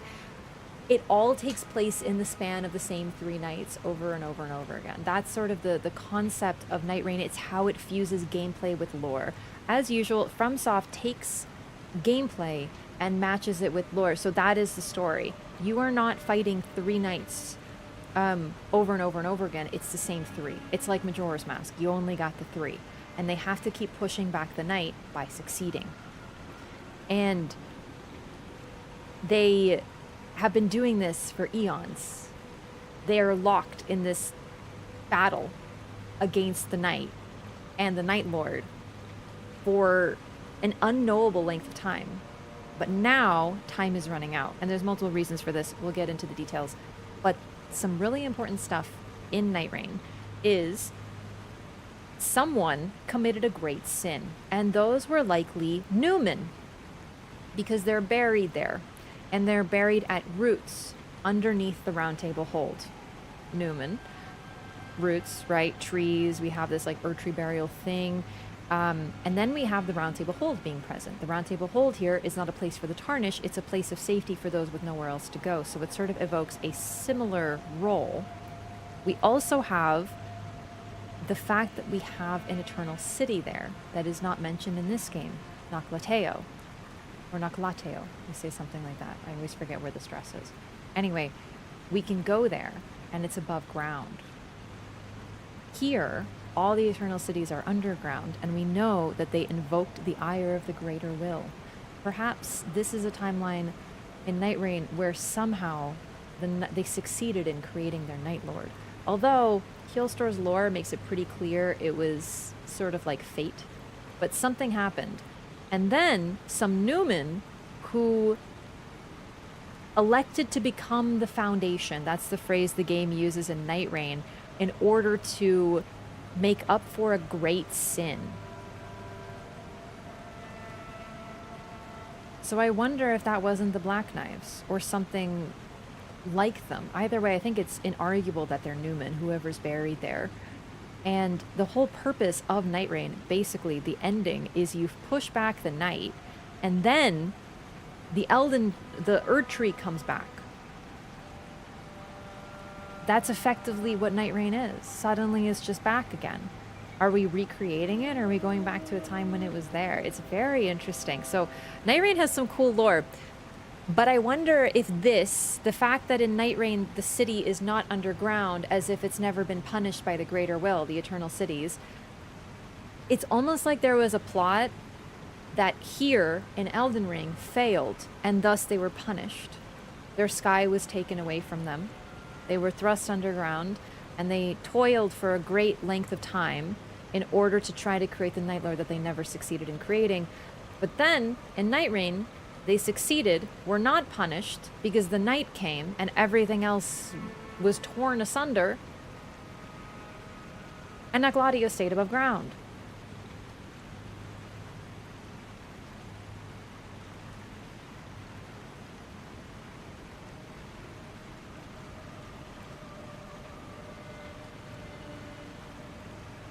This lore getting too technical? Welcome. Oh my god, I missed some stuff in YouTube chat. What? Okay. Anyway. This item does oddly connect it to the Age of Stars, though. Yes, but what's really interesting is that Ranni, though she talks about an Age of Stars, very notably is an agent of the moon and a vessel of the moon, and the moon guides countless stars, but is distinct.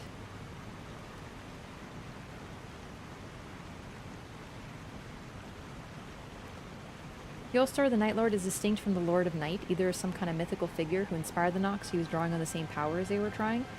They're not the same, but they're essentially the same. This is a timeline where they failed to create a Lord of Night. Healstor was created. So, I guess I don't see the difference. Carians are descendants of the Nox? No. Astrologers is the umbrella, and then under the umbrella became Carians. And keep in mind, Renala was an astrologer. We just found that out as a confirmation here, by the way. Where was this? The young astrologer, blah, blah, blah, blah. In time, the astrologer became a queen. So astrologer, Carians. Astrologer, Rhea Lucarians, primeval current studiers. Astrologer, Nox. They're all just from they're different factions of astrologers, effectively. And even then, keep in mind, the astrologers were not a singular entity, because astrologer is also a starting class. Like a starting, class that you can play in this game, meaning at least one astrologer was also a Tarnish and fought in Godfrey's army. So, yeah, the point is it gets complicated.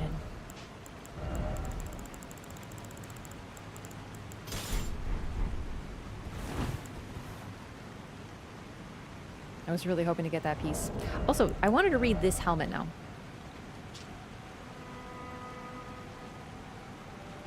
Twin crowns worn by the Night Maidens of the Eternal City indicates the highest clerical rank and hides the eyes with silk. Oh, that's very interesting.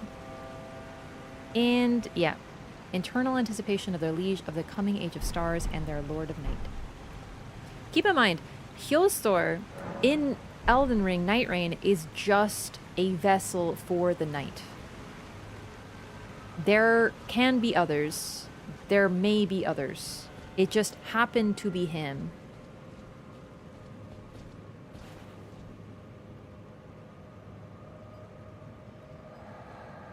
And there's Night Maiden's Mist.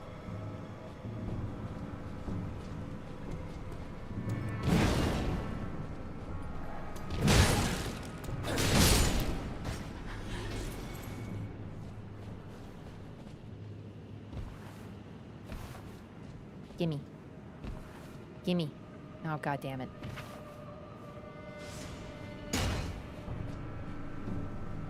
Still see Estelle and the fake sky he stole? Mm-hmm.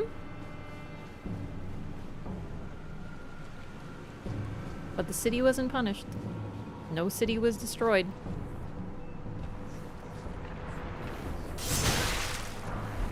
Fan daggers. He'll throw a vessel in the same way Marika is?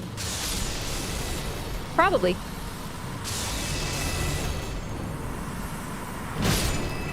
The same way Renala is, too. Renala is described as a vessel for the full moon. Or, more accurately, her signature spell involves becoming a vessel. Uses the caster as a vessel to incarnate a full moon, then sends it floating towards foes, right? Like...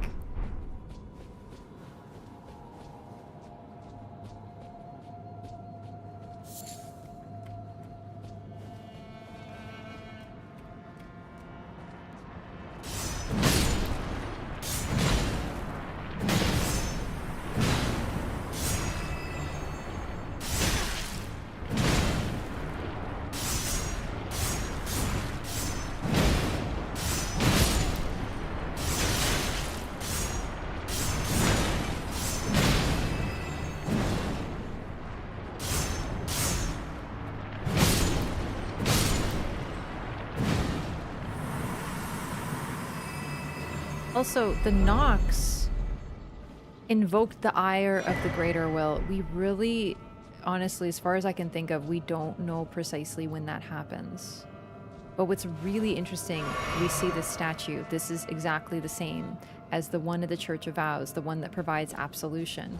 And the item that provides absolution is Celestial Dew.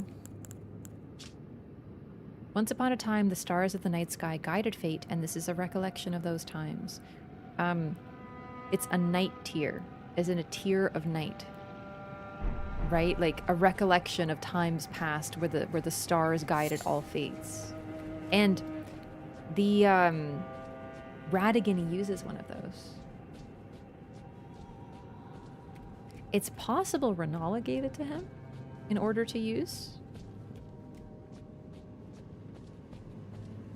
But it's just interesting that these figures of the Golden Order are using these items.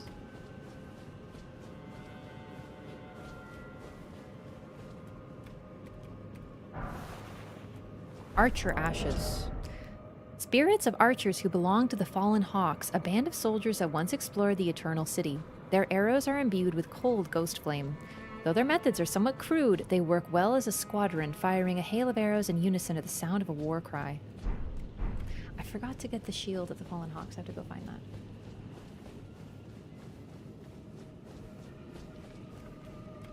Yeah, as for the moon being an outer god, it sure seems like it.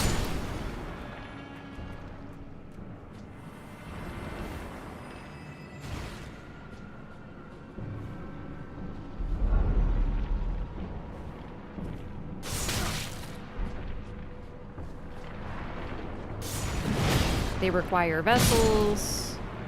They're beguiling.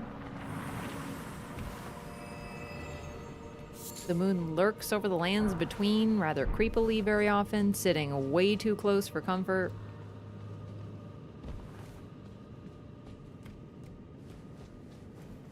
Oh. Menacing. Yeah, petrified people are in Yahar'gul, the unseen village. But these ones look like messengers, so they're not like the ones in Yahar'gul. Oh my god! God, I love these things.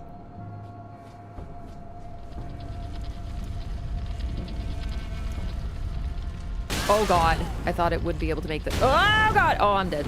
No, no, no. Away!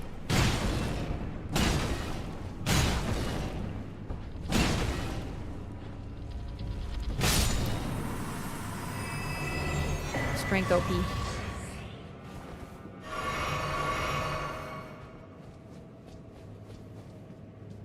Lower ball. Big ball. Hmm?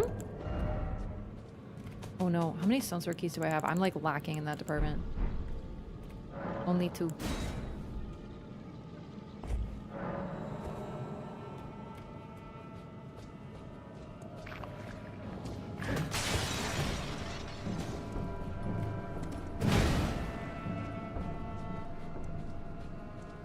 Also, the Nox are also very associated with water, right? Oh, I forgot about a really interesting phrase. So, Celestial Dew is night tears. Another term is night tears, right? Now, the use of tear is really interesting because there is an item description that basically says, and not basically, it literally says, that at one point, blessings fell like tears from the earth tree, right? And droplets are considered the origin of the Albinarics. They use the ripple halberds. There's this link to water. It makes sense because, you know, all life came from water kind of idea being evoked here. But you know what else falls like rain? Fucking rain. Right? It's a night tear, as in a tear, as in cried, as in like, it's like night rain. It's like the night rain. It's like the rain.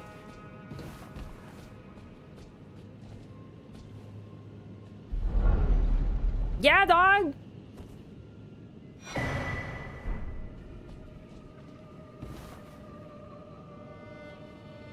Playing Elden Ring after Night Rain has been just phenomenal for lore, let me tell you.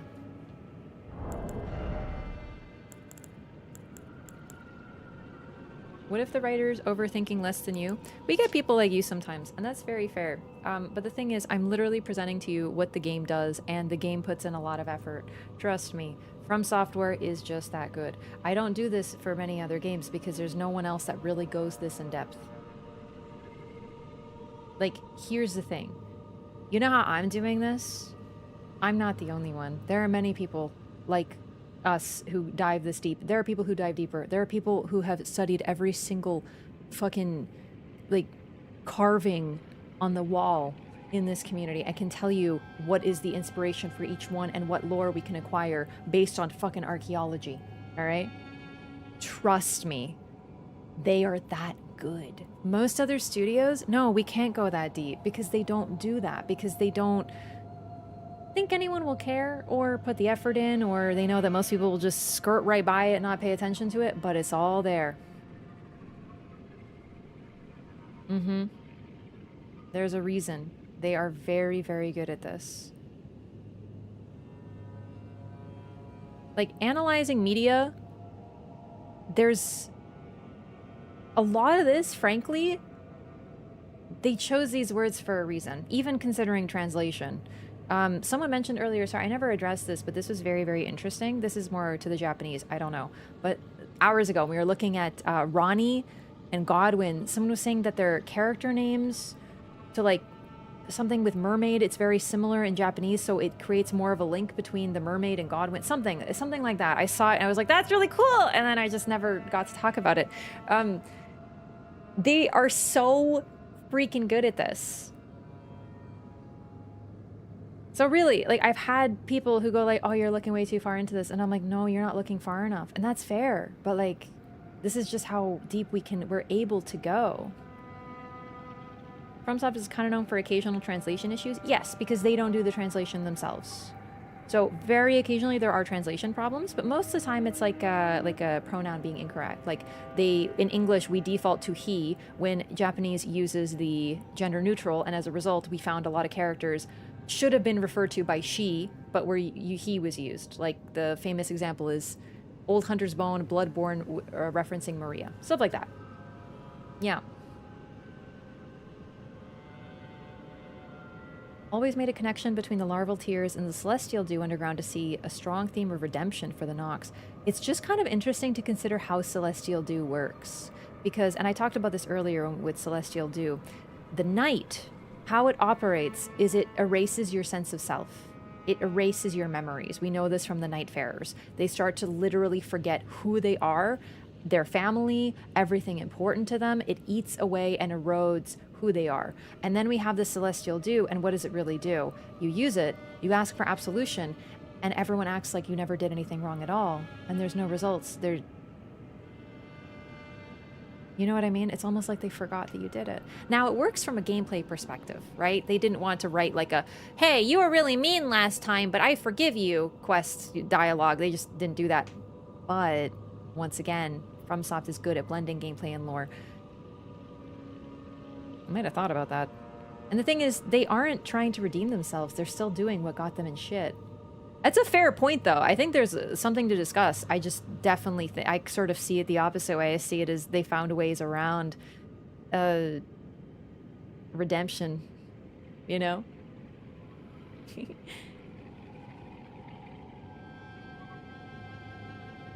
Didn't Miyazaki troll people into believing there was an undiscovered mystery in the game? It's more that people asked... In Dark Souls 1, someone asked him what is his favorite starting item in Dark Souls, and he said the pendant. And the pendant, people were convinced there's like some secret with it, so they did a bunch of... It was probably just he likes it because it doesn't do anything or something. Like, he just said, oh, I like the pendant, and people were like, holy shit, there's a secret, we gotta find it! And then they just like went in. But that's not lore, that's Miyazaki, dog. Like, you have to remember, in an interview, people misjudge him. This was back in Dark Souls 1, back in 2011. People often thought he was a sadist because he made this super hard, mean game where you die 1 billion times and all this. And he basically said, people often think I'm a sadist. I'm not. I'm a masochist. I made a game that I would like to play. I like to die a lot in amusing ways, so I made this game. He's just like that.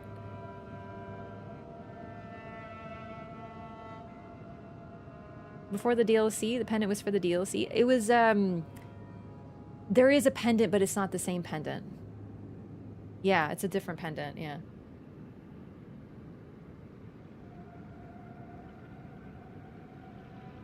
Okay, Night Maiden and Swordstress puppets.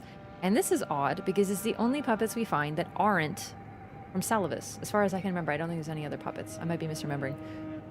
But I don't think so. Used to summon, an old puppet crafted in the Eternal City, used to summon the spirits of a Night Maiden and a Swordstress. These sisters, members of a cold-blooded race who wield flowing weapons, became puppets of their own volition.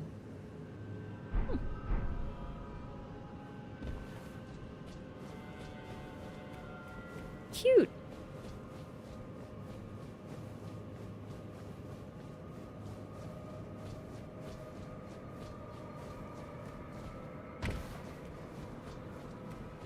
Oh, right. This actually reminds me. Remember I pointed out how the... Oh, this isn't a good one. The curse mark of the centipede looks like a sun? Well, these puppets also have suns. And this is odd, this is the only one that we find that's underground.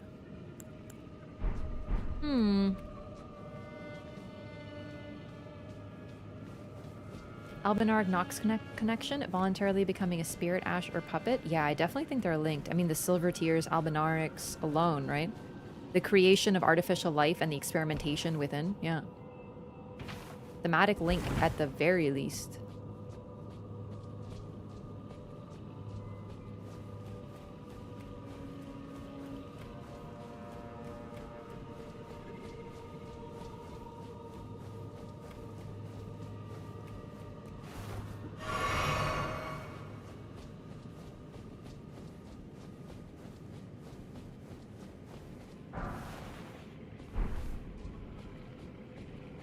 These statues look exactly like messengers from Bloodborne.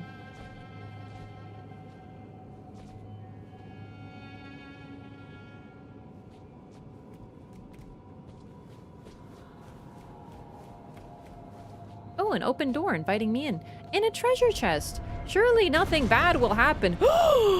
Something bad happened! Oh my goodness, I have been trapped.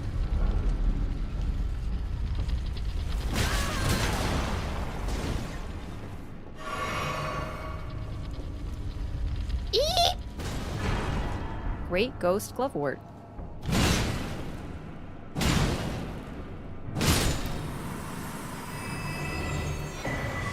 Another larval tear. So, Great Ghost Gloveworts. White flower that blooms in catacombs. Since times of old, large gloveworts were used to comfort heroic spirits, given in tribute to those who died the most glorious of deaths in the hope their stories would become legend. We see these a lot underneath the thrones. At least one of them is underneath the throne. And we also get one along with the Finger Slayer blade.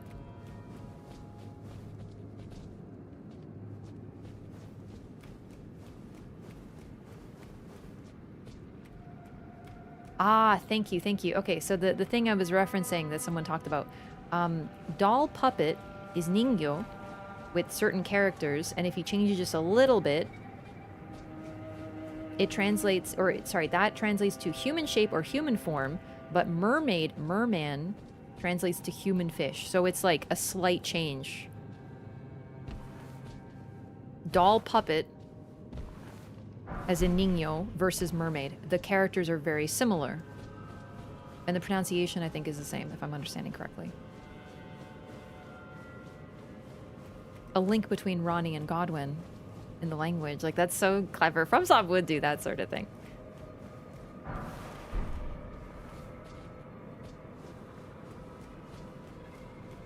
Yeah, trust me, if this is like any other game studio, just to go back to the whole, like, you're overthinking it. We get that sometimes, trust me. I've gotten that. I got that 3 years ago.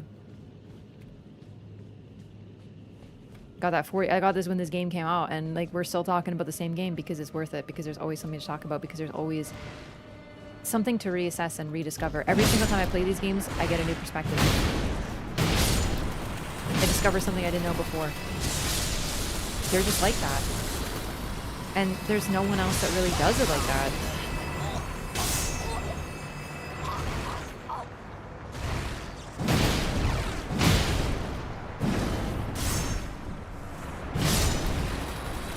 Also, it is so interesting that they explode in electricity here. Because not all of them do that.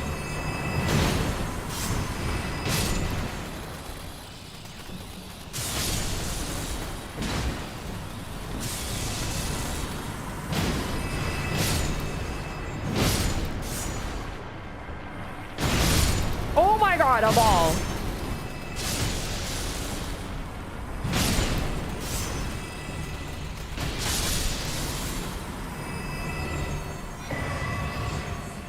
They're just throwing larval tears at us now.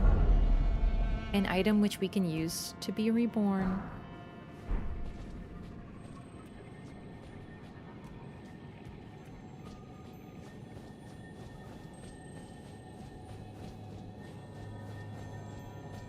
Also, you gotta remember that this is like after literally years of playing this game and studying it and discussing it, you know, playing through it, finding things, looking at them anew.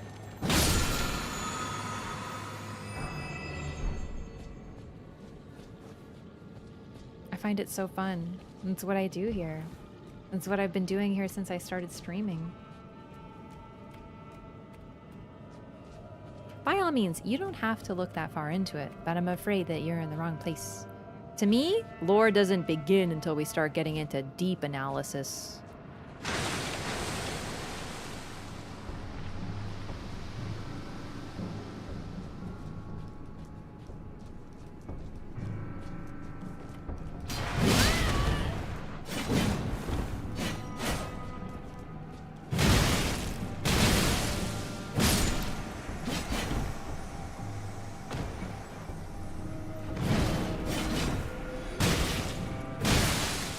Gosh, they bleed easy.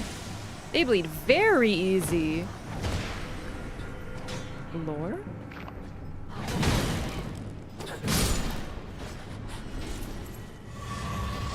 Also, that is a good thing to mention, is that the fact that we don't get answers, because that's the thing that drives some people crazy. A specific subset of people is like, why would you, like, we don't get the answers, so like that's boring. They want the story to be told to them. They want the answers to everything. That's fair.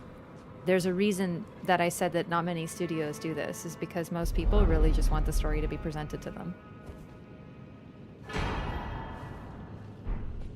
Okay, so here, a cathedral here at the top of Noxtella. Yet another throne. This time no one's there, and we get the moon of Noxtella. This legendary talisman is a treasure of Noxtella, the Eternal City. Increases memory slots. This talisman represents the lost black moon. The moon of Noxtella was the guide of countless stars. So, even though Noxtella is intact, even though its sky is intact, it nonetheless lost its moon. This is their treasure, a legendary talisman here, in their holiest place, as far as we can tell, in this largely empty city underground. And it increases your memory slots. That's what memory stones do. A black, lightly beguiling stone prized by the sorcerers who produce them increases memory slots, said to be a fragment of the black moon that once hung above the Eternal City. Must have been this one. Anyway, sorry, just to finish my thought there about the ambiguity. Precisely. Most people do like the story to be told to them, right? That's fair. They like to have everything answered at the end. They like to have no questions remaining. But other people, the questions remaining, the gaps in the puzzle, are what make it the most engaging. Our imagination fills in the blanks. We use logic, psychology, study, whatever it is, to find the answers. And that's what we're doing here today. And clearly people like it because y'all are here.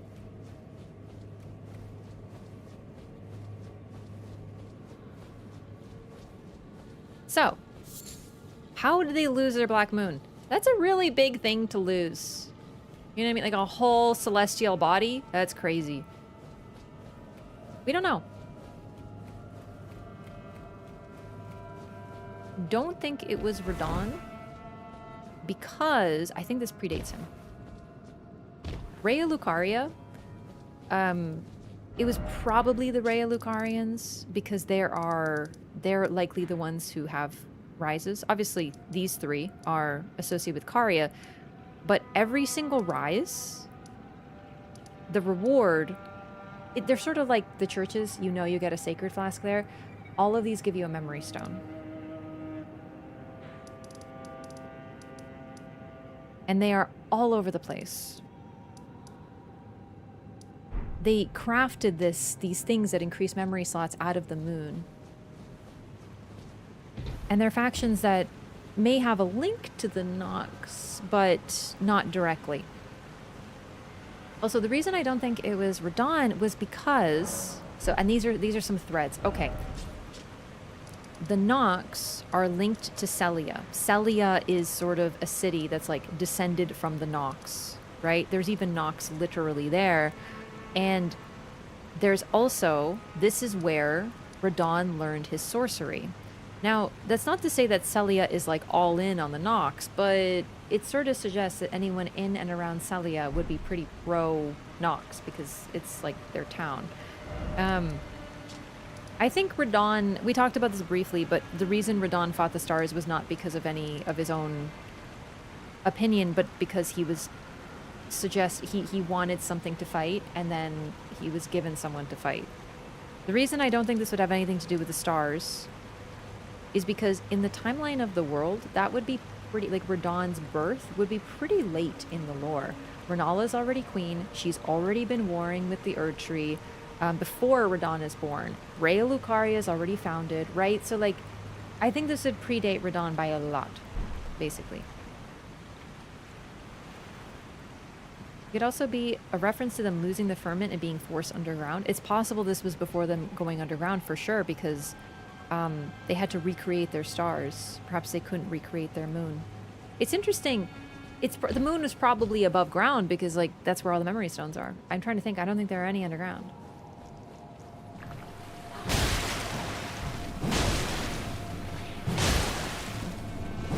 I'm trying to knock her off to show this off. It's not the easiest.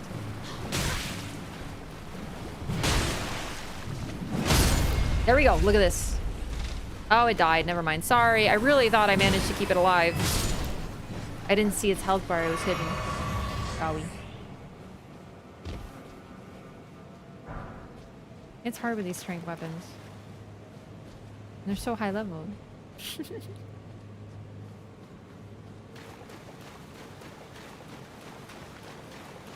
It's easier with lighter weapons because it doesn't kill them so fast.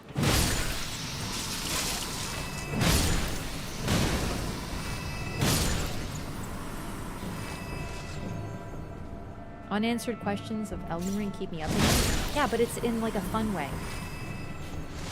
You know, for me, I'm like, I sit there thinking about lore sometimes. It just pops into my head. It's so fun.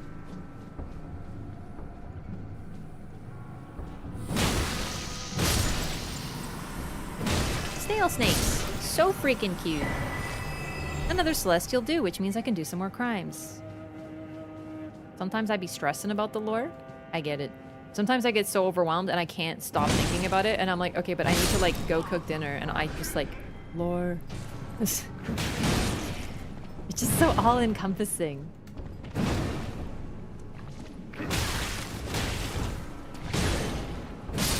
Also, what I feel like is often forgotten, I know I'm preaching mostly to the choir here, because like you guys obviously agree that the lore is like there, that we're not looking too far into it or whatever, but still, I think it's also something to say to the folks who maybe think that when you get an answer to something, you don't get to discuss it anymore.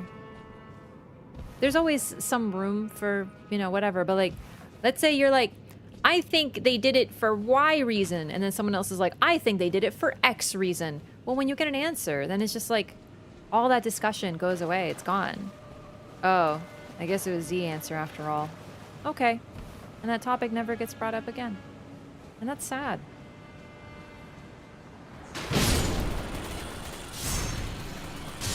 Especially when the answer isn't very good.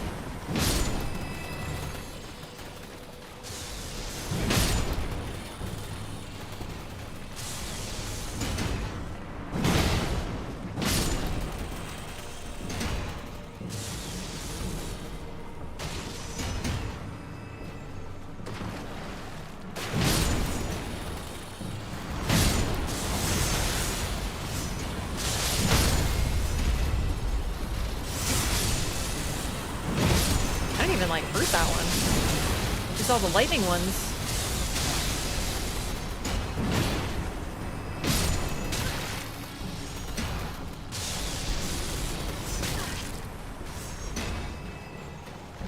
Lore discussions keep the thing alive.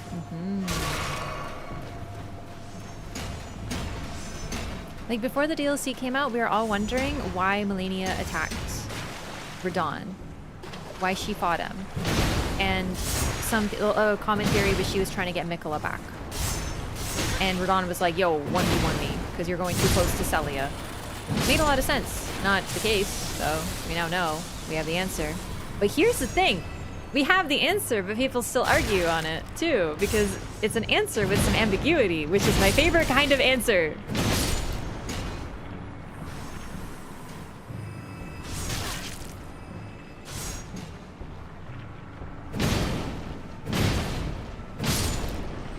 Kind of sad that Noxella is so small, really, and linear, but like it is a cool area, so it's beautiful.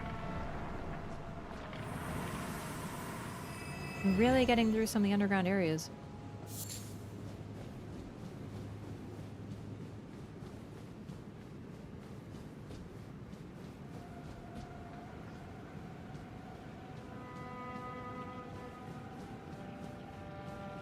Did Margit actually defeat Radahn as shown in the art? I feel like the answer is it doesn't matter. Is that literal? I don't know. The reason it doesn't matter is because the reason Radon lost is because he was attacking Leyndell, which is basically an impenetrable defensive position. So, did he literally 1v him? Does it matter? No. He just couldn't breach the walls. There's no way he could. So he lost.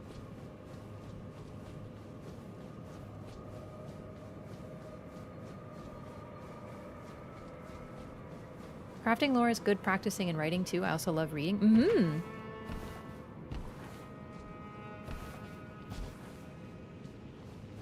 There are literal scholars whose entire field of study is fiction.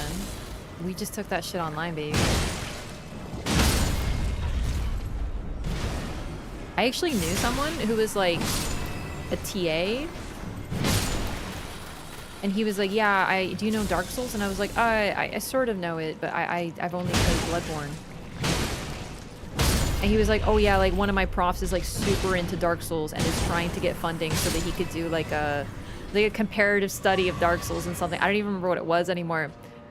But I was like, oh, that's so cool. I haven't played Dark Souls. Have you played Bloodborne? And he's like, eh. And I was like,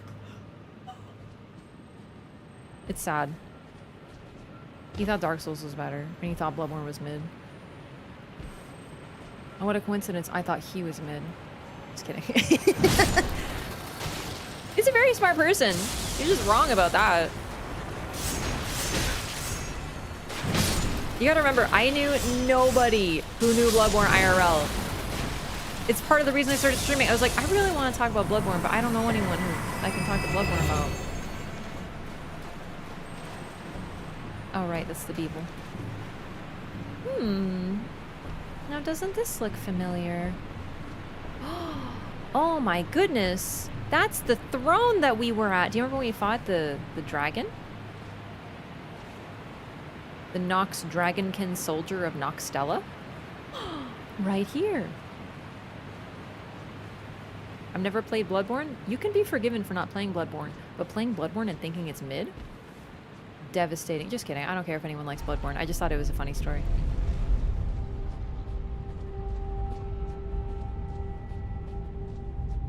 Like, it's okay not to have played it, but if you've played it and you have the wrong opinion? PSX Bloodborne count? No, but it's very good. Consider that additional reading after playing Bloodborne.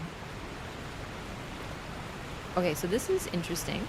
And very cool. I forgot what this is. I literally forgot. I'll be right. We were not going to come here yet. I want to keep going.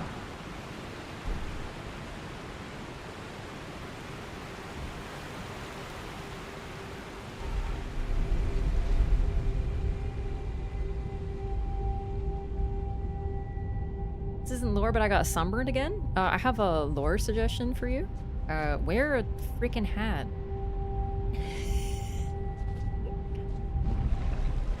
Hey, you know this top right here? I'm wearing this for a reason.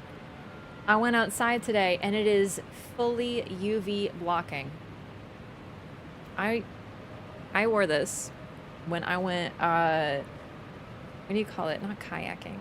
Yeah, kayaking. No, I went kayaking with my friend in Thailand on the ocean, and, well, suffice to say that my legs were very, very, very, very, very, very, very red, and my top half was perfect because I wore this. Uniqlo, baby.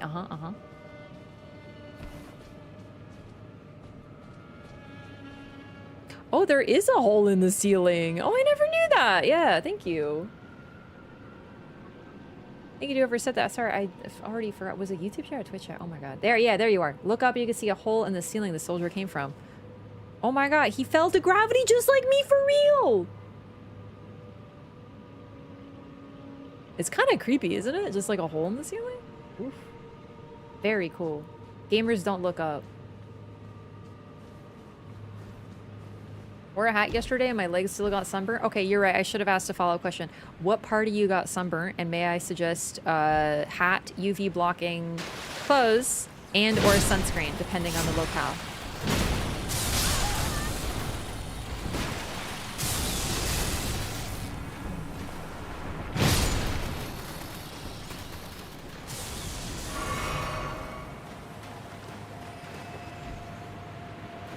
Yeah, put on some freaking pants, chat.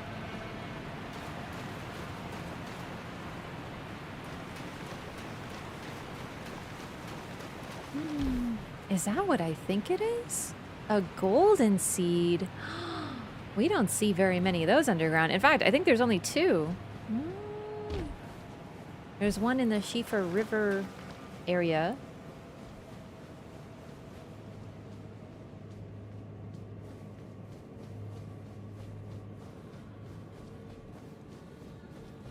Yeah, next time I play Bloodborne, chat, I'm probably going to try that Bloodborne PC port, because I heard it's a lot more stable now. Wait, how do I get... I forgot how to get up there.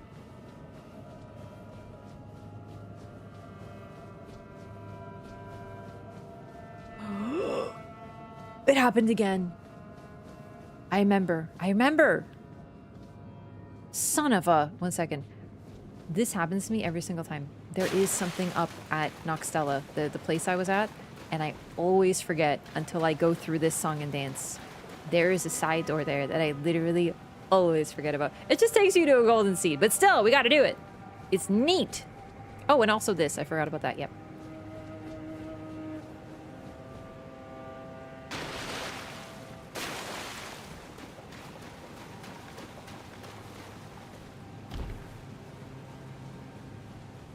Just want to get a tan, but I burn. I must accept my fate is true. Sometimes you just don't get to tan.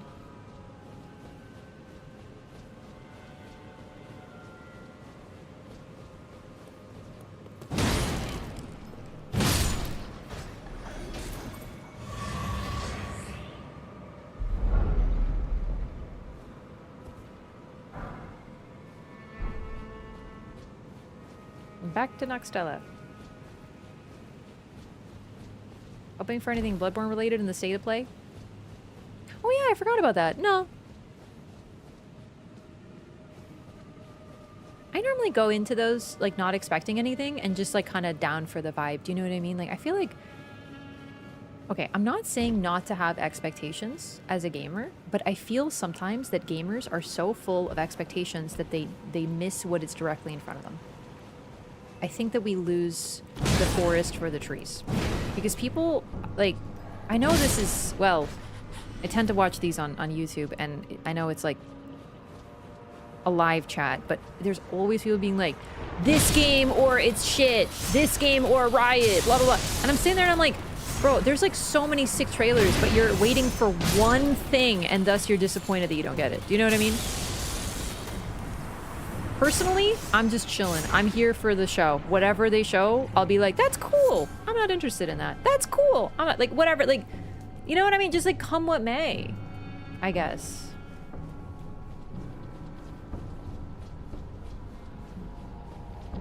Balls.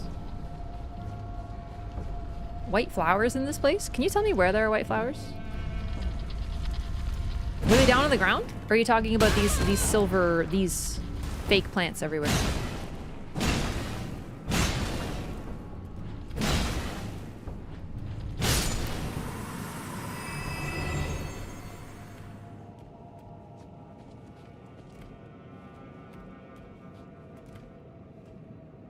They're mimics of plants.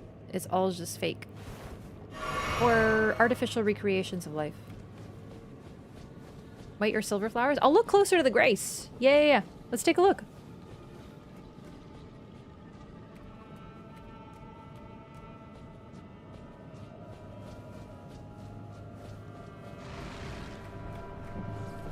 Oh, you mean like here? I don't think there are any flowers. They might look like flowers because they're all silver.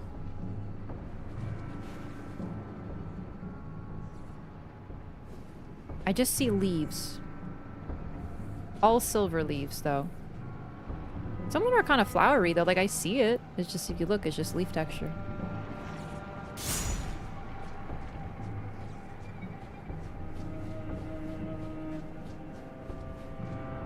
Everything in the underground is very sort of eerie, you know? Dew-kissed herba. Soaked in arcane dew, it gives off the faint glow of starlight. It's changed because of the light shining on it.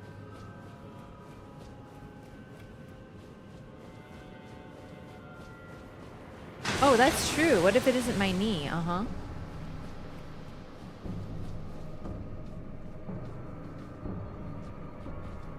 So yeah, there's a door out here, and I literally always forget.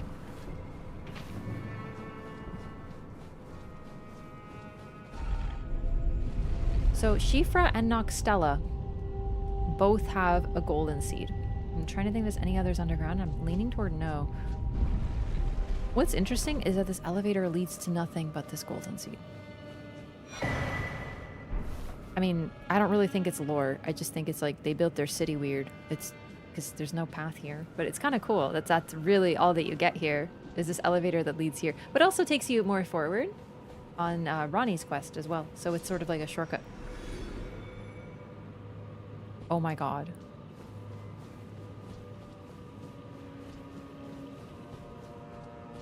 Did he fall down? Oh.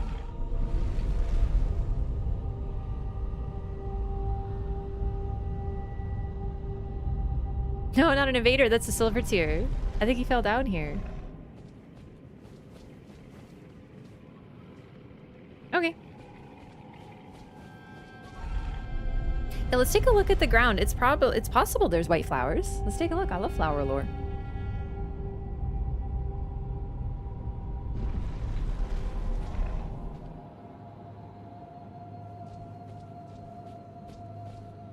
Whenever I hear people expounding on the game Bloodborne as a PC gamer, it just sounds like a sales pitch.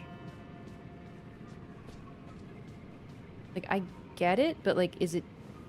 By that argument, anytime anyone is telling you about anything that they genuinely enjoy, they're just trying to sell you on it, which is accurate. I think it's just like a weird way to see it. Like, they're trying to sell you a PS5. Like, you don't have to buy a PS5. It's an incredible game. It's like literally the best game I've ever played, and it's one of my absolute favorite games of all time. Like, I'm sorry you can't play it. But like, I'm not trying to sell you, like, we're not going to be like, go buy a PS5. Like, I'm just saying it's a really fucking good game. You know what I mean? What am I supposed to do? Oh, do you mean these? Oh, actually, this is a great thing to look at. They have what looks like this arcane dew upon them. Yeah, absolutely.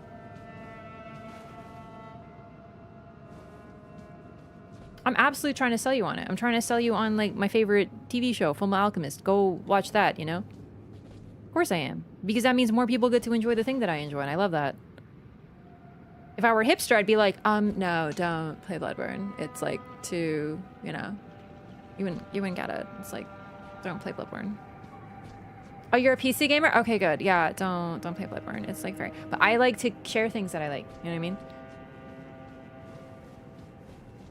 It's just like I don't really know what to say to that. It's like, of course, we're all trying to sell each other on things that we enjoy, but like hopefully it's like because we like it. Yeah. Oh my goodness! Welcome in, Raiders! Katie Rady, I freaking love that. Welcome everybody. That's a lot of Raiders. Hi! We're playing some Elden Ring today. I almost said Bloodborne. Oh my god. I can't stop thinking about Bloodborne today.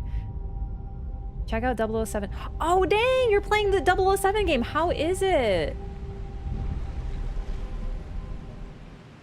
Katie, thanks so much for sending your community over. Appreciate that so much.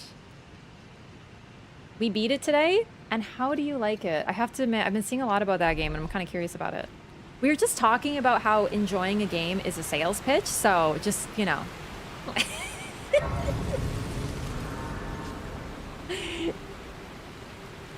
If you have to go after your raid, I totally understand. Very cinematic and well written. Okay, all right. Yeah, thanks so much. And Con, thanks so much for the gifted sub. I appreciate that very much. Enjoy your butterfly emotes. Can we get some donks to welcome the Raiders? It's Night Rain's birthday today as well, so we really need to get some love.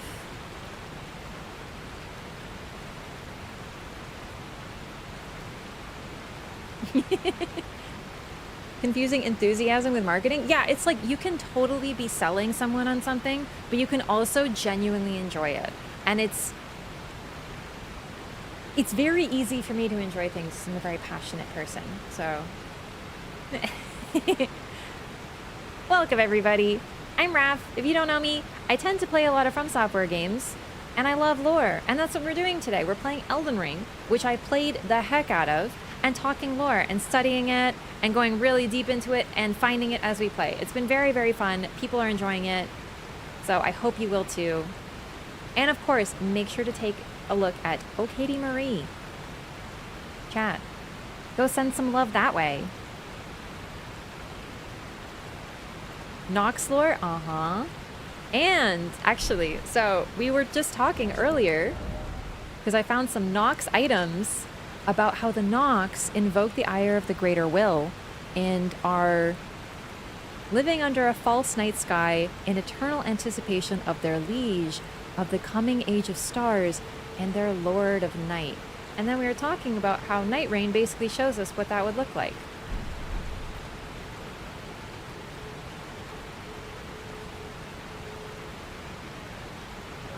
I know, I really like to play that 007 game. It sort of came out during the lore run. Do you know what I mean? Like, I'm all in on the lore run right now. You can't stop me. I'm loving it. Except for Night Rain. You can stop me for Night Rain. I've been playing Night Rain.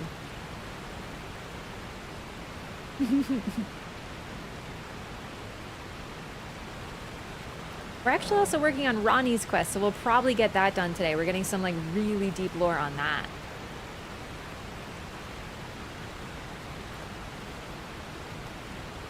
Personally, I just play games I enjoy. Yeah, like, I get that also, you know, but sometimes you don't know if you're gonna like a game until you start it. So that's what streamers are for. You watch a game. That's the thing. Like, when I play a game, of course I'm trying to sell you on it. I'm trying to sell you on watching the game. That's just like the nature of it. But also, most of the people here have already played Elden Ring. We're just here to yap about it some more. I'm not going to play Night Rain today just because of lore run, but we're going to be playing it on Tuesday. I've been playing it once a week lately. So, and I put up a video for its birthday. I had a lot of fun making it. Yeah, sometimes people watch me play a game because they're not sure if they're going to like it. And then they watch and they're like, I think I will like this. And then they buy the game. And it's my public service. All right, so we're now at the Noxtella Waterfall Basin. Let's talk to Ronnie and see what she has to say. She gave us like a whole lore drop about Empyreans last time. Even when I turned my back upon the Two Fingers, Blythe remained my loyal ally. Though he was created a vassal for an Empyrean, he was a colossal failure on the part of the Two Fingers. Blythe and E.G. both. Art willing to give too much to me, yet they both understand what lieth beyond the dark path, that I must betray everything and rid the world of what came before. Ah. Should I add thee to the list? Another one. Kind of heart. As kind of heart as they.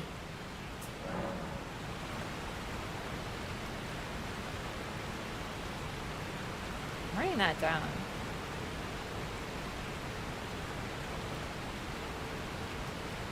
Rid the world of what came before is a very interesting phrase. What came before, she is a very interesting ending because she's not anything like any of the others. She sort of presents a reset, but a reset that is hard to understand because we don't get too much about her moon and what exactly it entails. But it's a path of sacrifice and something she's willing to do, and thus presumably is a good thing. People tend to see it as the good ending or the closest to good we get, and I think that's fair, but that's such an interesting phrase she uses. Also, Sam Against Streams, thank you so much for the sub. Welcome in. Enjoy your ad-free viewing and emotes. Can we get some Wraff Snakes and Wraff Donks in the chat, please? For the new sub, welcome. Thank you so much.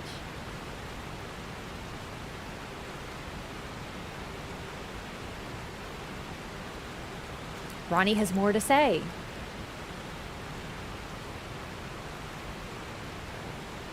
Let's talk about that a little bit more, actually, before we get the rest of it. She is very, here, affectionate toward Blythe and E.G. And it's funny, she calls them, well, Blythe, a colossal failure on the part of the Two Fingers. Because, yeah, instead of guiding her on the path and being a good vassal, like creation of theirs, he sides with Ronnie wholeheartedly, no matter what she does. Also, here we hear her say that she is going to betray everything. That Blythe and Iji and we are willing to give her too much because she is going to betray them. Now, this isn't a direct betrayal, I guess is what I'll say, because she's not sitting there. They all know. We all know what we're doing. Well, we maybe don't know. Like, the player doesn't have a full picture of what's happening here, but Blythe does and Iji does, and they both agree and follow her wholeheartedly. I don't think you could betray someone who knows what you're going to do. It's just, by her own words, it is a betrayal of them.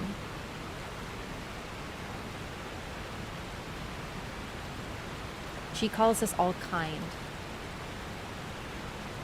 Talk to Ronnie. This form hath loosened my tongue. I've let slip too much. Forget what thou'st heard. Forget. This form hath Oh, little loosened baby my Ronnie. tongue. I've let slip too much. Forget what thou'st heard. Forget. It's an excuse. I don't buy it for a second. It's not the form. She's feeling affectionate. Celavis says that she pretends to be all, you know, tough, but she's actually very gentle-hearted. He is not correct about that, but he has a little bit of a point. What he fails to understand about Ronnie is that her being gentle-hearted doesn't mean that she won't fuck a bitch up when needed, and that's precisely what she does to him.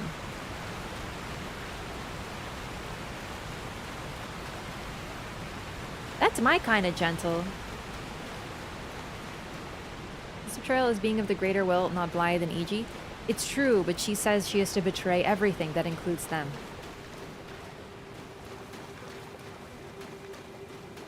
And honestly, I think that she would see it that way too. Because her path leads Blythe to become a mindless beast.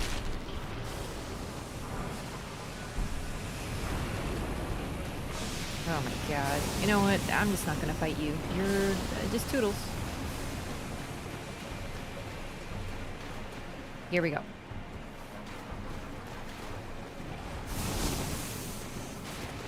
O Shadow, thou art the last. Tell the two fingers that Rani the Witch cometh to rend thy flesh with a fateful wound, ne'er to heal. I love Ronnie so much. She's like a baby doll in our pocket right now, and she's talking all this shit.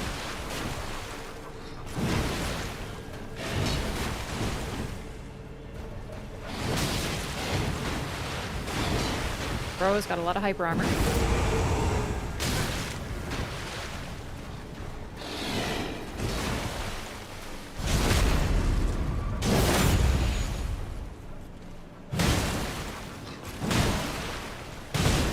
Beautifully fought. My thanks. 'Twas more of a challenge than I envisioned. Not really. Now I can finally stand before them. This is farewell, my dear. Tell Blythe and Iji I love them. I get shivers every time I hear it. Tell Blythe and Iji I love them. He also appears to be wielding Destined Death. Uh-huh. We've seen that color before.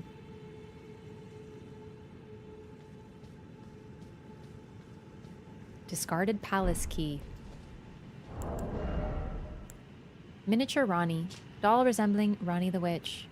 The chilliness is gone, feeling now like an empty husk. There is no response. Discarded Palace Key.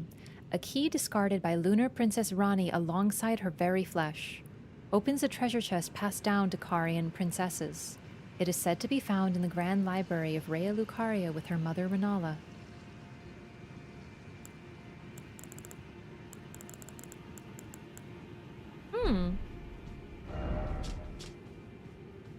I wonder what that is. Ronnie is so funny. Because that treasure chest, I didn't address it, but it's been there. I'm sure we all tried to open it a lot of times, kept going back to it, wondering what's up with it, and now we get an answer. I wonder what's in there.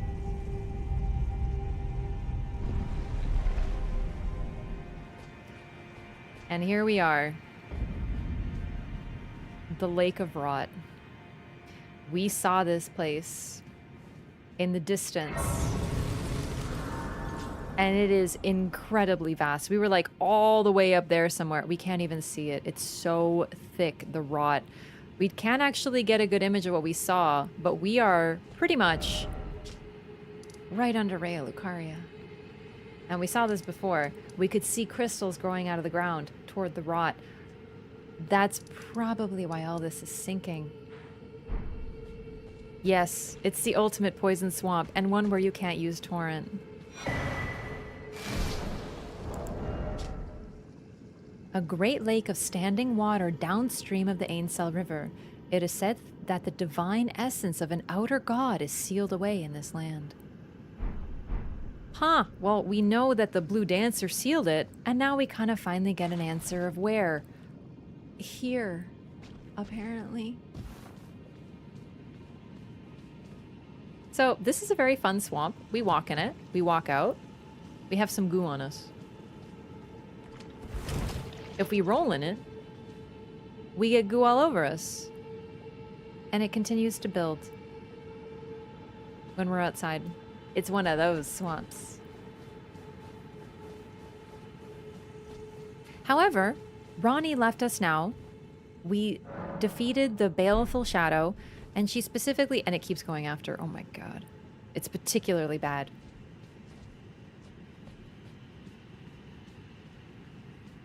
It's pronounced Wraff, like laugh. I'm assuming you're asking about my name.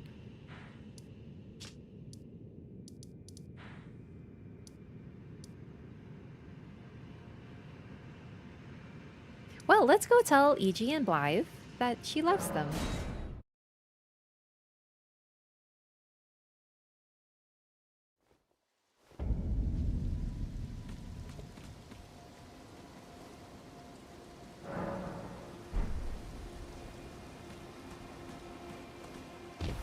Hey, E.G. Oh, there you are. Good of you to drop by. Have you heard? I did Lady forget to Rani talk to has him after departed this. on her journey along the dark path of the Empyrean, from Rena's Rise, as she calls it. It would not have been possible without you. As Lady Rani's war counselor, and moreover, her childhood warden, I express my deepest gratitude. You, and only you, were Lady Rani's true champion.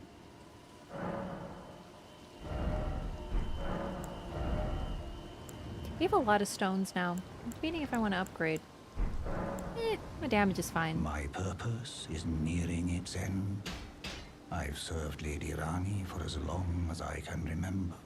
It has been a long and wondrous journey. Now Lady Rani is in your hands. I pray that you serve her well, unto the very end. Lady Rani has departed on her journey, along the dark path of the All right, Empyrean. not new. Now, Lady Rani, I pray that you... Well, that was really nice. Ronnie says that she loves you, E.G.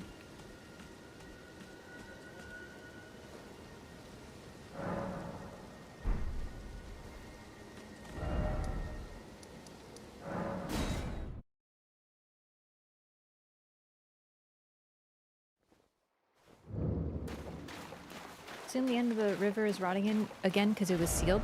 Yeah, it's interesting that he sealed the rot god under a lake, and the lake is rotted. I wonder if it's because river, like, water flows into it. But still, water also flows out. We'll talk about it, but it's the Lake of Rot is very interesting. Is this the way to... Yeah.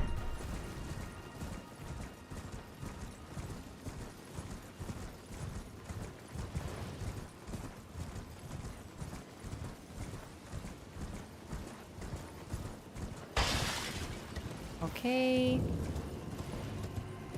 All good here. Okay. So not yet.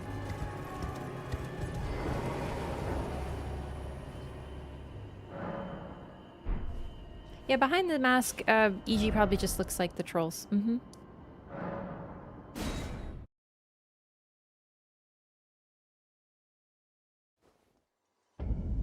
Okay. We're good. So next, we just go do Lake of Rot. I'm gonna stop by the round table hold real quick though. I was on an astronomer class because I really wanted to be prisoner, and you can get the astronomer gear really quickly. By astronomer, I mean astrologer.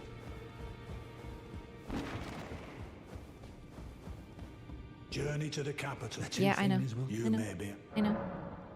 Wait. Also, we can actually get the remembrance of the Lich Dragon Fortisax. I forgot to do that. It's been a while since we've been back. Yeah, the astrologer class you can get in Liurnia, so like the lore is right there. It's very easy to get. Versus the prisoner garb, which I started with just because I thought the helmet was funny, is like super late game. That was my first character. What is it? My first playthrough was that character.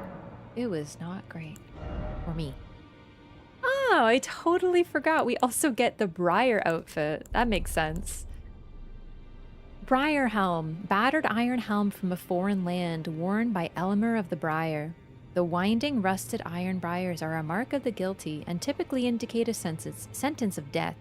They also cause this armor to deal damage when performing dodge rolls. Elmer murdered numerous instructors and merchants and was known as the Bell-bearing Hunter.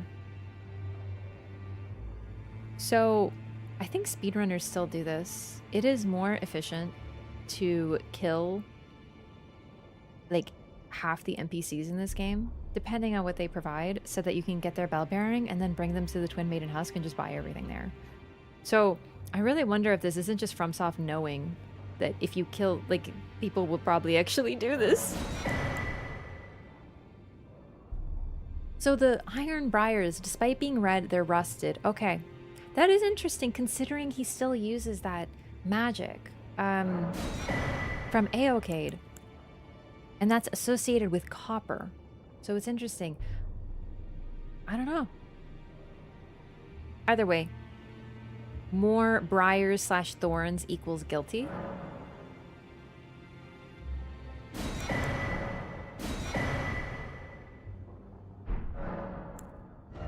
Okay. New Remembrance of Lich Dragon. Fortisax's Lightning Spear and Death Lightning. So this is really interesting because we get one that is his own use and one that is him having been corrupted, right? In the form that he took on as the Lich Dragon. Incantation that channels the power of the ancient dragon Fortisax. Creates 2 spears of red lightning and stabs them into the ground from above, one after another. On impact, each spear will burst into trails of lightning covering the area. During the War of the Ancient Dragons, these twin red lightning stakes were the hallmark of one ancient dragon who was called the mightiest Boulder Stone. That's probably why when Godwyn defeated, if he was the mightiest, right? If Godwyn defeated Fortisax and then befriended him, that likely would have been enough to create peace, because if Fortisax was that mighty, you know, it's like cutting the head off the serpent sort of thing. Presumably Fortisax was a leader, enough of one that defeating him and befriending him made peace. And then we have Death Lightning. Incantation that channels the power of the ancient dragon Fortisax, now corrupted by death. Strikes surrounding with a storm of death lightning, inflicts deathblight upon foes. It is said that this golden lightning was wielded by Godwyn, who befriended Fortisax. Ah, that's what it is. So you get one associated with Fortisax, one associated by Godwyn. Associated with Godwyn, and it makes sense because yes, this one is yellow. I wasn't sure, I forgot the description for this. I wasn't sure if it was yellow during the boss fight because it was corrupted and thus looks more like Deathblight, but no, this was Godwyn's lightning. When humans use lightning, it's yellow. Almost entirely. You can still obviously use red lightning spells, but the ones that were used directly by humans still seem to have been yellow. Generally.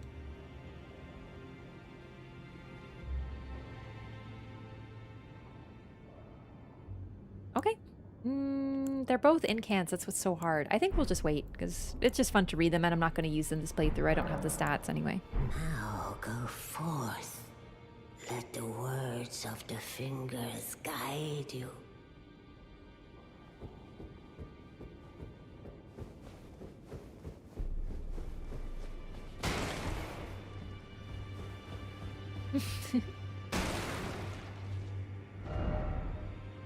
Does the Rot Outer God sealed it again after being defeated by the Blue Dancer? So yeah, that's what the story tells us, that somehow the essence of the God of Rot was sealed.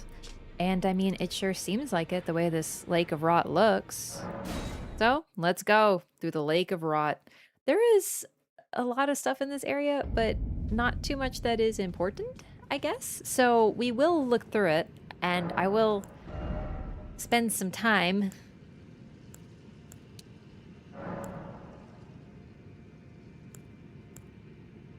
Do I want 60? I think it was 60 vigor is soft cap. If it isn't, I'll respec. It's been so long.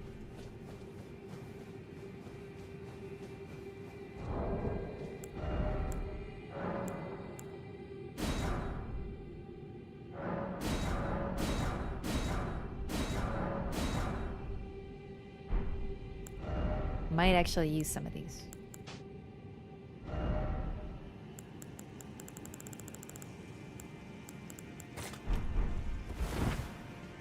Maybe.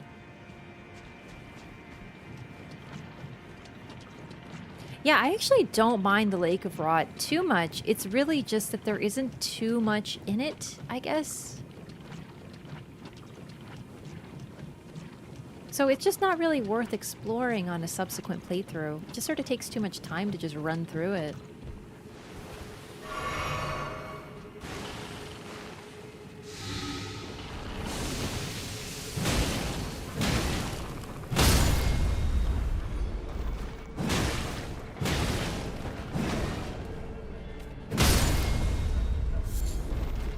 Aeonian butterfly. Huh.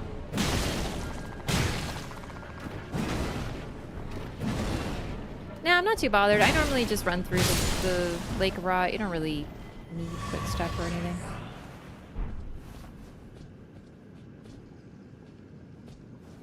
Also, if you took a look, there's some ancestral followers down here.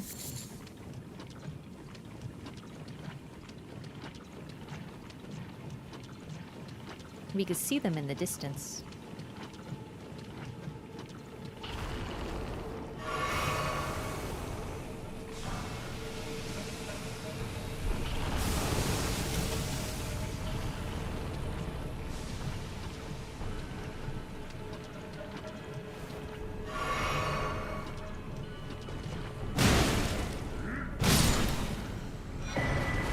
Ooh, the immunizing fur charm and the fur raiment.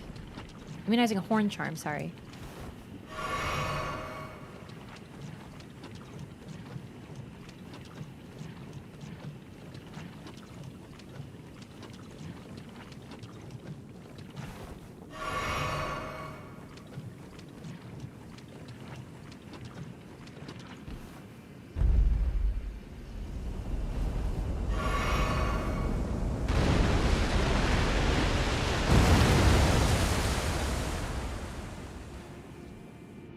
Oh my, what is that?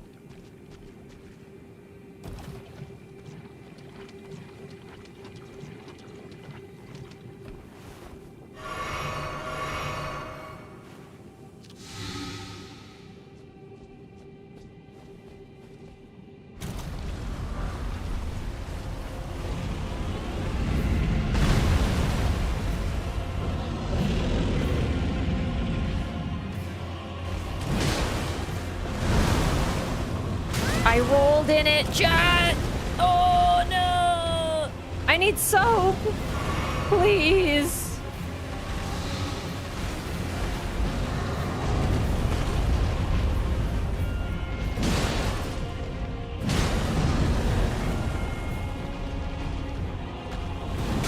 Really? Are you sure? I don't know how I feel about that one. Okay, that really should have hit me. Okay, fair enough. Oh no. Oh no, no, no. Yeah, not a huge fan of this fight, but it's because I don't really like Drox? Dragonkin soldiers on a good day? I like combine the names.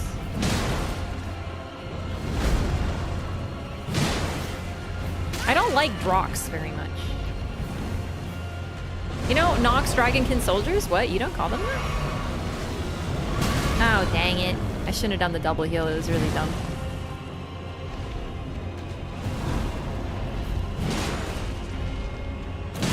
No, please. I'm out of juice and you're... Okay, it's fine. Probably. He freaking hit... Oh, you're stalling. You little sneaky snake. Look at him stall, chat. Get your booty cheeks over here. Perish.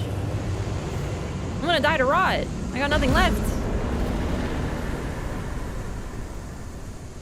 Just kidding. We got the dragon scale blade. All right, we got a little rest here, so let's read. We got the immunizing horn charm +1.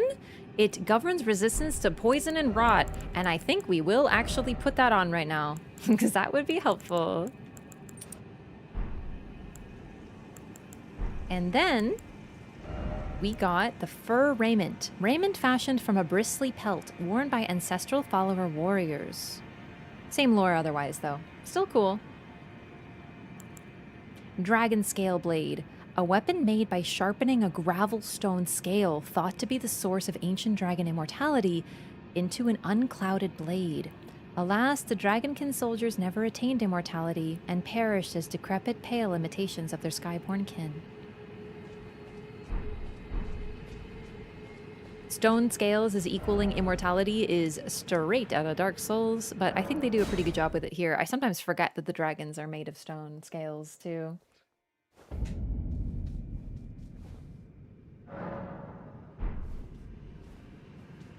It would be weird if there actually was much going on in a Lake of Rot. It's a good point.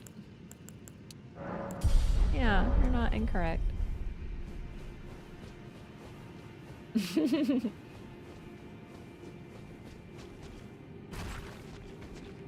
I am truly shocked that went as well as it did.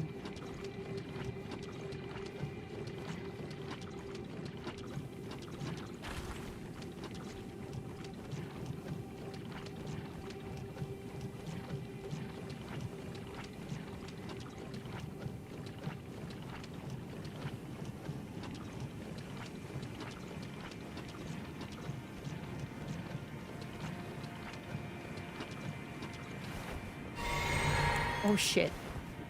I was on the wrong flask. Oh my goodness.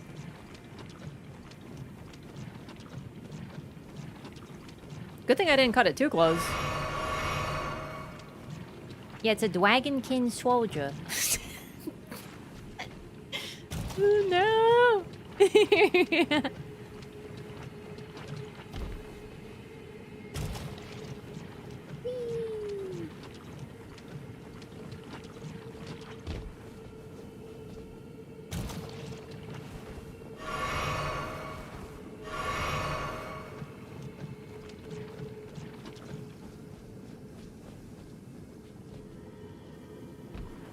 Please, don't waste my time. Okay, give me. Thank you.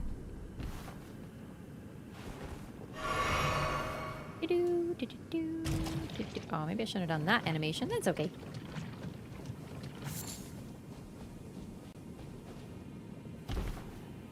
Yeah, I like the Dragonkin soldiers. I don't, I just really wanted to say it again. Hey, saying dragon walk is hard, okay? Jumpies. Grabbies. A mushroom crown! Talking's hard, Chad. Alright? I do it professionally, but it doesn't mean I'm good at it. It's very hard out here for a gamer to be silly. Actually, it's very easy to be silly. And whimsical. Why did I come up here again? For some reason I thought there'd be something here, and then I'm like, there isn't. Okay, we go.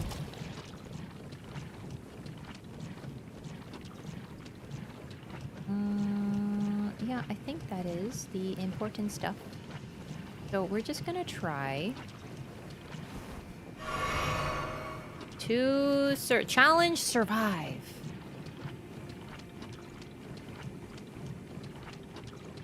Eh. Oh, a shiny? Oh dang, I missed that.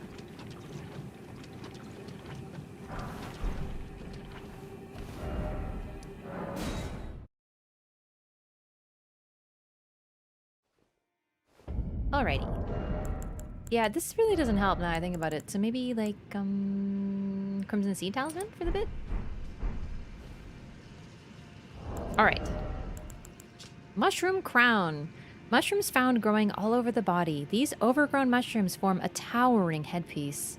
Raises attack power when something nearby suffers from poison or rot. Long ago, great lords served the scarlet rot. Perhaps such fungal bodies served as their crowns.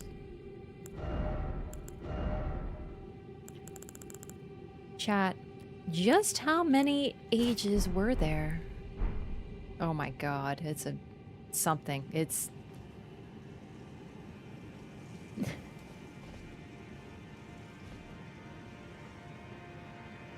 covers our eyes. Definitely notable. A lot of eye covering. Same with the Night Maiden Twin Crown.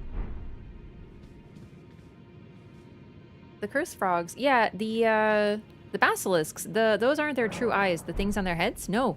They got little eyes on their real faces. Those are more like weird jiggly bits.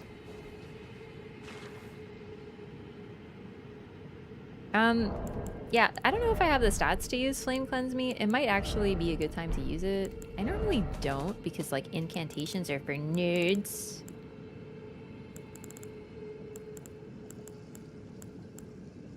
Well, Faith. No, I can't. I don't think I can. No. Even if I wear like all my stuff, I don't think I have enough. Let me see. Maybe I wear Faith? Yeah, and then that gives me 11. Okay, alright. And then we take off Radigan's Sword Seal. And put on Marika's Scar Seal. And we get enough. And then we can cast it. Yes.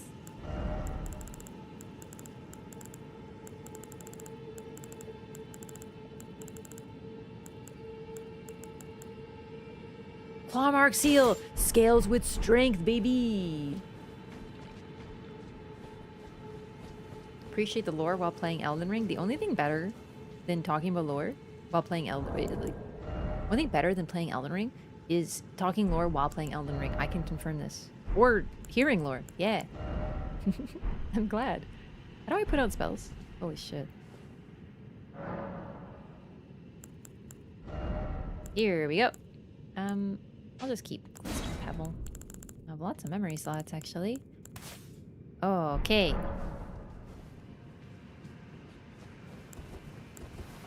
Let's freaking do it.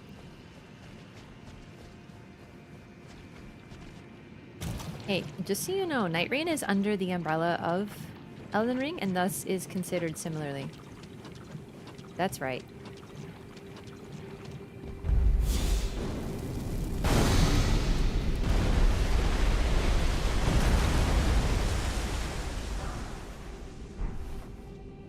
It's still Elden Ring, Night Rain. I love Night Rain.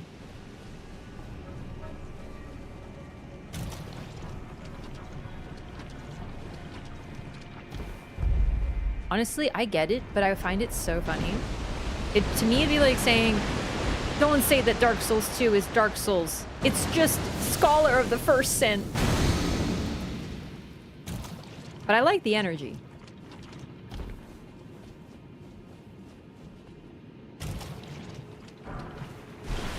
Oh my god, that actually gave me a little startle.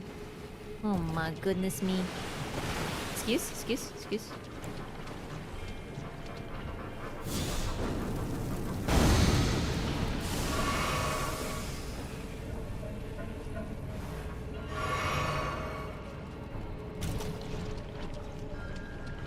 Aren't these basilisks the only way to farm Aeonian butterflies? I did notice one dropped one, but I don't know because I don't farm for things. So.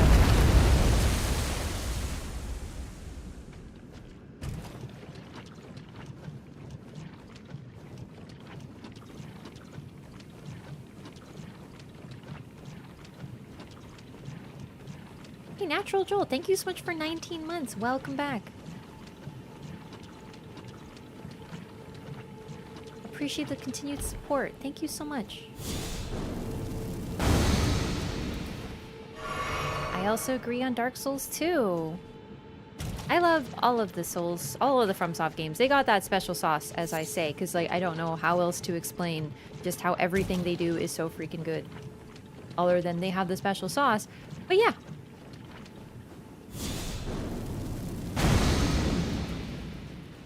Dark Souls 2 is my favorite of the 3 Dark Souls games. Nomadic Warriors Cookbook 22. Rot Pot, Rot Grease, Drawstring, Rot Grease. So, worth pointing out that these ruins are of this dynastic... what do you call it? This ancient dynasty that we don't really know too much about other than they were here, they built a lot of things, and now are gone.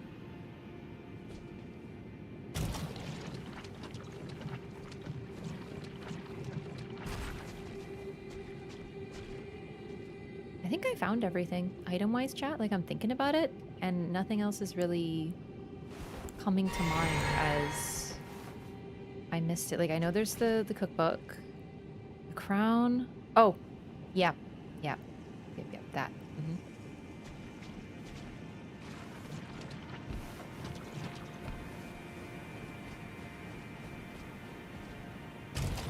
Almost.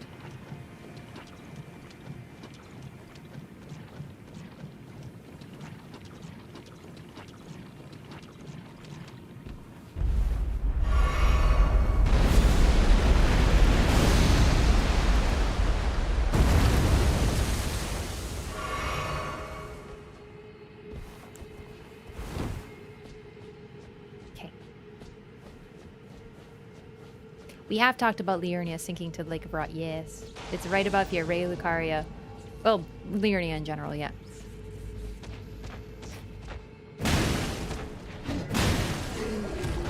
Alabaster or Onyx? I don't know. Hopefully we find out. Thought it was Alabaster. Okay. The Alabaster Lord's Sword. So... once again, these are the ones who taught Radon. Greatsword forged from a blue-white meteoric ore. The blade conceals gravity-manipulating magic. A weapon unique to the Alabaster Lords, a race of ancients with skin of stone who were said to have risen to life when a meteor struck long ago. Unique skill, Alabaster Lord's Pull. Thrust the armament into the ground to create a gravity well. In addition to dealing damage, this attack pulls enemies in, has a greater area of effect than Gravitas. Okay. What was the... didn't I get the other sword? The sword of the... Onyx Lords? The problem is... there it is. Onyx Lord's Greatsword. Golden-hued meteoric ore. Golden hued, blue-white hued. Hey, Blur! Thank you so much for the Prime. Welcome in. Thanks for choosing as your Prime here, and enjoy your ad-free viewing and emotes. Welcome! Lone Ancestor Spirit in this Lake of Rot? Right, yeah. There's a lot of trees around here, so presumably there is something for him to worship. We have to remember that the ancestral spirits tend to hang out in ruins like this entirely, almost entirely. Yes, they're looking for buds, but presumably this one was looking for buds down here. He's the only one left. I also think it's just like a signal like, hey, this guy's special, kill this guy. Because if you kill him, he will drop something for you, and he does. You know, just like, why is this guy like just alone here? That's weird. Oh, special drop, gotcha. Hey, Jev! Also, thank you so much for the subscription. Welcome in. Appreciate that very much. Thank you for choosing to support the stream. Enjoy your emotes and ad-free viewing. Welcome. Let's get some donks. Let's get some hype in the chat. Some Night Rain-based hype. Thanks so much. Seriously. Welcome. Okay, so the reason I'm so excited about the Alabaster Lord Sword, in general, lore, but... what's very cool about this one is I've been thinking a lot this run about the Alabaster and the Onyx Lords. So they're a little, well, they're a little weird, right? Like, we don't get that much lore about them, really, and their motivations are very mysterious. We just don't know that much about them. However, the Alabaster Lords specifically, we don't even know the relationship between Alabaster and Onyx. Like, were they opposed? I think yes. And that's based on this run. That's one thing we've been looking at today. Hey, also, thank you so much for subscribing to the channel. Ooh. Maybe.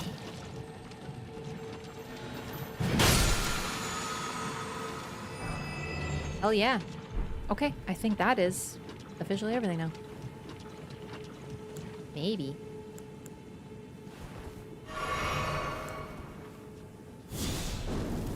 Okay. I've been looking into the Alabaster and Onyx Lords this run in particular because I'm super interested in them because they're so mysterious. What is their motivation? Were they opposed to one another? What exactly are they doing? They show up in kind of random spots and are really easy to forget. However, they fulfill, at least the Alabaster Lords, fulfill an extremely important role in the lore that is often, you know, sort of ignored. They taught Radon. That's where he learned his gravity sorcery. And the fact is, Radon, well, there's a lot about him, right? He's very popular. He's got a lot of well-known lore, and a lot of it is he's super OP. He held back the stars. He has this horse named Leonard. Of course, when we're talking about some really huge tidbits like that, this legendary, super cool figure who's this demigod, we're gonna kind of, the Alabaster Lords are gonna fall to the wayside. Like, okay, they taught him, whatever, who cares? Who cares who his teacher was? Well, that's the thing. Why exactly did Radon, who went to school, and I know I talked about this, but this is sort of another moment to reiterate it. Radon went to school to learn so he could ride his horse. That's really it. He had a small little horse that he was very fond of, named Leonard, and he wanted to ride that horse into battle, but he was too big for his tiny horse, so he learned gravity sorcery so he could ride it. That's why he went to gravity school, right? And it's like, hang on. So he went to gravity school. Okay, no, it's cute. But then when he left gravity school, he said he wants to conquer the stars.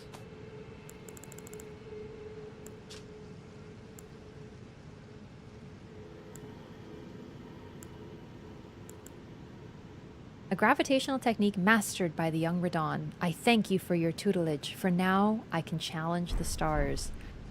Yeah, I talked about this, but that's a huge change. So, hang on. He went to school and he came out wanting to challenge the stars. I think that the role of the Alabaster Lords in motivating Radon to do that is very sort of underappreciated. And the fact is that Estelle, well, I guess we'll let him speak for itself. But yeah, why would the Alabaster Lords be interested in pulling in stars? Because that is what they do, and that is what Radon does. Because yes, he freezes the stars, but first he challenges them, and his means of doing that is pulling them in. Because the difference between Alabaster and Onyx Lords is that Onyx Lords push, that's their sorcery, versus Alabaster pull. Other than that, they're the same. So Alabaster Lords taught Radon to pull the stars in so that he could challenge them. And they were clearly interested in him doing that. Now, why? Well, perhaps it's because they need the material to make their weapons. Perhaps they search for the chunks of gravity magic. Maybe they need it. But basically, while we can't fully know, I think it's pretty clear that they're the reason that he did it in the first place. I might die here. These enemies are awful.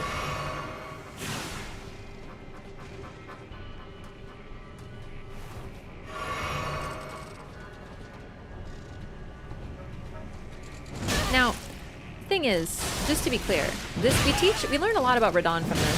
First of all, in my opinion, one of them is something that already fits with his character, and that is that he likes to fight, but he has no enemies to defeat.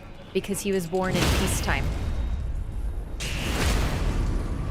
So I find him very comparable specifically here to Vendrick in that he is someone looking to prove his strength, and he's known to want to fight, and he idolizes someone whose main claim to fame is Godfrey defeating absolutely everyone that he ever fought and just conquering everybody, like defeating them, and thus proving his, you know, that he was right. So what does a guy do when he's born in an era of peace when there's no one to defeat because your idol already defeated them? Well, you look for an enemy. And the Alabaster Lords gave him one. Oh, Radon, you are very good at gravity sorcery, much stronger than any of us. We might have an enemy that would challenge even you. Not like we're gonna get anything out of it or anything.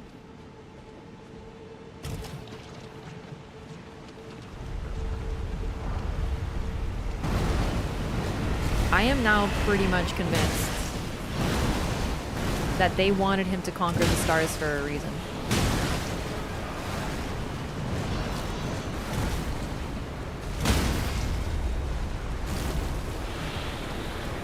The fact that one of them is down here too is really interesting. If they're looking for meteors, I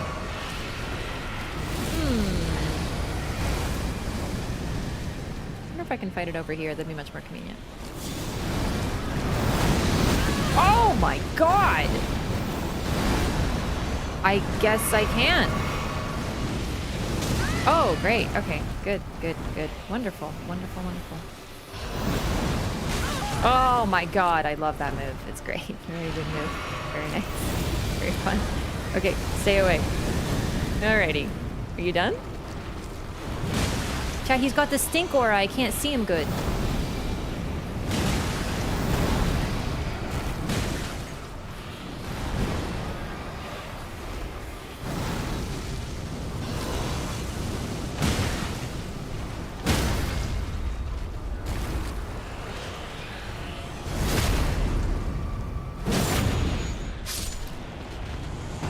And just to be clear, when you're using the phrase useful idiot, I think that is not necessary. It's not what I'm trying to say, because he was being used, but he was happy to be used because he's also getting what he wants out of it. And I think that's very important, right? He wants to fight people. That is his whole thing. He wants two things. To be, well, he wants one thing. He wants to be like Godfrey. Godfrey is known for two things: fighting everybody and defeating them, and being Elden Lord. So, if someone gives him a target, it's what he already wants. He is also very stubborn, and we know this because of Leonard, his horse. I'm sure a lot of people are like, Radon, why are you going? Like, just go get another horse. Like, go get a war horse. Like, why are you bringing this dinky horse? Like, go get another horse. And he was like, no, I'm not going to get another horse. I'm going to gravity school so I could ride my horse. Bro is very determined. In other words, if you can't get him to get a new horse, which is the most logical thing to do, if he would rather go learn an entire type of sorcery rather than give up his horse, he's not the type of guy that's just going to, you know, be easily led. In other words, he's easily led only if it's what he already wants to do. And I think this fits his character as well. He wanted to fight. He found a target. Interesting, a tree spirit is here of all places. Yes, yes. So we were talking about the Alabaster Lord, Radon, whatever. But yeah, I fought one of these ulcerated tree spirits. They are always around tree roots. There was also a shaman here. Sorry, not a shaman. The ancestral follower, warrior. Also, I love this, by the way. Look, water is clean. Dam here. The water is stagnant. And awful. And then it flowed through here, too. This is the most intact of these ancient cities we see. It's quite striking, even though it's covered in this, like, you know, rot fog. It makes it a little bit hard to see.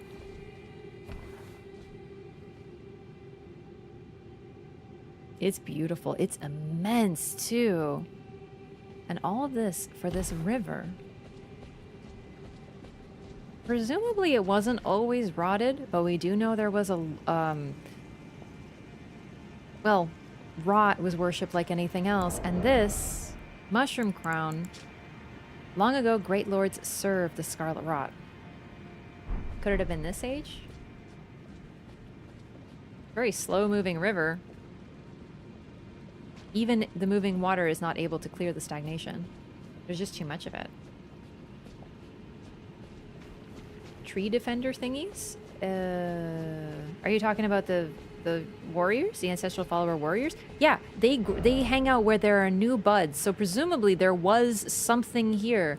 Perhaps underneath here was a golden seed, like a proper one, because the ulcerated tree spirits always drop them too, yeah. Hey, you know all this stuff? I play this game a lot. I read. Yeah. This is how. You're kind of seeing it here. We're looking at this. We're studying it as we go. Everything I've talked about is stuff that we've shown by playing through the game.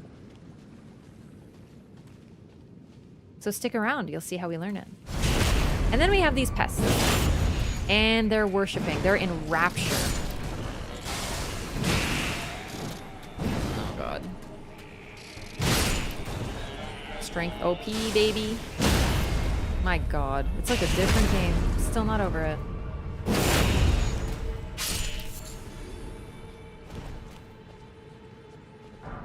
Whatever this was, it is now a central place of their worship.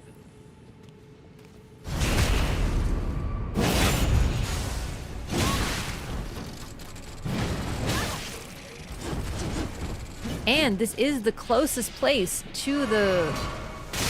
Ugh! Ancient God of Rot.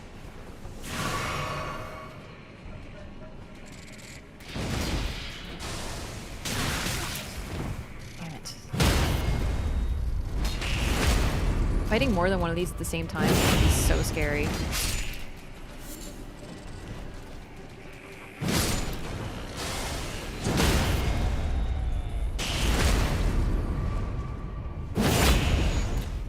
Certain plants can still grow unaffected by the rot, like the ghost glovewort and dew herba. The ghost glovewort is associated with ghosts, which might have something to do with it. It's like they grow from the ash or something like that. Well, not really. That's not necessarily the exact verbiage. Let's show it off. Blooms and catacombs, each a soundless bell used to summon spirits. So it's more like spirits flock to them.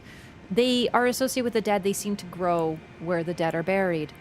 And yeah, there's some here. So this was apparently a catacomb for the people here. And looking at this, it looks like people were worshipping here too.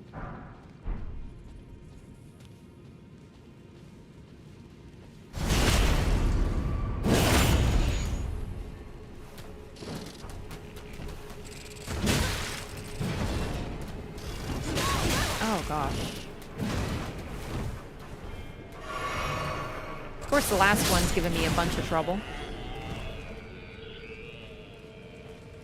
So, the pests were spawned when the rot began. And they grow in it.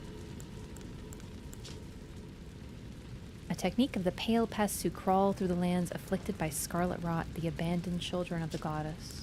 And then we also happen to have the pest clave, which is really helpful. Lucky RNG drop.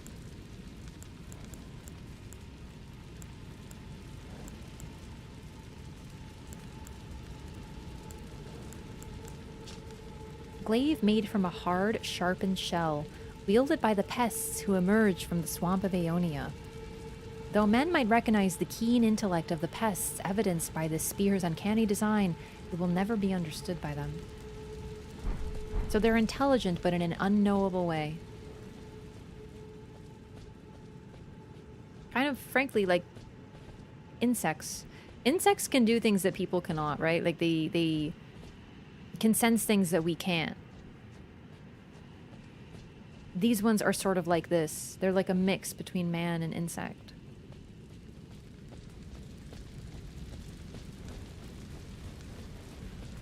We've already read that, but I want to reiterate it because here, all of them were worshipping. Also, it specifically says that they spawned out of Aeonia. The swamp of Aeonia being sort of specifically this area. And yet we see them here. Melania did not bloom here. The essence of the god of rot is sealed under here. How long ago was that? These guys have been here. This is the Grand Cloister. Was this always a place to worship the rot? Or was it, you know, co-opted by those who came after? I definitely think the latter. Probably co-opted. But at the same time, there is those who worship rot. And look at this place. It's the most intact.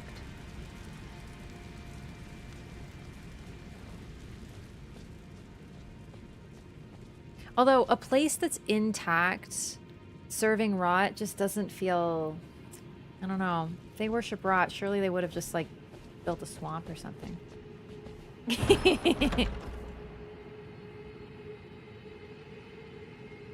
But yeah, these pests were likely here first.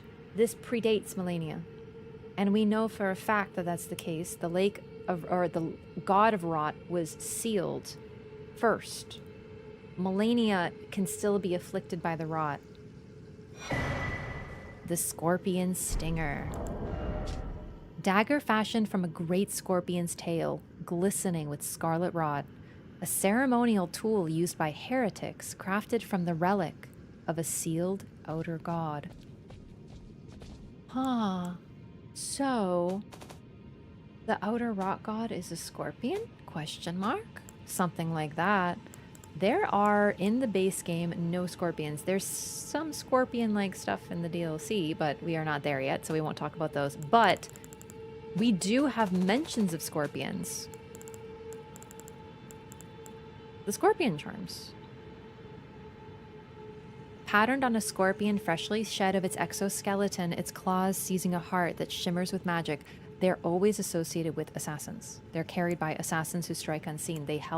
They make you more vulnerable to damage, but raises a specific type of power. Each and every one of them is a scorpion. Other than that, I don't think there's any scorpions mentioned other than this. This is a relic, a ceremonial tool sequestered here.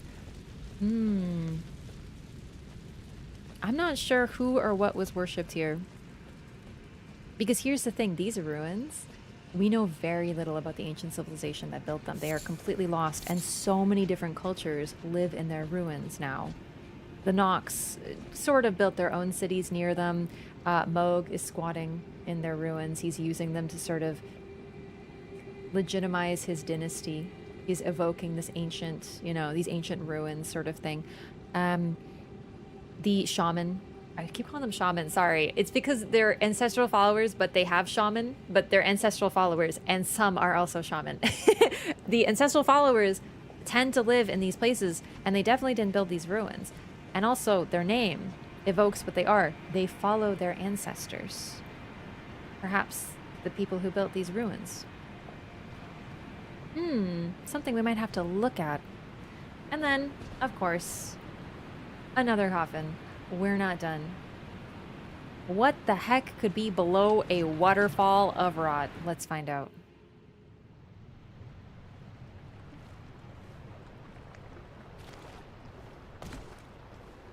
Yes, how could Melania get cursed by the god of rot and also taught by the man who... Well, actually, there is an argument to be made that her teacher sealed the god after meeting Melania. But he became... I don't know. Let's look at this. We'll talk about this in a second. And there we go again, off the falls.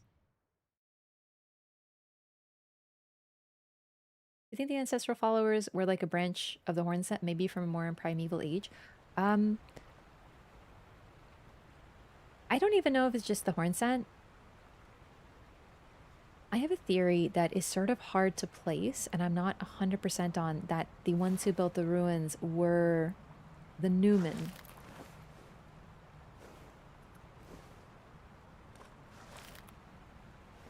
And at the time, things were a lot more conjoined. So Newman and Hornsent being separate and different wasn't the case. So possibly the ancestors they're following are just the ancestors of everybody when people were more combined.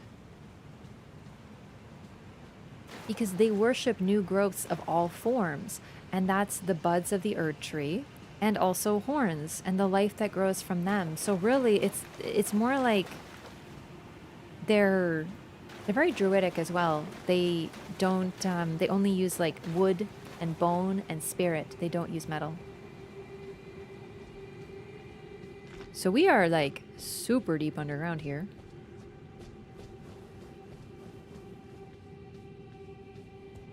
We get these really cool glowing mushrooms. Oh, and actually, it's like droplets. These look really similar to those, oh, these are more like teardrops. The Nox have these like beaded things hanging from their chandeliers in like Nokron and whatnot. And I remember looking at them. They look like the bubbles of these folks.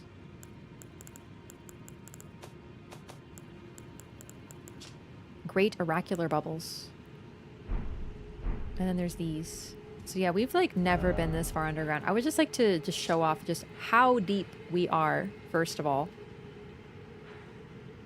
Because first we were underground, and then we took a huge elevator down. Okay, we're below. And then we took a massive waterfall down. Okay, we're even deeper. And then we went through here and yet another elevator down from Noxtella to the Lake of Rot. Then another waterfall. We are insanely deep underground. What the heck are we doing here? What is down here? Let's find out.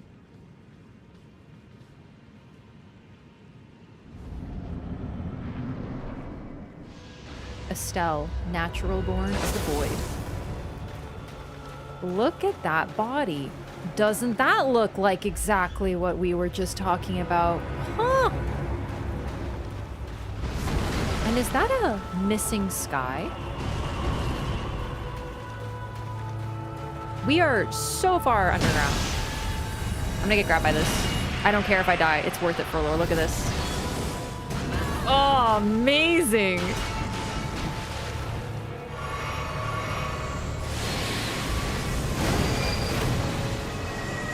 And it's gone. This is...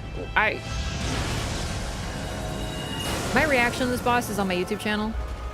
And it was basically me going like, oh my god, it's so bloodborne, oh my god. And that's, yeah.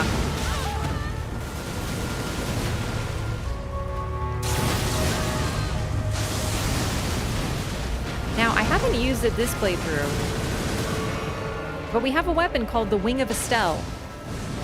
And if you're taking a look, it's literally this creature's wing. And its Ash of War is this. It's called Nebula.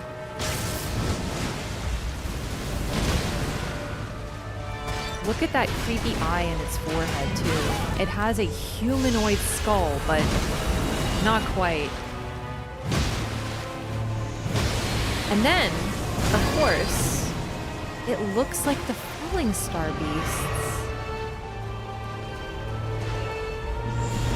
Oh god, oh god, oh god, oh god, oh god, oh god, oh god, oh god, oh god.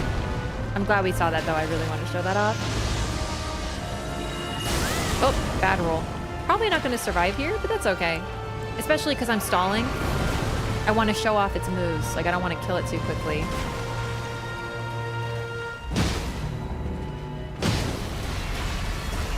Oh, this is sick.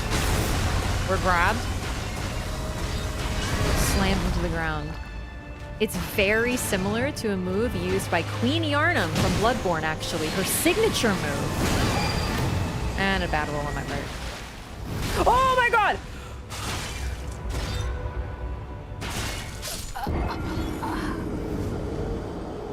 He does that too. Very worth showing off. Very much so. He's very clever. Sneaky. Teleports behind you. He literally nothing personnel kids you. Man, I haven't fought him in so long. Because I normally just fight him in Night Rain, right? So I totally forgot he does that. Oh, that was sick. Okay, so that's the slam grab, the teleport grab, the regular grab, tail slam, nebula. He hasn't done the gravity slams, but like we see those in Night Rain. I feel like we've seen most of the important moves. We've seen the huge like channel meteorite spell. Oh dang it. Lost my rhythm. Where's my runes? Oh my god, okay, you're doing another one. Where are my runes though? Zavishan, thanks so much for the prime. I hope I said that right. It was like, okay, now I can't dodge anything. That's fine. I already dodged all these, and now I can't. These things happen. Eh. Where are my runes? I did want those back. There they are.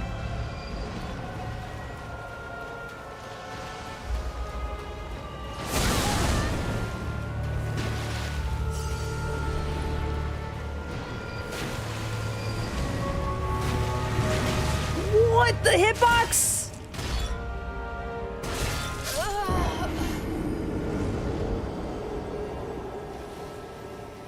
That was a FromSoft hitbox if I've ever seen one.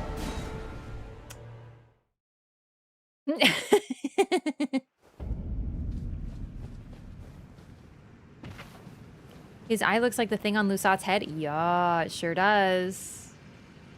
Yeah, thanks so much for 5 months. Welcome back. I appreciate that.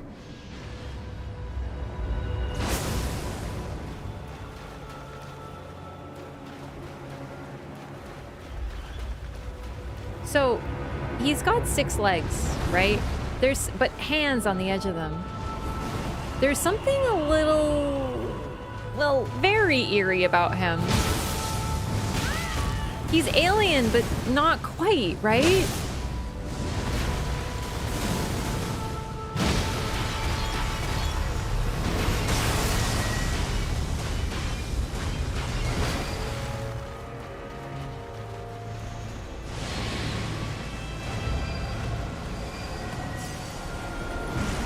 Also, natural born. Whoa, creepy. Where is he? Well, okay. How would I put this? He's a bastard.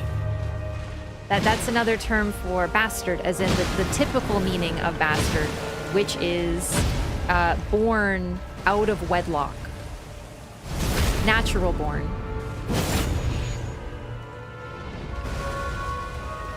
Of the void.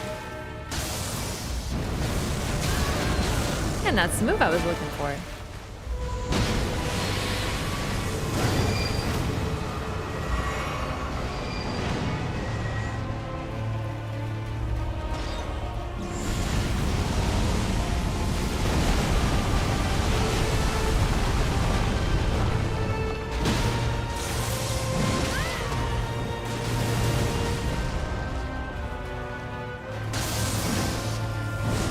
It's almost like something is imbuing a skull, right?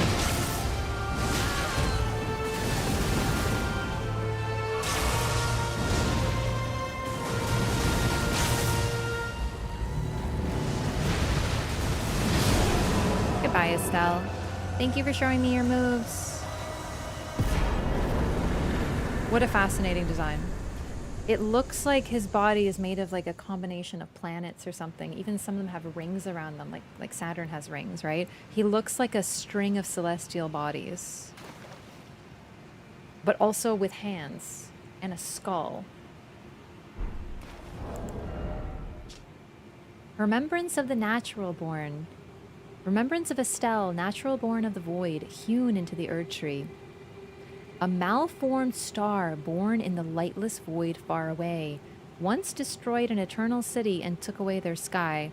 A falling star of ill omen.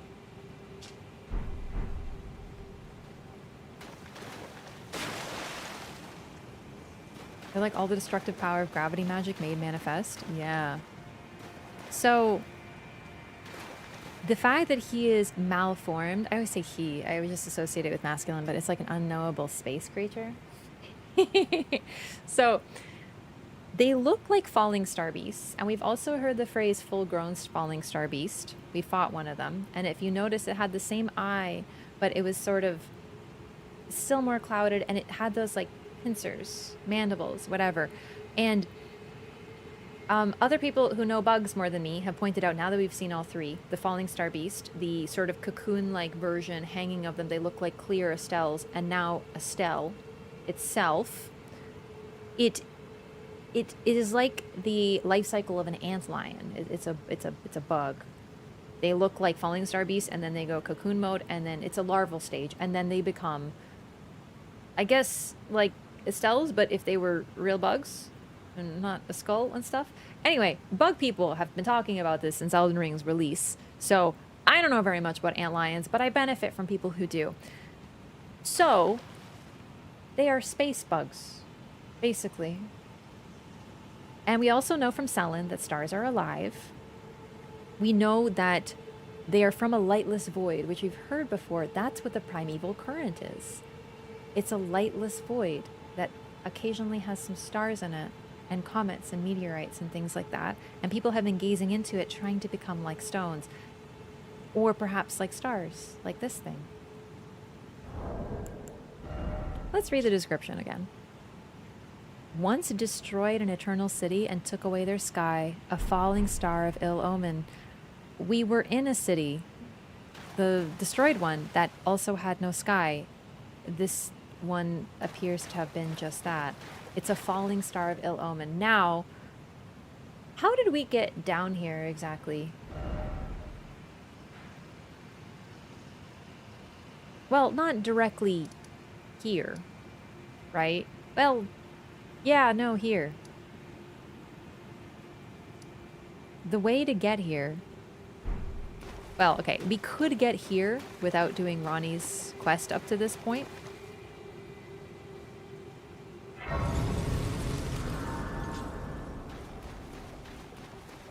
This was likely Ronnie's fallen star. Or one like this. Examine seal. You cannot proceed without a ring of oath. A ring of oath? Like a ring of promise? Like a promise ring? A strange thing to need. Like an engagement ring? Huh, where could we get one of those, I wonder? Oh, well, Ronnie did give us a key. Let's go see what's in that chest. Side note, I think this is one of the arenas where we fight the ancestor spirits. Yeah, thank you. It's the same arena. We also sort of get there in a similar way. We're transported into it. And the thing about the ancestral spirit arenas is we always go there via like teleportation. We touch the body and we're brought to the resting grounds. It's as if that is the resting grounds for perhaps the ancestral spirits, but there's no bodies there. It could just be FromSoft's clever reusing, really, but it's still notable because all of those ancestral spirits, we fight them underground. They have the same arena. So yeah, absolutely. Renala's here. Let's see if she has anything to say. Thou, art thou now assured of thy want to be born anew? Be not alarmed, nor afeared. I would birth thee. Do you remember Ronnie's body? She had gemstones like this. She had, in fact, the same scarf, shawl, hood.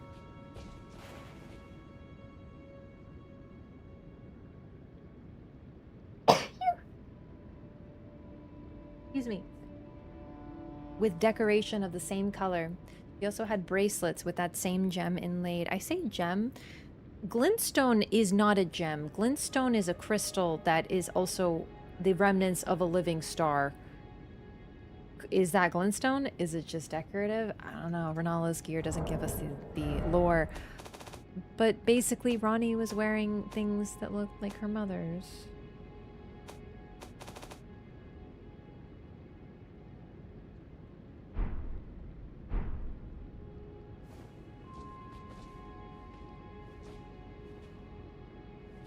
You have the same brooch. Yeah, it's on her bracelets. Ronnie's are different, but the same color, yeah. Okay, so this treasure chest. We've just been ignoring it because, you know, we can't. Dark moon ring. Oh, what now? Ring depicting a leaden full moon, symbolic of a cold oath. The ring is supposed to be given by Lunar Princess Rani to her consort. Rani is an Empyrean, meaning her consort would by rights earn the title of Lord. A warning is engraved within. Whoever thou mayst be, take not the ring from this place. The solitude beyond the night is better mine alone. Beyond the night.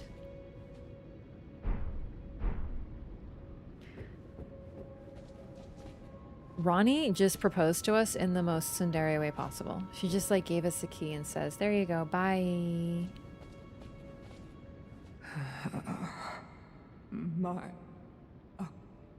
friend,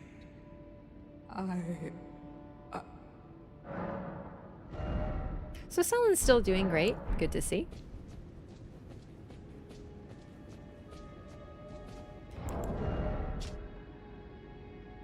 It's the a cold oath, a leaden full moon. So it depicts it as a full moon, of course, but leaden and cold. That's so romantic. Imagine someone proposes to you and they get down on one knee and then they give you a key and then they vanish and then they go open this key. It's in a secret chest and you go in and then it's like, hey, don't take this ring. I should be alone. The worst engagement ever.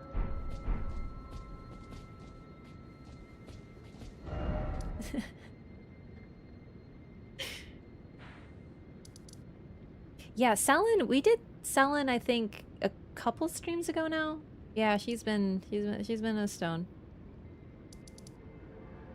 They gave you chores. Yeah, let's go visit some characters because I don't think it's I'm just eyeballing respectfully.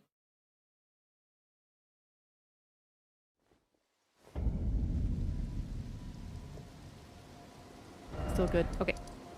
I'm gonna go use the remembrance, or at least read the remembrance items for Estelle, and then we shall continue, because now we have a ring of oath, and we can proceed.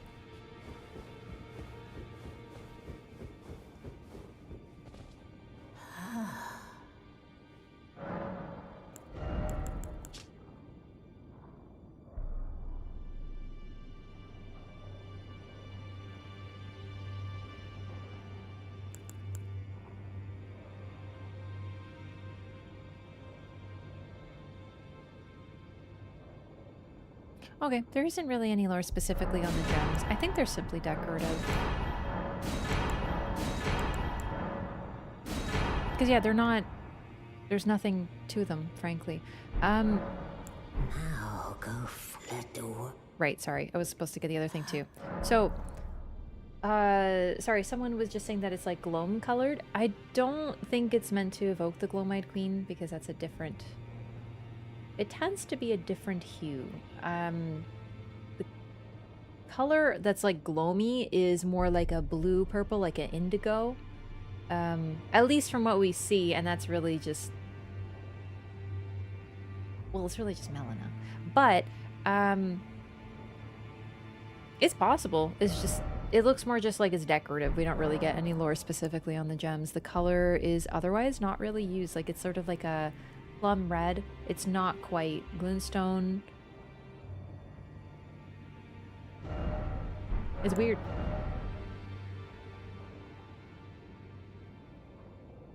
Here we go. Remembrance of the Natural Born. Ash of War, Waves of Darkness. And this is what Estelle did. Waves of Darkness. Grants an armament the magic affinity in the following skill. Waves of Darkness. Plunge armament into the ground to release 3 waves of darkness. Follow up with a strong attack to swing the armament in a sweeping strike. Or the Bastard's Stars. Now keep in mind, natural born equals bastard, right? Flail, which deals magic damage, having been imbued with power by the remembrance of Estelle. Formed of the same many-colored star debris that comprise the form of the natural born of the void. Unique skill, Nebula. Imbue the natural-born stars, and also they use bastard stars versus natural-born stars there. Do you see? They mean the same thing, so they use different phrases, right? Imbue the natural-born stars with magic to perform a sweeping strike. This attack leaves a dark cloud of stars in its wake that lingers briefly before exploding. Now, you saw what Estelle was doing. It has like a purple, and then it explodes. That's very similar to the attack that the Graven Masses use on you. Now go forth. It's like star debris. Let the words Yeah. of the fingers guide you. It's like a mini galaxy. Yes. Nebulas are cosmic. They're made of various things. Most of what I know from nebulas is from Star Trek, which isn't the most scientific, but it's kind of scientific. I just know you're not supposed to go in them because they like are damaging, and you can hide in them sometimes though, and also there's coffee in them. But anyway, other than that, they can over time, like a ton of time, become stars if they're like compressed. That's like what stars are made of. They're made of various thingies, and then right? Pretty much. So Estelle is apparently a star, but a badly formed one. Malformed. And we also know of other stars. One of those stars is the Elden Ring.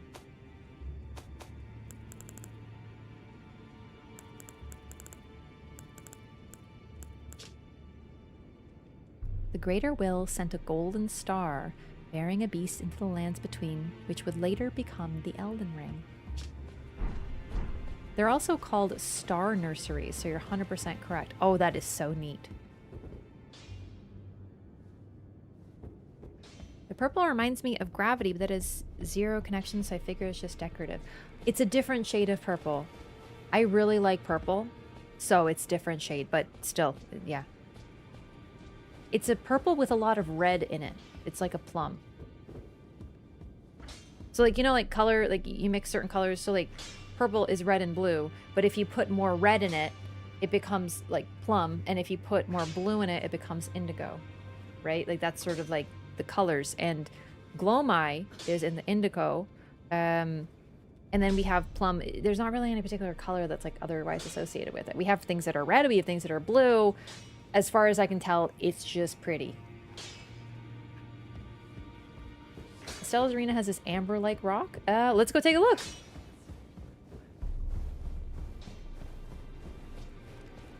Wonder if Estelle's are fully separate from the Greater Will. Yeah, I mean, like, they seem more like badly formed space bugs. Yeah.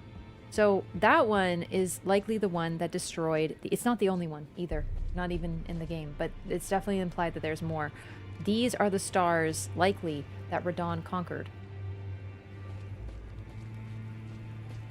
I also think it's interesting that a huge crater hits Nokron, and that allows us to access it. And then at the bottom of that crater, if we follow it along all the way... Yeah, sorry, my mental mapping got messed up. To get to Nokron, and to get to the Deeproot depths, and to get to all of this, we need to kill Radon. Yeah.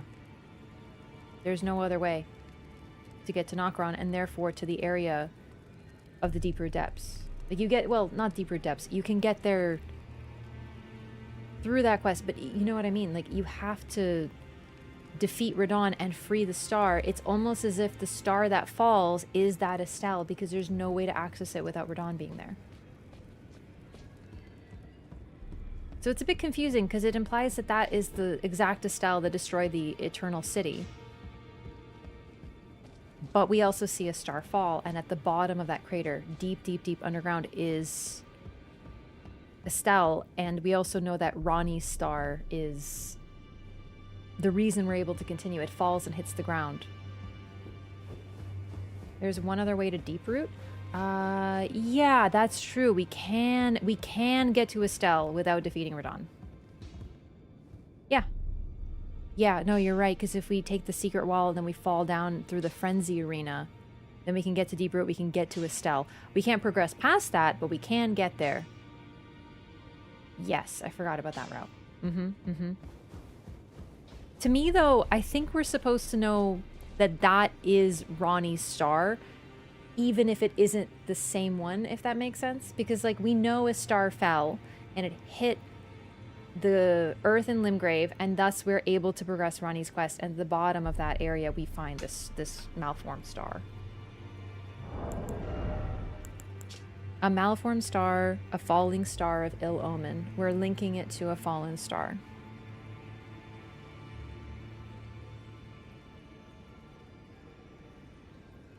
If I recall correctly, an early version of Verdan's boss fight had Estelle as phase 2.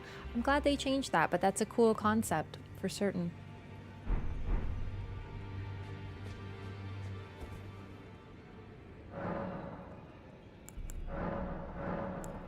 Five golden seeds to increase your number of flask uses? Oh my goodness, it's so many now. I think that's perfect. What's the max, chat? Are we at max? I always forget how many is max. Is it 14?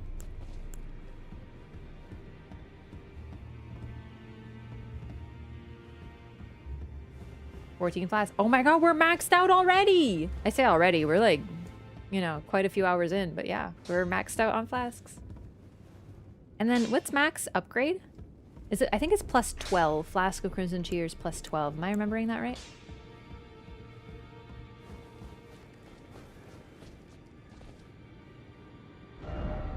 Let's go visit Nefeli.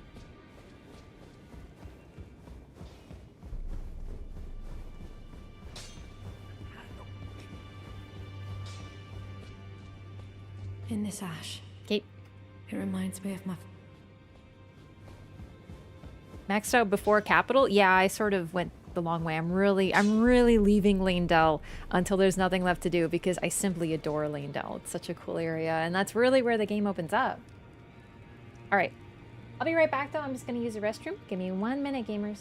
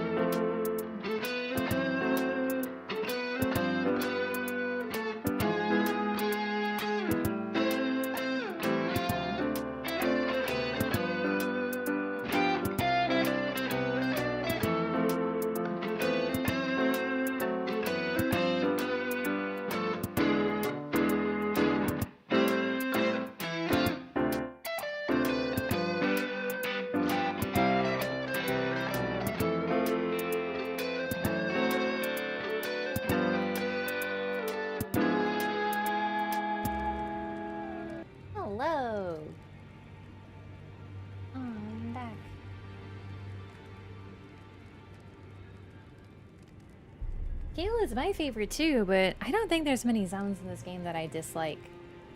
I guess that's my trade-off. Wonder if the skull is part of its biology or just an adornment helmet. I definitely think it's part of the biology. It's a good question though, because so insects are really, really interesting because when they change from a larval to an adult stage, they can change like really, really, really extremely. Like caterpillars famously becoming butterflies. Like they literally, it's crazy. They are a caterpillar. They go into a cocoon and they pop out completely different. Famous symbols, transformation, whatever, whatever. What comes into what enters a cocoon is not what comes out. Moths, same thing. There's a reason the cocoons are always used as like extreme transformative symbols, right? And the antlion is similar. It has this phase where it just becomes something different. So it's not unusual that the forms can change so much to the point that one of them has a whole skull, which makes it look very humanoid. It's very creepy. They're like human bugs. But the thing is, that's not even weird. We already have human bugs in this game.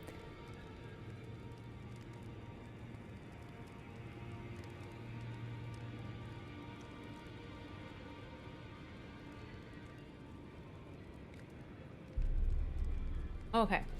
Oh my god, I was really thirsty.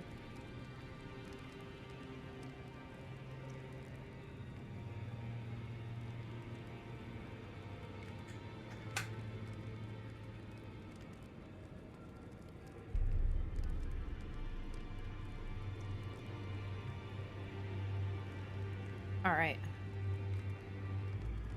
Just refreshing, renewing. Huge mug? No, it's only 1.1 liters. I mean, like, I say only. It is absolutely freaking gigantic. I know. I love this thing. You could fit a whole day's worth of water in this bad boy. I do. Great lip color. Thank you. It is. I will show you. What is this? What? Hang on. What brand is it again? Ink Mood Glowy Tint. It's a Korean brand. It's got like hearts on it. Makeup? Camera? Camera, can we do a showcase of my lipstick? Okay, we can't do a showcase of my lipstick. The color...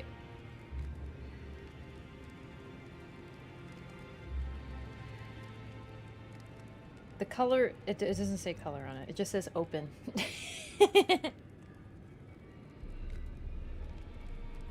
Not pink? No, it's red. It's like, but it's like a gel. So Korean lipstick, not all of it, but like this style is supposed to be sort of like you apply it and then you just like blend it out. You know what I mean?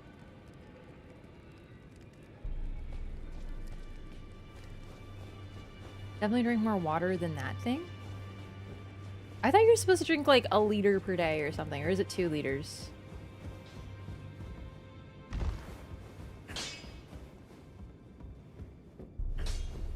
I don't know how much water you're supposed to drink per day, actually.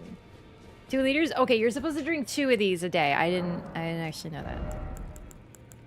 To be fair, with how much tea I drink, it's probably just about that, yeah. I drink like 1 of these and then just like a bunch of other things. You drink what your body needs. That's true, but like, I also sometimes don't drink enough too. So, you know. Personally, that's a problem. All right, so Estelle, natural born of the void. Now, we can't progress without a ring of oath. This is a huge deal.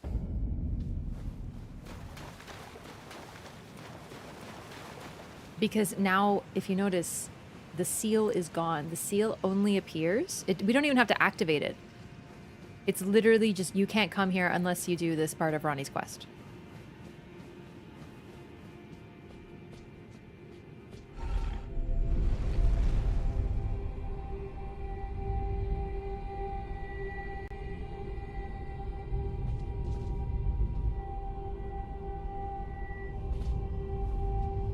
Oh my god, someone like at the start of stream was asking me what is my favorite skybox. Probably Liurnia at night when it's actually clear. It's so stunning. I love Caelid's generally. Like, Caelid is always cool, but Liurnia has those moments where you're like, whoa. That's today's thumbnail, is from Liurnia. Like, look at this.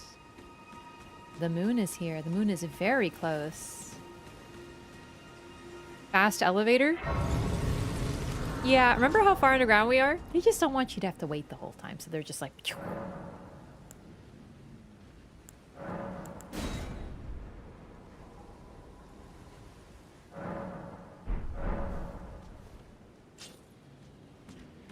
So this skybox is never super clear as far as I remember, but you might notice something. There are 2 moons.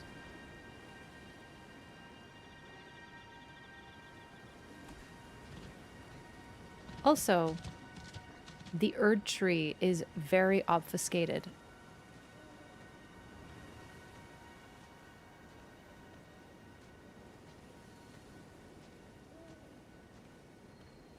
It's definitely like, it's snowing also. It's cloudy, but it's not quite, that's not really the problem. It's as if it's just like concealed a little, as if this isn't its place and thus it's veiled away.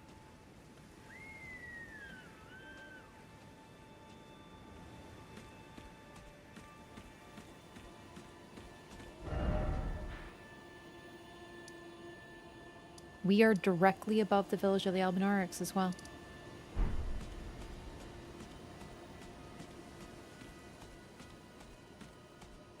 So you remember, we heard about the black moon that was destroyed. We've heard about the full moon, and now we're being introduced to a cold moon.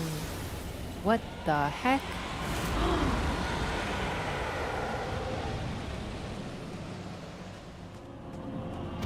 Glintstone Dragon Adula. Remember them?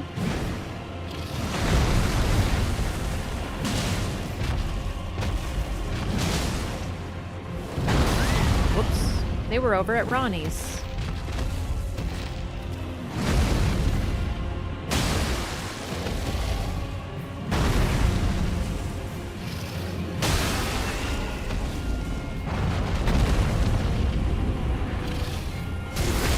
Crystals are growing all over its body, also.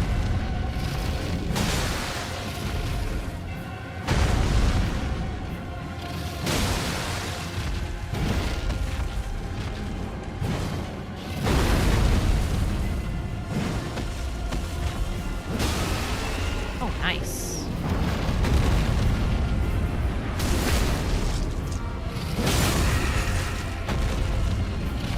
Adula, can you do the thing, please? Adula, can you do the thing, please?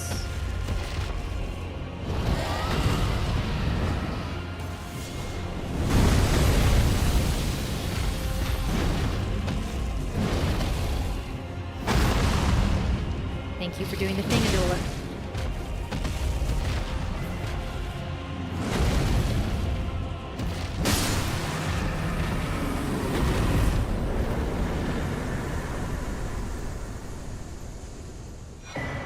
A dragon heart, and Adula's moonblade. Could that be the spell that Adula used?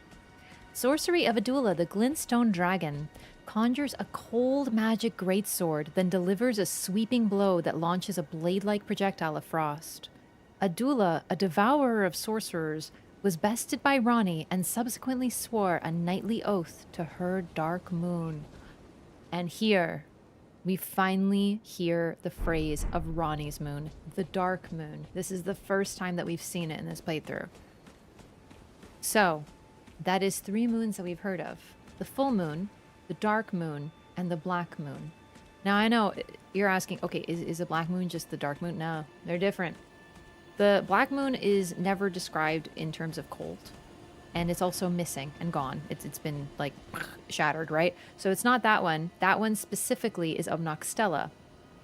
The full moon is Renala's moon. But the dark moon is Ronnie's. And here's the thing. We talked about how the moon has different aspects. We've, the threefold aspects, waxing, waning, or waxing, full, and waning. And, how the moon, our moon, always appears as if it's always full, but it may not always look it, because it's sort of like a trick of the light. It transforms throughout the month, but it's still the same moon. Except that's not the case in the Elden Ring world, where there are literally 2 moons here. We haven't always been able to see one, though. Normally we just see the one, although sometimes it looks as if it's split in half. Like in the thumbnail I posted today and some of the screenshots I've been taking, it literally looks like... There's this one that I took that the Elden Ring, the Erd tree's in the center and then the moon's on one side, and here it looks light and here it looks dark. It's very cool. It's almost like they're both there, but you can't quite see. The dragon was an ally to Ranni. Why would it attack us? It just defends the zones. It's most likely that it's just sort of charged to guard this place. And thus it does that, even though we are an ally.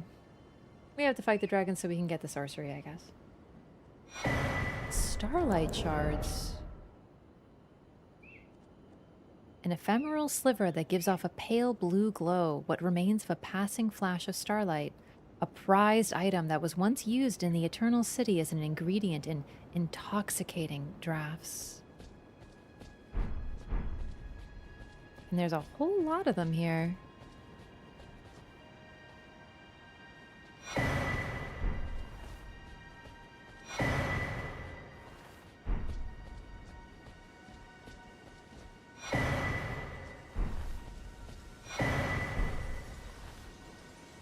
So if the stars are fate, then are these people's fates that fell here? Or in general? Also, it's a proper cathedral. We basically have not too many of these. It's huge. And what is the name? Manus Celis. Okay, so Manus, Latin for hand. Celis, I don't know exactly, but like same as celestial, I think it just means sky. Right? So, hand of the sky?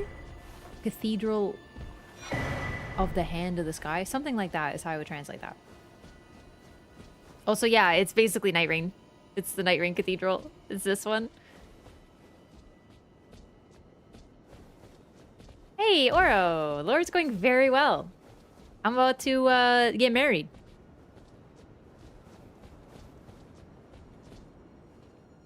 More starlight charts. I'm very excited about this. I'm trying to think if there's anything else we need to talk about. Ranni is of the Dark Moon. Also, when you use the Duelist Moonblade, it inflicts frost. So we're already seeing Ranni is associated with the cold. Her dark moon is also a cold moon. Oh, snap!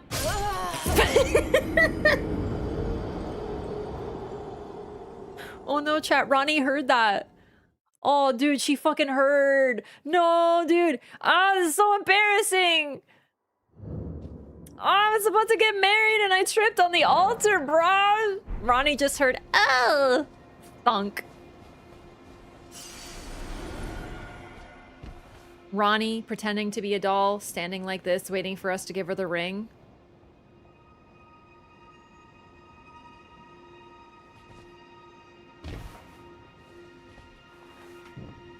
I get so nervous around pretty dolls.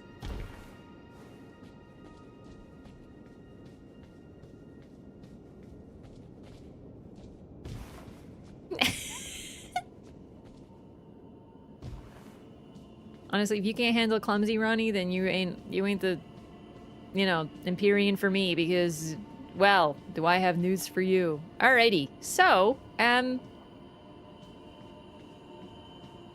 it's Ranni.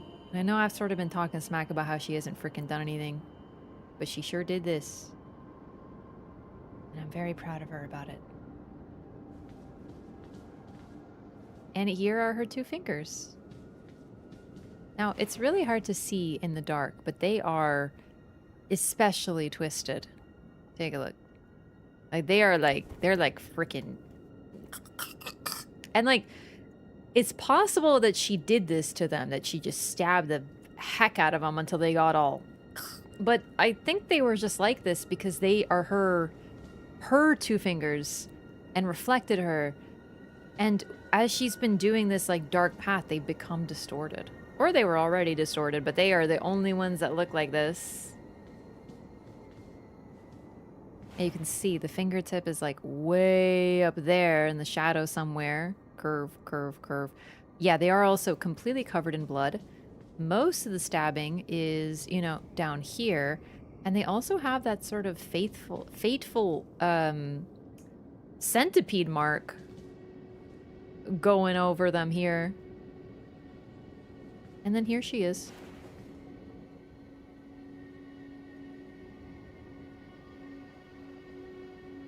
This is her doll's body. Her 4 arms. It's as if she's a woven. She looks like a straw doll. I'm very curious to who made her. Like, the doll specifically. Might have been her, but... could have been... the original Rena?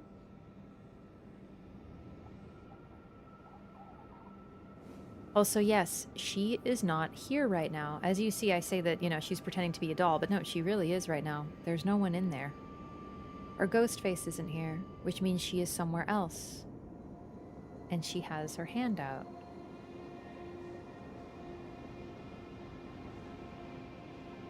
Oh, that's very interesting. It's her right hand. Yeah, that's the hand of promise. Yeah, if you thought you were getting married to her, not now. This is a promise ring, not an engagement ring. Put on ring.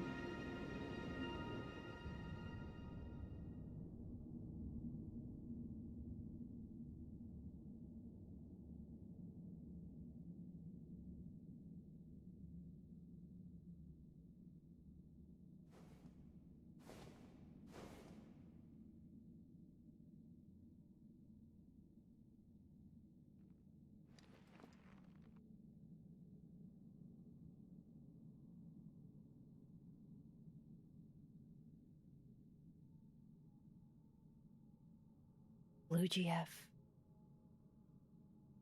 Yeah, the right hand symbolizes promise. An oath. She already has a ring there too, yeah.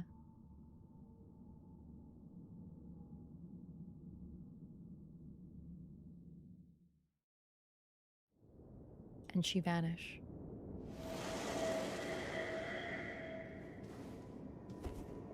And she back. Also, look how the blood is pooled here. Like a basin. This is so interesting. There are some stabbies up there, it looks like. There's even blood up there. I'm really not sure if the fingers were already warped by her path. Because if the two fingers are linked to an Empyrean, presumably the Empyrean's choices change it. Not sure.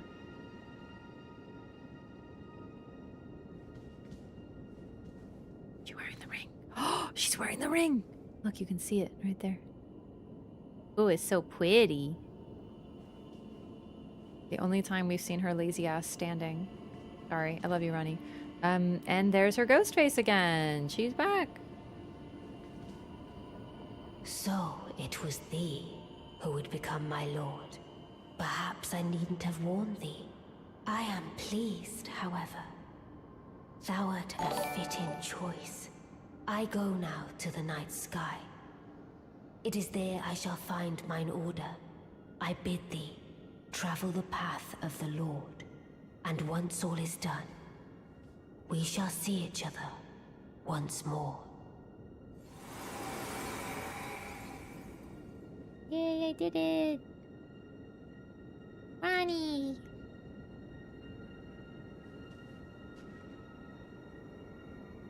Yeah, no, the ring, the right...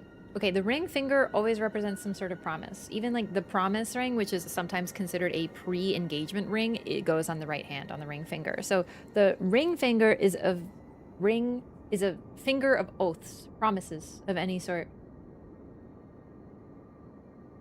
Also, Furious Taco Sauce, thank you so much for 26 months. Welcome back.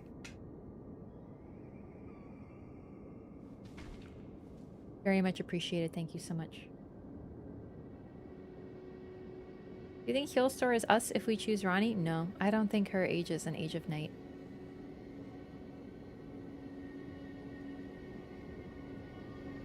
The night presents differently from everything that Ronnie discusses and everything that she values. Unless she's getting like super played, the night is something different.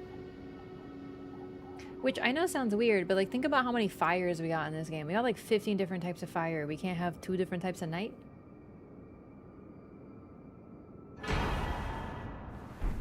The Dark Moon Greatsword! Woo! I'm still, admittedly, like I hate to like say this in this moment, but I'm still disappointed we don't have like a proper Moonlight Greatsword. I understand that it's like the Moonlight Great, but like, I like the Moonlight Greatsword, okay?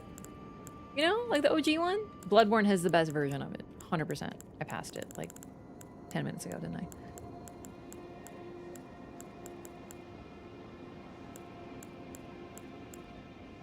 There it is.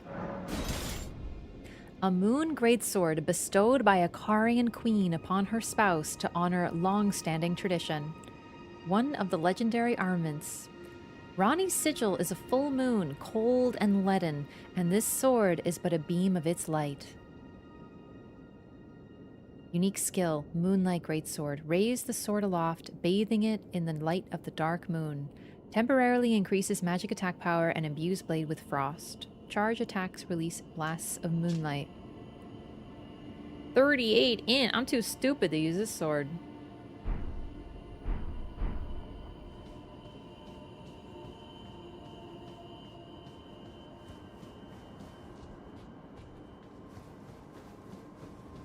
Yeah, Healstore uses a moonlight sword.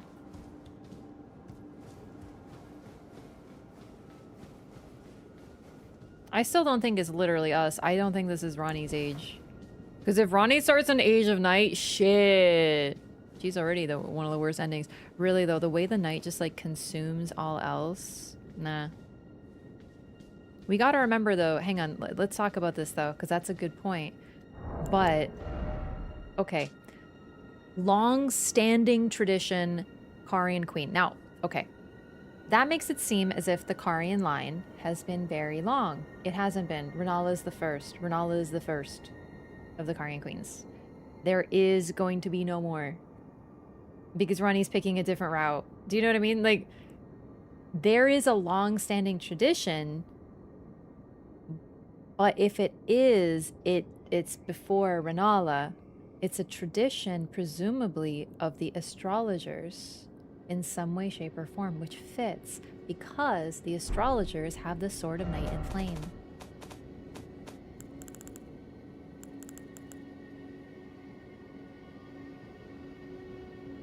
Storied sword and treasure of Caria Manor. It's associated with the astrologers and the fire giants and blends them both, night and flame.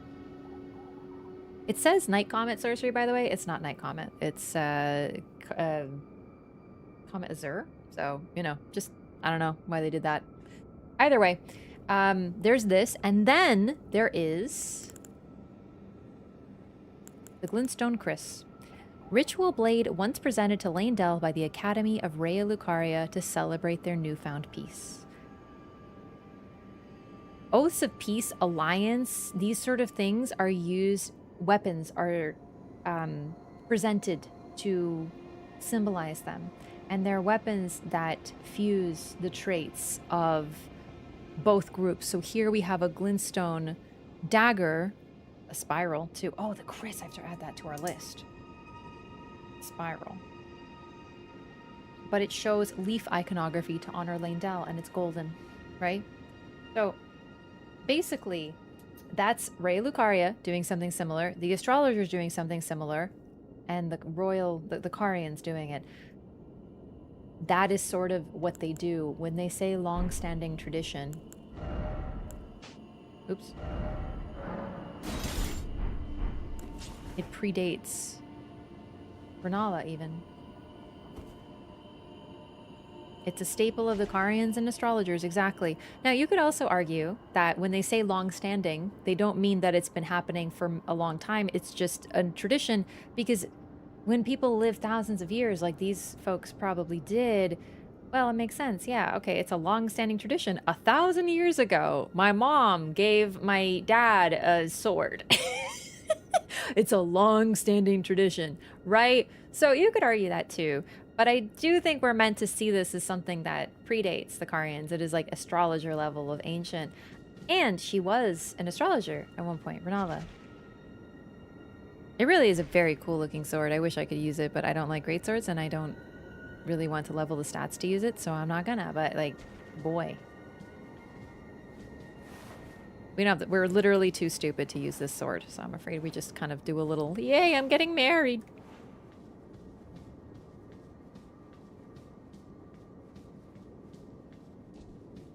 But yeah, there is a Moonlight Greatsword in Night Rain, but I will also point out that there is a Moonlight Greatsword in literally all the games, including Armored Core. It's sort of the long-standing weapon. It's in every single one of the FromSoft games since Demon Souls. Yeah. It's like a Miyazaki stable at this point. It's like Patches. Patches is not some like universe-crossing... He's just Patches. So yeah, it is significant that there is a Moonlight Greatsword, but it's not... has to be Ronnie's, I guess. As the game says, it's a long-standing tradition. Exactly. Oh, it's in Kingsfield? I don't even know that. It even predates my boy Miyazaki? That's crazy.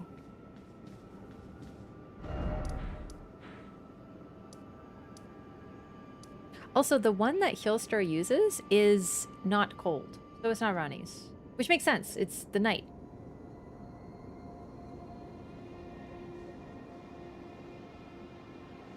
It is cool, though. I actually took a look at some of his swords in one of my recordings.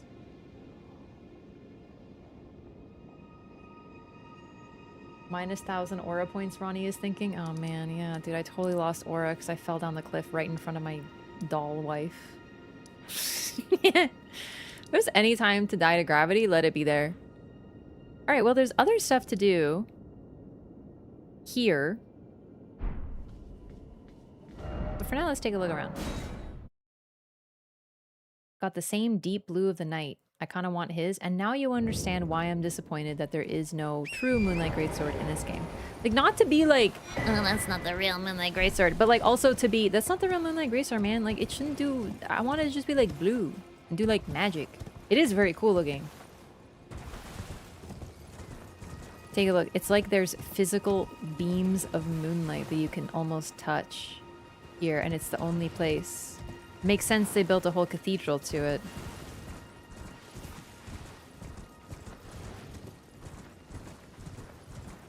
It's only here.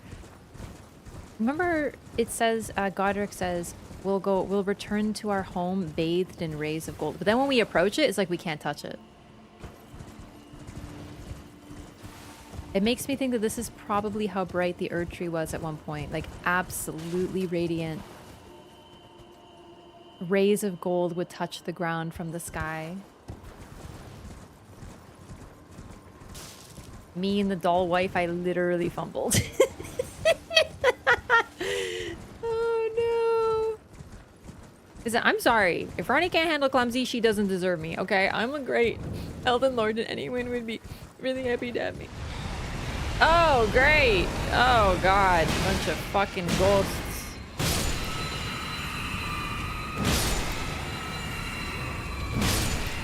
These things are all over Liurnia, but it is really cool that they're here. The worshippers of revenants. And here we have the Lunar Estate ruins.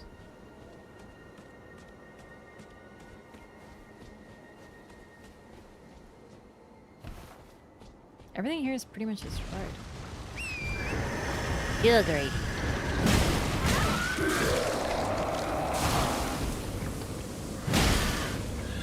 Also, Adula literally uses the Moonlight Greatsword on you. Like, you could see it.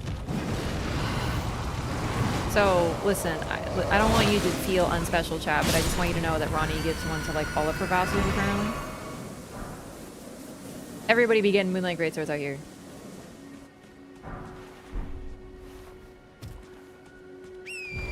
Because Adula's is a spell version, but if you look at what it actually holds, like, you could see it looks just like the Moonlight Greatsword.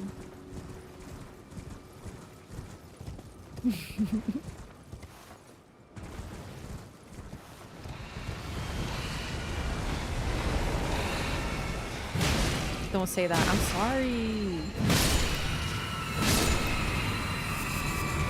Listen, it could be worse.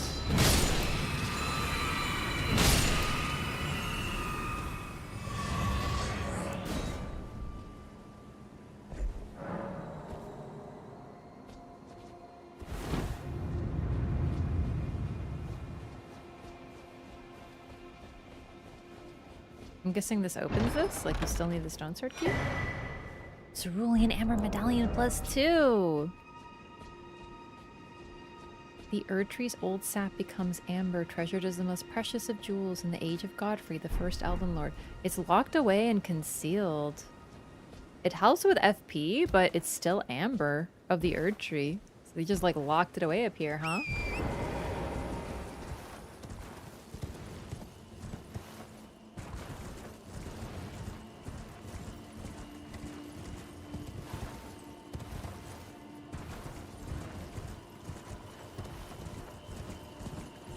So this is where, likely, where Renala encountered the moon. It seems to be the closest place, and she went on a journey, presumably from the mountaintops. Which we still haven't seen. But from an astrologer, she became a queen.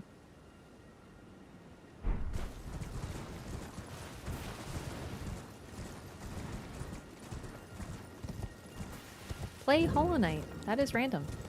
And I have. Moonfolk Ruins.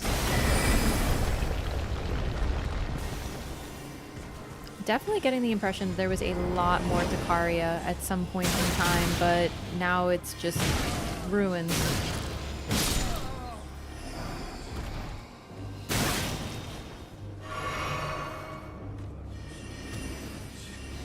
We also know that Ronnie was trained by— oh my god, I fell again.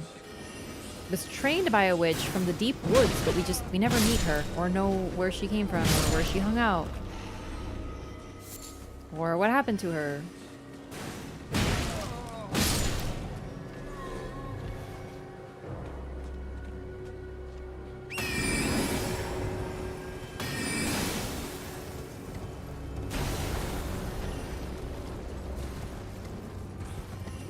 I can't believe I'm still doing this much damage.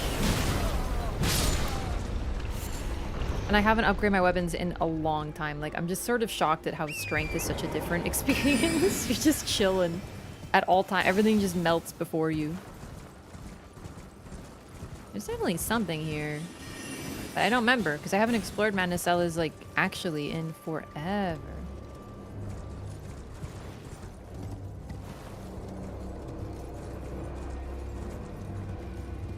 Kind of way over leveled. Yeah, but your damage mainly comes from upgrade level, but my damage doesn't matter because I just jump L1 everything and then it staggers and I hit it in the chest and do free damage. Welcome to strength. It's amazing.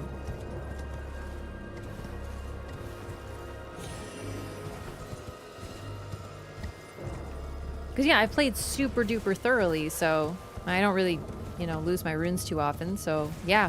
But your damage, mainly weapons.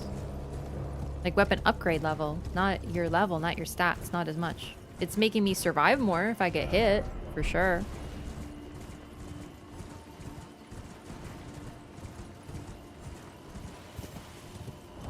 But seriously, my weapons are at plus 16 and 15. That's around Altus area.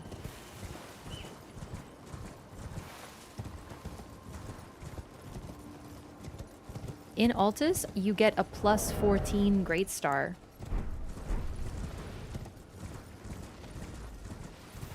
I only upgraded one of them 2 points.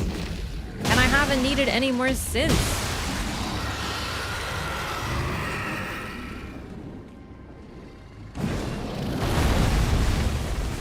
Overleveling can't explain this.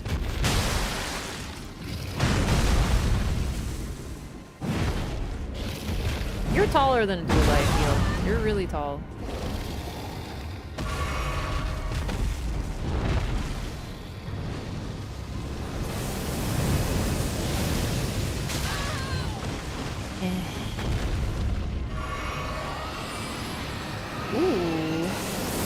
cool.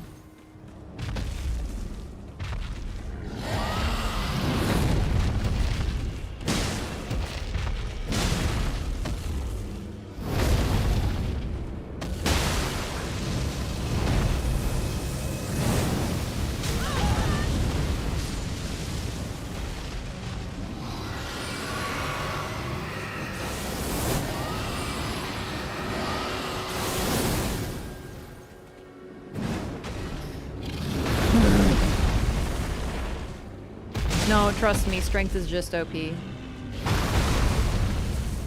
They get so stupid.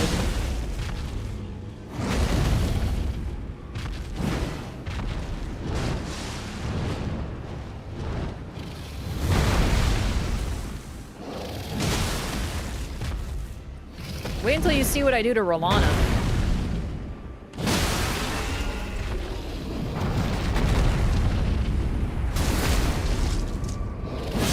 She's not gonna get to play the game.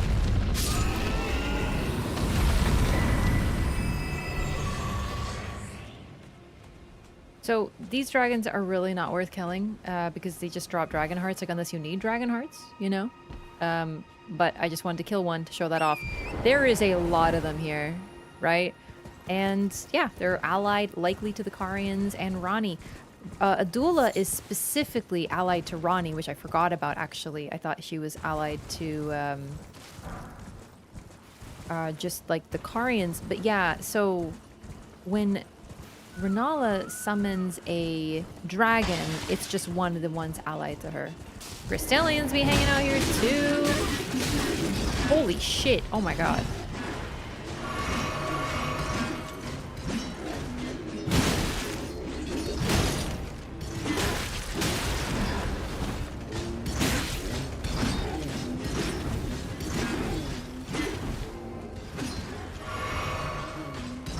They just let me stab you.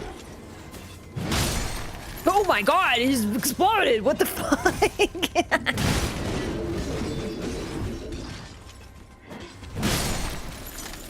I really didn't know that would kill him that quickly.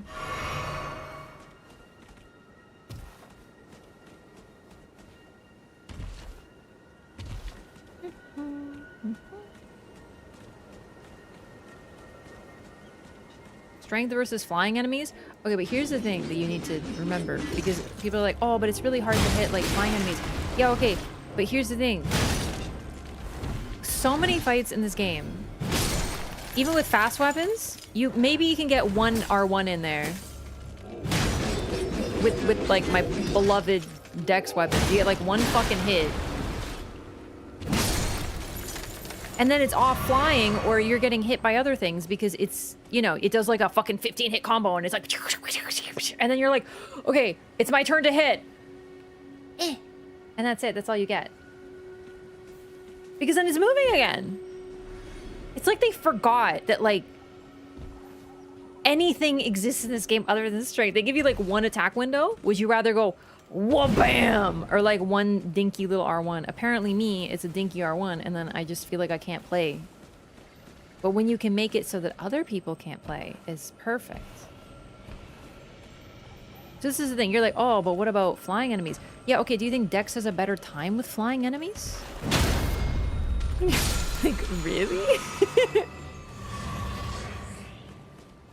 Hell, do you think magic does? Depends on the type of flying, but half the time you can't target it if it's in the sky.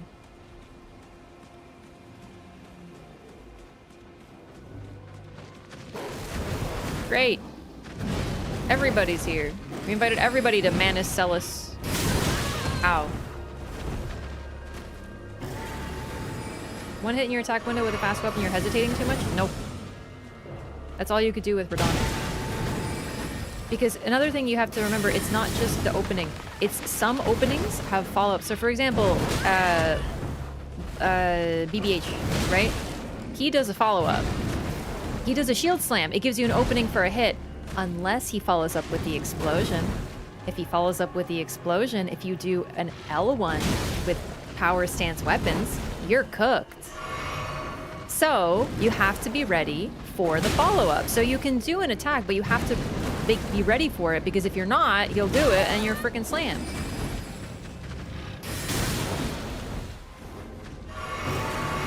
Curved sword jump attacks are not as devastating unless they have bleed buildup, which some of them do, but some don't. It's a really good hit, but what I'm talking about is not damage, it's stagger. And this is what strength gamers forget. The sheer stagger you can get with any power stance strength weapon is fucking stupid bonkers. Seriously, you guys are talking to me as if I haven't played Dex and Strength and can compare them side by side. Holy fucking shit, Strength is a different video game.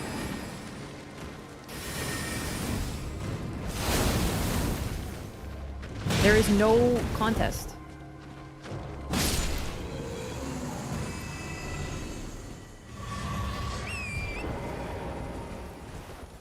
I'm not saying there's anything wrong with it. Except for as a Dex person, I'm like, holy shit, I feel like they didn't balance this game with anything in mind but strength. But, you know, that's just my personal quibble with the game. Nothing to do with you.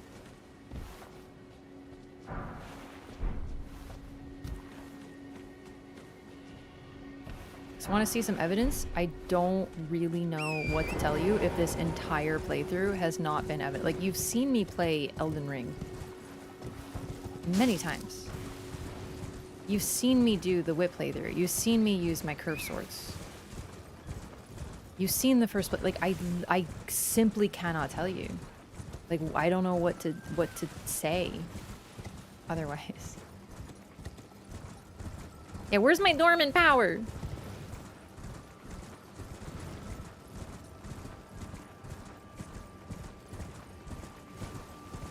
My first playthrough was double Wing of Estelle. It was awesome. I did jump L1, jump L1. Well, not really jump L1 because I didn't really like do jump attacks so much on my first playthrough. But even then, even if I did, it's not like I was gonna get staggers with those. Not like I was getting bleed buildup with those. It was awesome, but you wanna know why the Wing of Estelle was awesome? L2, which is high stagger. In other words, OP, especially on bigger targets. Not so good on smaller targets and ones that moved a lot, but still very good. Ergo, OP, because stagger. Anything that do stagger, OP, especially with hyper armor. Get some strength in there, speaking of which.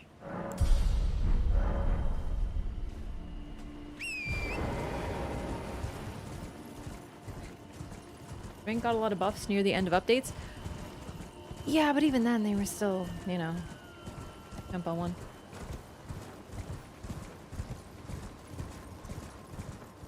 No, the Wing of Estelle L2 does a ton of stagger. Curved swords themselves don't do a ton of stagger because they're fairly light weapons. Like, they do stagger because they do 4 hits on a jump attack and a running attack, but that's jump attack and running attack. And yeah, I don't know about the stagger on jump attacks because I didn't use them too much. I used them mainly in... well, no, I did use them on a subsequent playthrough. They're good if you don't want to do running attacks, of course. Alright, so this part is done. Let's go here. The very edge. That looks like an Everjail, doesn't it? I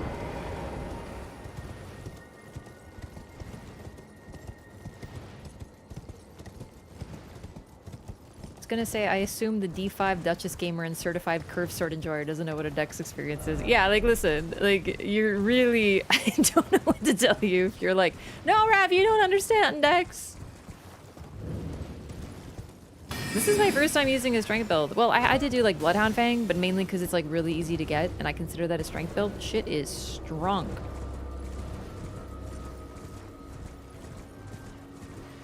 Charger R2 does a ton of stance damage.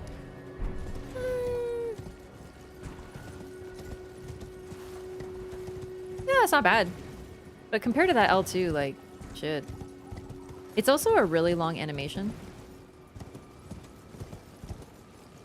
And small targets will just move, so.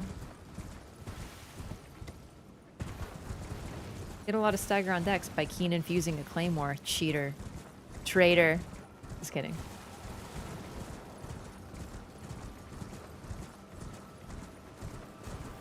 An Everjail? This place is associated almost entirely with Ronnie. Potentially... Also, you know, the Moonfolk, like, there's ruins here. let's just say the Carians, and specifically Renala and Rani. Who would be trapped here? The ringleaders, Everjail. Ringleader of what exactly?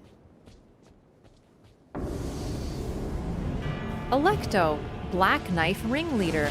Huh! Well, that answers that. Holy shit.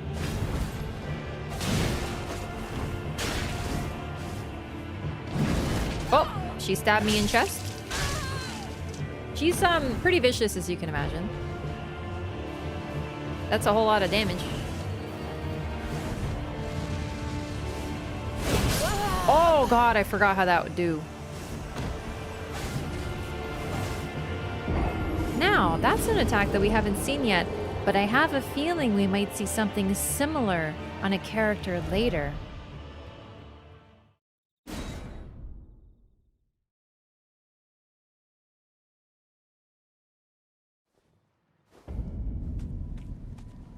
So, Rani orchestrated the Night of the Black Knives with the Black Knives, and yet the ringleader is imprisoned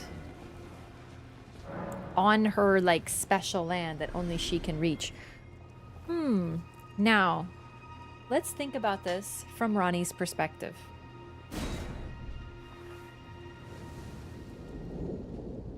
Why, or also in general, why would this happen? Well, she worked with them, and then things went sour. And why did they go sour? Because Rani lied to the Black Knives, potentially, because she tricked them, because she decided she didn't need them anymore and locked up the ringleader, or because the Black Knives came back and were dissatisfied with the arrangement and blamed Rani. So basically, we know the relationship went sour, but we don't know why or who started the sourness. You know what I mean? Oh, I should have rolled that. I thought I could strafe it. My bad. Really? I always gotta relearn how to fight Black Knights, especially Electo. She is no fucking joke. Electo, I think, is also the name of the Furies, too.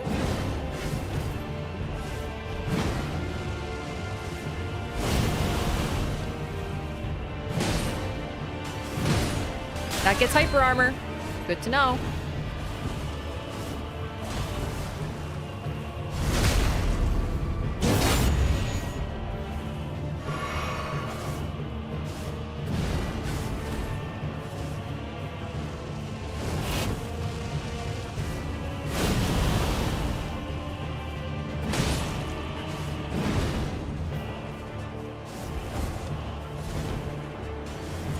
Hyper armor. Ooh, not punished.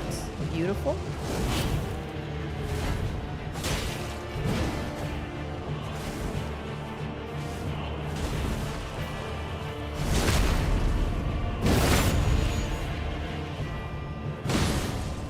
Hyper armor. Ugh. Oh, what the? Oh, that was a mean combo. Straight up, that was impolite.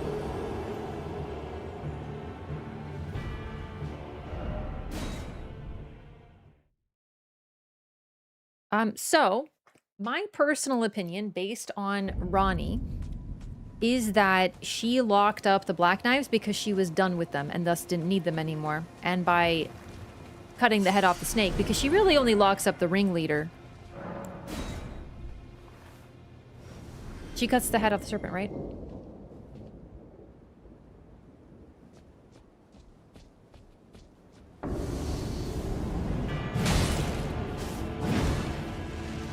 So, by the way, am I still over level now, or? See what I mean? Aw, dang it.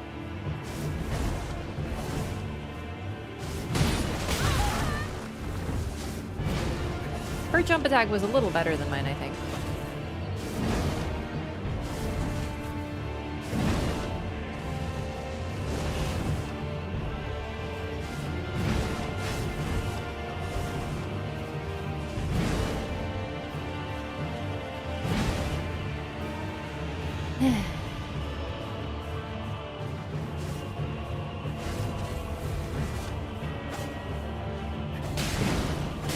Freaking missed.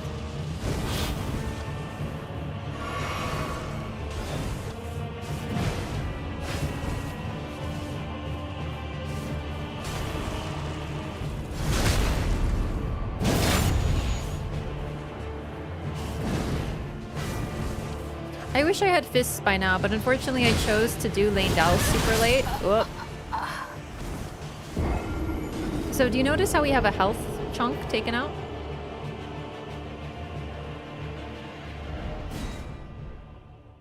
That is new. Oh, well, actually, wait. Do the others do that and I've just never been hit by them? That's also possible. No, I don't remember. During using an OP strength build, surely you will get her now. Okay. Do you think this would be any different with a quick weapon? Because let me tell you, no, I've done this with a quick weapon. Do you want to know what it looks like? I get one of these in at the same point that I get a huge this in. It's literally better. This is so much better. It's just, yeah, she moves a lot. And she gets hyper armor, so I still have to be cautious. But that happens with a quick weapon, too. You think I can trade with her? Like, seriously, why are people so upset about me saying that strength builds are strong? They are! I think the only people who think they aren't are people who make it their identity, that they play these hard games, and they're so hard, and no one else could beat them, but they do, with nothing but their giant Unga Bunga. And it's like, yeah, it's great, but like, these are really good weapons, you know?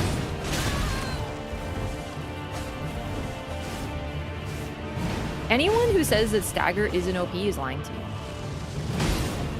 Shit! Oh, see? That would have happened with my daggers, too.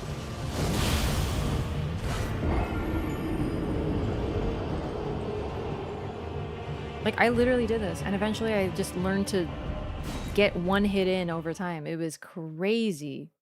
She's just vicious.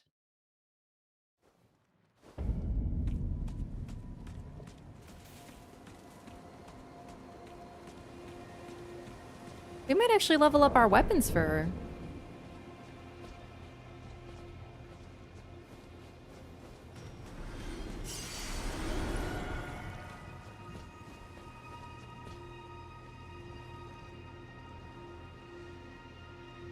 She moves slower than a night range. She hits really hard. Yeah. Let me see. I think I will go upgrade. That might be a good time. Although, do I really... What other fist weapons do I have? Do I have star fists? No, I didn't get those yet, did I? I think I only have... Where are fists? Here they are. I only have the cestus and the Qatar, I suppose. But that's not really what I'm looking for.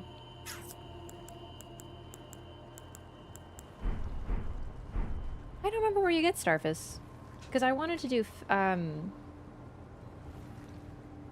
the fists. The ones you get from what's his face? That was my first idea.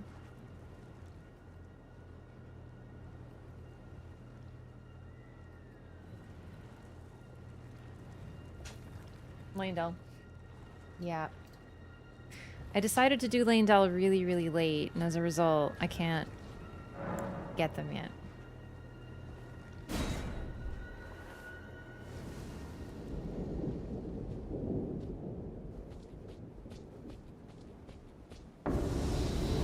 Starfists were buffed and are absolutely fucking broken now. Fists in general, though.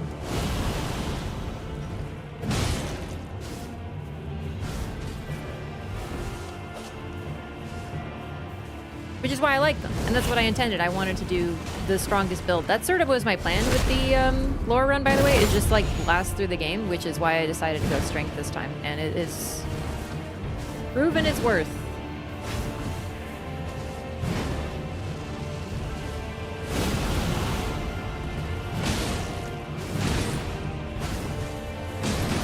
Okay, we might just do some fucking straight up L1s though.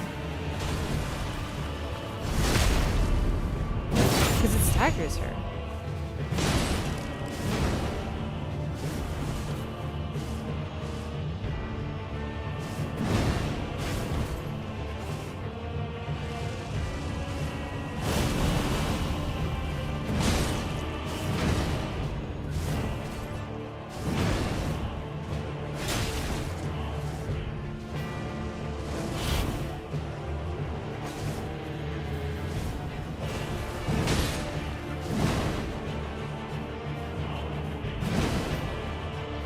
She's fucking input reading me. Hyper fucking armor. Damn it. Shouldn't have back rolled there. Might have dodged if I went forward.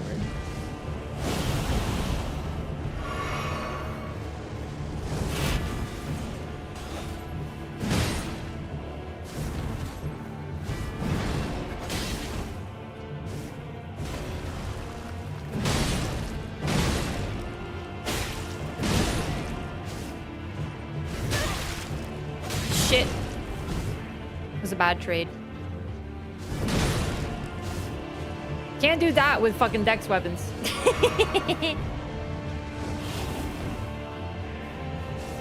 Don't see any hitless runners using curved swords? Yeah, last I checked, most of the weapons used were like Starfists. The Beast Jaw. Falling Star Beast Jaw.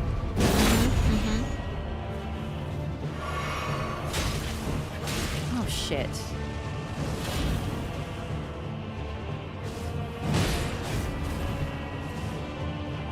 I just gotta be careful of her insta-kill, basically, because at this point it insta-kills me.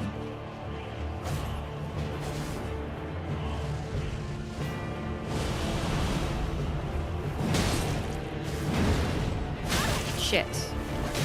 Oh!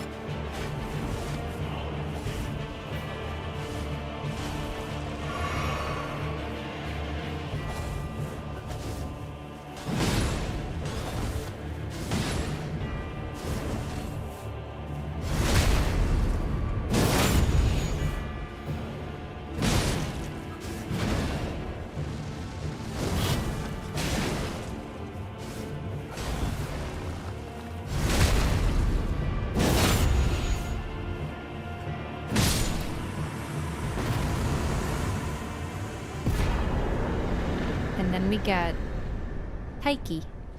I often call her Tish like quiche because it's cute, but based on Electo, it's most likely that her name is Taiki.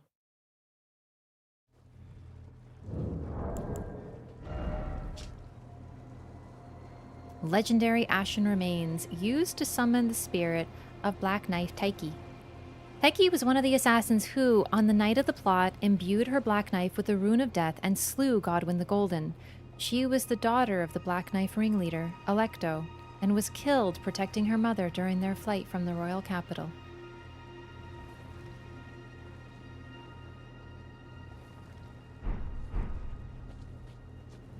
So, I know I talked about this theory, but I think that Marika was meant to be the target. However, Ranni betrayed everybody. Tricked her. The Black Knives worked with Ranni to assassinate Godwyn. However, after that point, it seems that everything went terribly awry, and the ringleader is locked up, and the ringleader's daughter was killed. So, that's clearly things did not go to plan for the assassins. Now, Marika was meant to die. We don't know who killed, or that's my theory. We don't know who killed Taiki. We don't know exactly what situation happened, but I think it's really, really notable that the story is that the Black Knives came to Leyndell, and both Electo, the ringleader, the leader of the Newman, lost her child, and Marika lost her child in the same event. So you could argue, oh, maybe Godwyn was like protecting Marika from the Black. That's not what we see. They targeted him, they grabbed him, they strung him up, and they stabbed him. He was the target. But why would that have been? Why would he have been the target? I think it was the fact that Ranni changed the target. There's lots of evidence that she would just play anybody because she thinks, and I think this is valid for her perspective and just generally, that what she is doing is the right path, and she is willing to do lots of awful things and betray everything. She literally uses the phrase, betray everything. Who's to say she hasn't already done that? Who's to say she hasn't worked with Marika and then agreed to kill Marika by her own will and then instead killed Godwyn? And this pushed Marika to shatter the Elden Ring because she had no further choices, right? She also potentially betrayed the Black Knives, because the leader is locked up here and all the others are scattered because she didn't need them anymore. Now, it's also possible it's just this simple.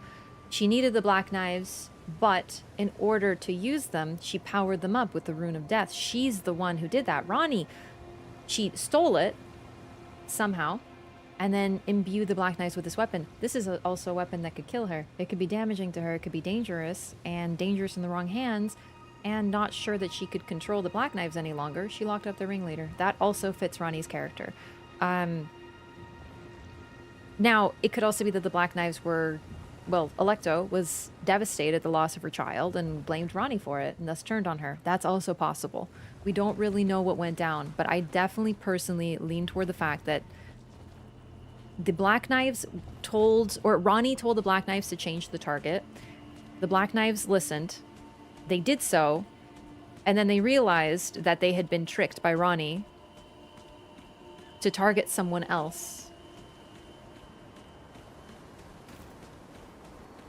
And as a result, because of this change, Alecto lost her child. Blamed Ronnie. And for one reason or another, she had to be locked up, probably because of that.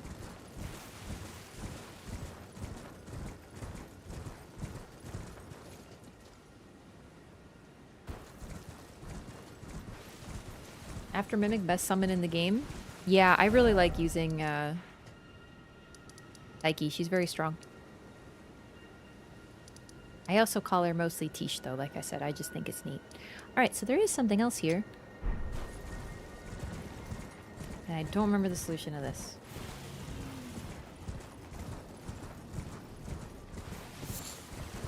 Or the Black Knives rebelled and didn't listen to Ronnie? That's also possible. But like, then why would they kill Godwin? Like, what the fuck do they get out of it?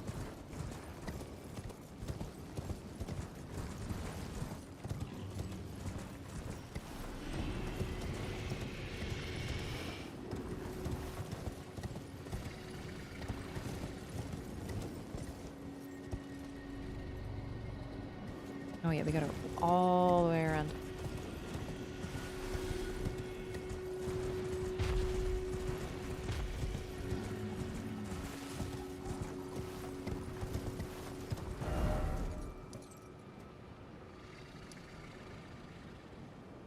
Really looks like this will lead to this, but it doesn't. Let's go here then.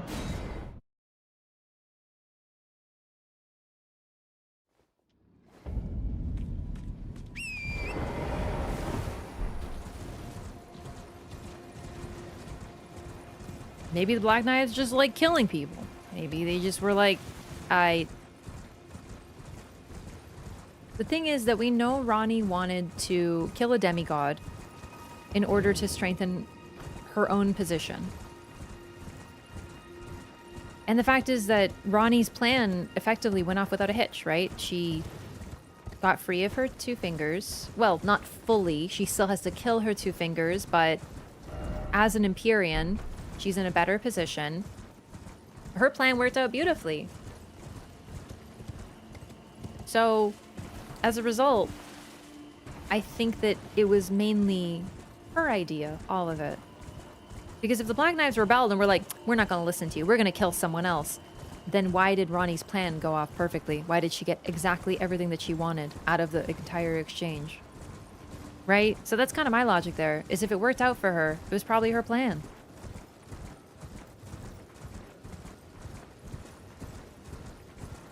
Ronnie is very comfortable using people. It is something that she considers acceptable.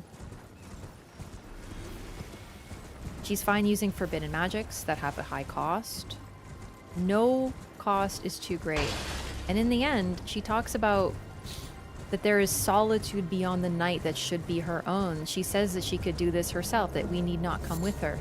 She's pretty much lying, though, because she can't continue without us yet again. She needs us. An Empyrean needs a lord.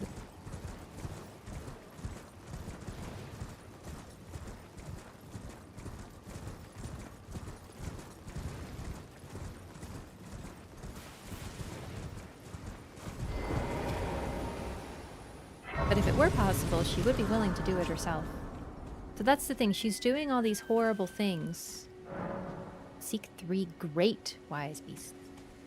But yeah, she's doing all these horrible things, but she really does think that it's for the best. And that's why we can't dismiss her outright as like just a villain or just selfish or just Machiavellian. Because she really thinks she's doing the best thing for the world, and she's willing to put that responsibility on her shoulders, which is why so many people are drawn to her.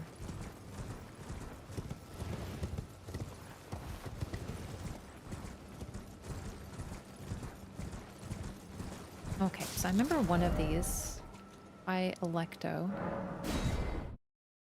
I don't remember all of them though. I remember one is a jumpy.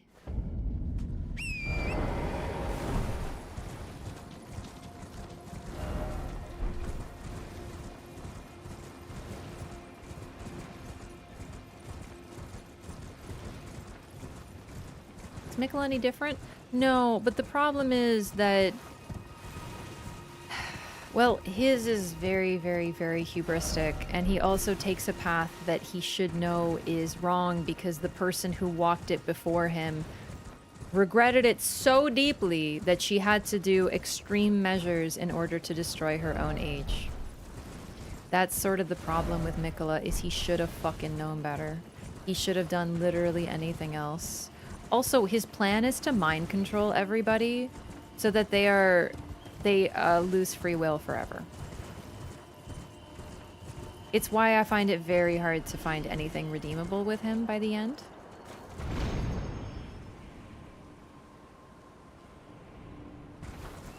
Okay, I think that is just it. It's just there should be a turtle and I'm supposed to hit it, but it's not there. They patched that. Ah, whatever. Okay.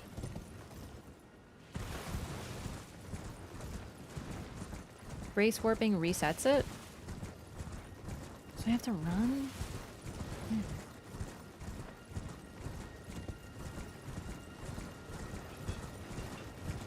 It's always been buggy, yeah.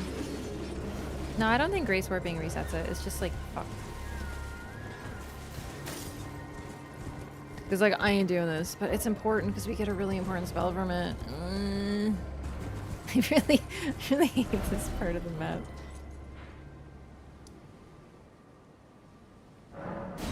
Alright, let's see if Grace warping resets it.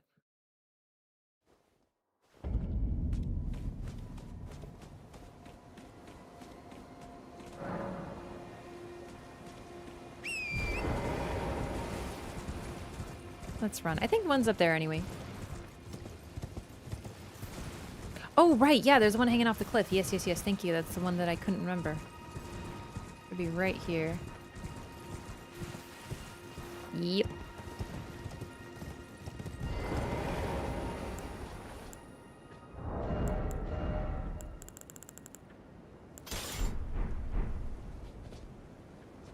Oh. No, down. Downer. More down. Oh, dang it. I know I could use an arrow, but this is better. There we go.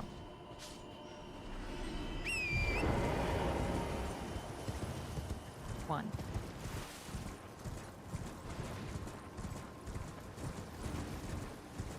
Mikkel also has a loyal knight that absolutely fucking loves killing people. Yeah, my favorite thing about Letta is that she is wrong on every account, but we'll talk about that when we get to DLC. But it's like my favorite thing is that her perspective and her perception is so fucking wrong.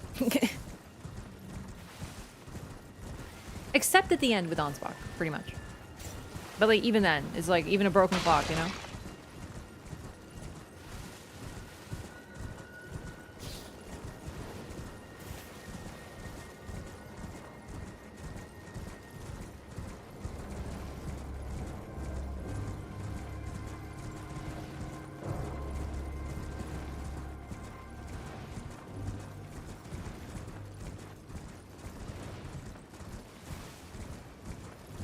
Also, I love how this is a big turtle, you know? Like, what's his face? Like Muriel.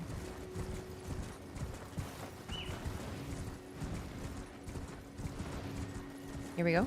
Here we go. Turtles. Is it here somewhere?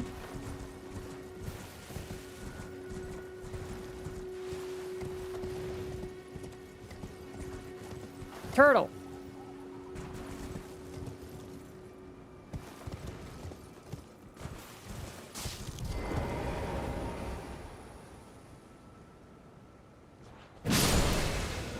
The seal on the rise opened. See? That one is just buggy.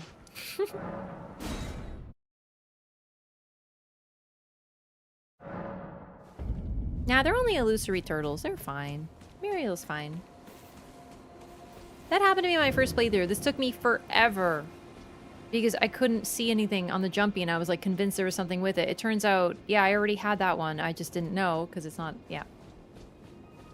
No, I did get the sky one. I hit it. But it just wasn't visible. Oh yeah. It's weird.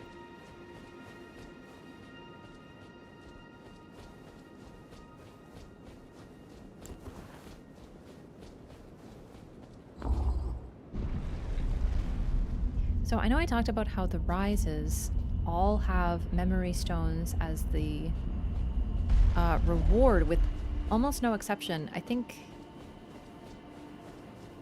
one gave a spell instead, like the Night Comet one. No, the invisibility sorceries, that's what it was. And then there's this one, Ronnie's Dark Moon.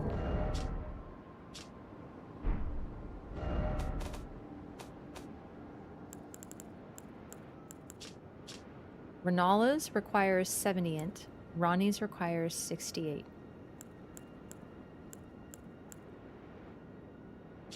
Almost as much. Highest int requirement in the game is Renala's. Legendary sorcery symbolic of the Carian Queen uses the caster as a vessel to incarnate a cold, dark moon, then sends it floating towards foes. The dark moon dispels all sorcery that touches it and temporarily reduces magic damage negation for those it strikes. This moon was encountered by a young Ronnie, led by the hand of her mother, Renala. What she beheld was cold, dark, and veiled in occult mystery. This is the line I was looking for. I couldn't remember where it is. Renala leads her daughter to the moon. But the moon that she encounters is not the full moon, it is the dark moon. The thing is, as far as we can tell, they are the same moon, but we also know there's two moons in the sky, right? The only difference is cost. Ronnie's is a little bit more expensive, and the reason for this is because it imbues frost. That's it. So this does magic damage negation. This does magic damage negation and frost buildup. Otherwise, they're the same. But expense also, yeah. And cost. So the full moon is a lit up moon. A dark moon would be a moon, like the dark side of the same moon. Like a coin flip, like an aspect of the same moon. But they are described as distinct. And we do see two moons in the sky. So it's sort of hard to say. So, Renala led Ronnie to the moon. Led her by the hand, and then she had her mentor as well. Now, to be fair to this, it's sort of unknown whether Renala was like, look at my full moon, this is yours, and then she encounters a different moon and, you know, she's not about it. Or if she's like, here, meet the moon, and then the moon's like, yo, I'm the cold version. And then Renala's like, no, you mustn't, that's the bad moon. We don't know how, like, Renala felt about this, but she seems to have been fine with it. However, it is interesting that she learned from Rena, the Snow Witch, rather than Renala, but that could just have to do with the role of the crone as the teacher.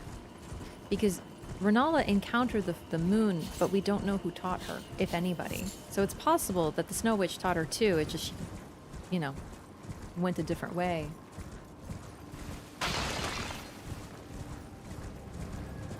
Or a new moon? Mm-hmm. Like I said, the moon is always, our moon is always the same. It just appears different. This moon, though, I mean, there literally is two. What would it mean to find her own moon? Like her own path? Yeah.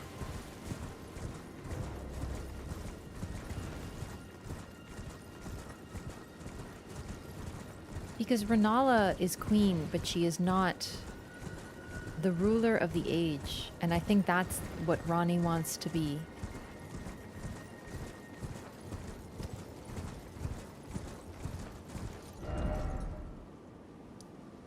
I mean, this age is pretty messed up, so it makes sense. And that is Ranni's quest. So, let's go visit Iji. And tell him, be like, hey, guess what? Ranni went on her path. This is so exciting. And Biddy's really excited to hear it. Well, my fellow, how may I serve you? As war counselor? Or as blacksmith? Okay, with all due respect, why are you alive? Lady Ranni, along the dark. Now, Lady Ranni, I pray that you... I'm confused as to why he's alive.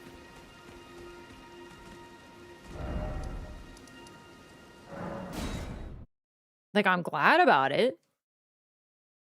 But I think he's supposed to be dead by now.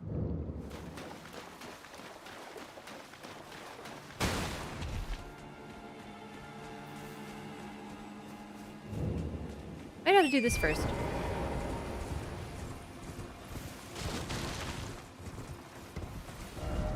Nope.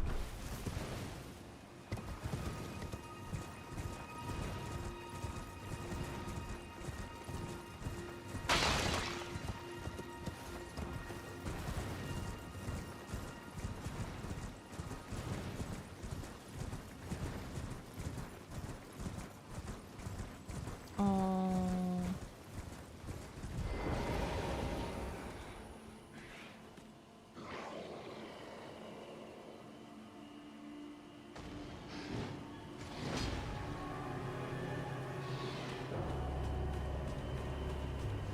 It's her sweet baby boy Blythe.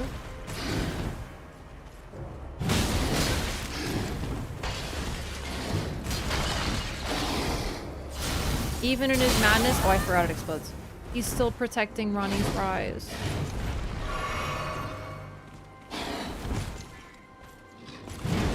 Ah, yeah, I think this is first, that's why. Yeah. I remember now. We have to get the dialogue from Iji, where we tell him that Blythe, you know, is gone, but also, like, stayed loyal till the end. And then he goes, oh, I misread him. I made a mistake.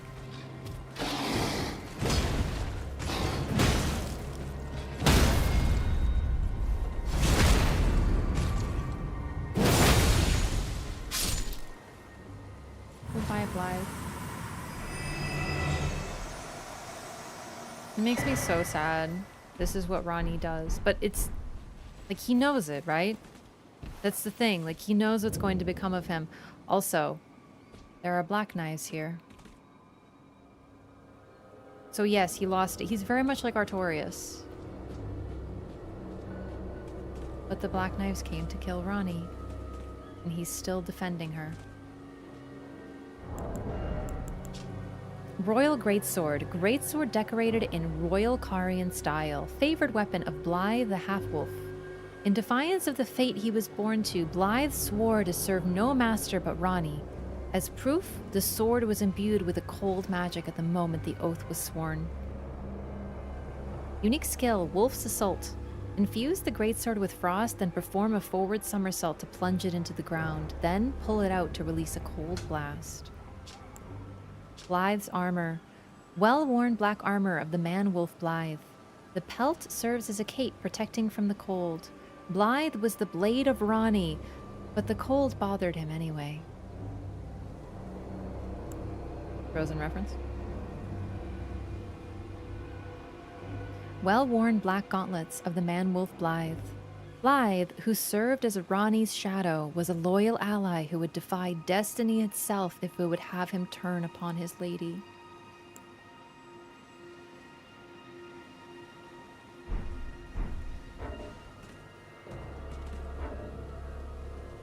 Okay, I have aggro of something. That's fine.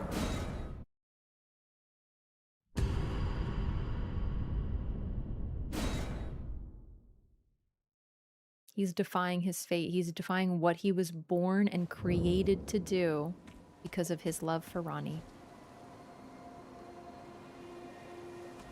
But yeah, Black Knives attacked.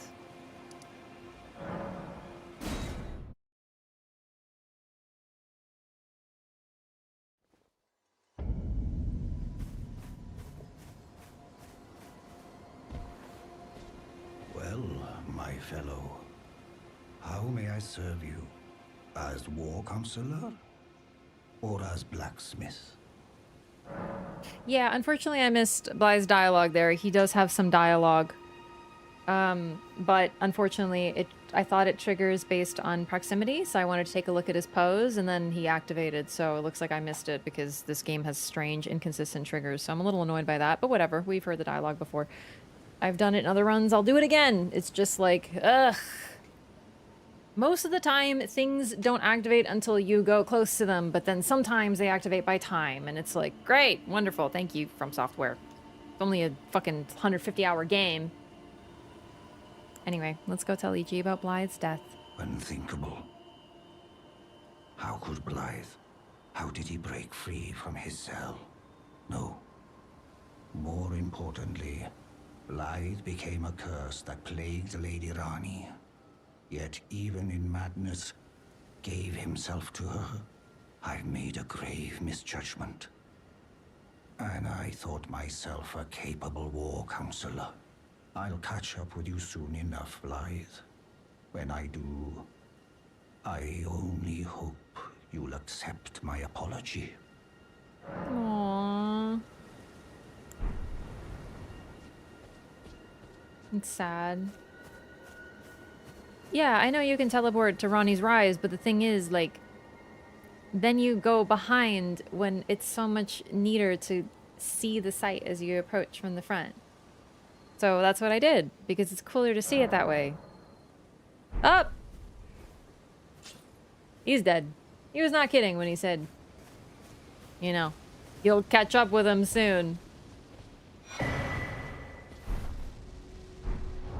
EG's mirror helm. Helm fashioned from a crystal looking glass said to have never left War Counselor EG's head, easily broken and weak against striking attacks. Worn by those committed to high treason, it wards off the intervention of the Greater Will and its vassal fingers. EG was afraid, terrified of his own treachery.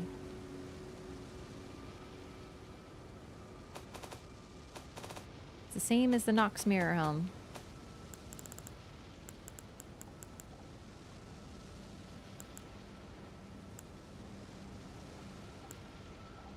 One among the Eternal City's ritual implements.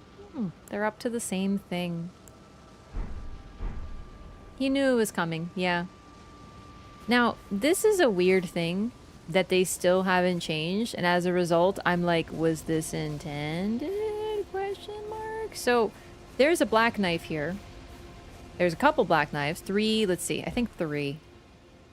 And he seems to have basically traded with them in that they kill him, but he, you know, is also killed. Or he kills them but dies in the attempt, which makes sense because the fire of destined death burns away your health, so he could get like afflicted by it, and then his neck is also like completely just like snapped. Do you know what I mean? Like he is very he's very dead. However, I know what you're saying, but this isn't this is Black Flame. Yeah, I know. This is the Godskin's flame.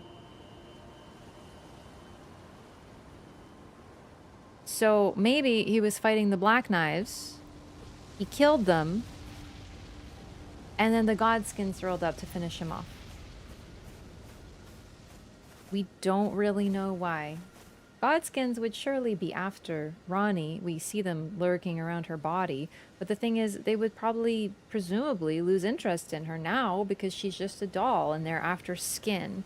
So the Godskins are interesting because we still have their influence in this area, right? Like they're still around, they're still skinning people. It's just not gods anymore as far as we can tell. They don't seem to be going after the demigods. They're just like remnants of a lost age. So we don't really know their motivations or what they're up to. But they're still in their places of worship. It's surely possible that they pissed off, or Ronnie pissed them off.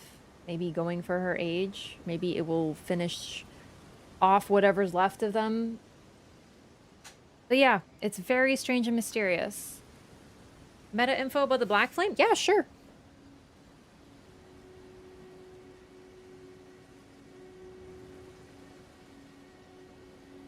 We do know that the black flame was likely the same flame, but the black flame of the Godskins lost its power when the rune of death was sealed by destined death.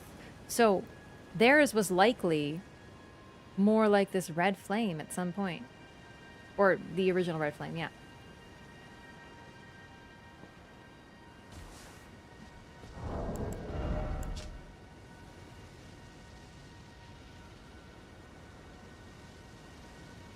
Most bell bearings just look like this, I think.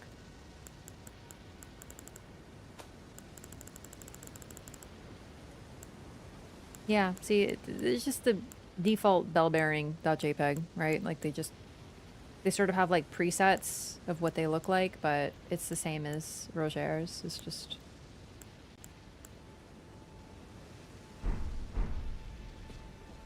apparently all trolls afflicted with the destined death status burn with black flame instead of destined death flame.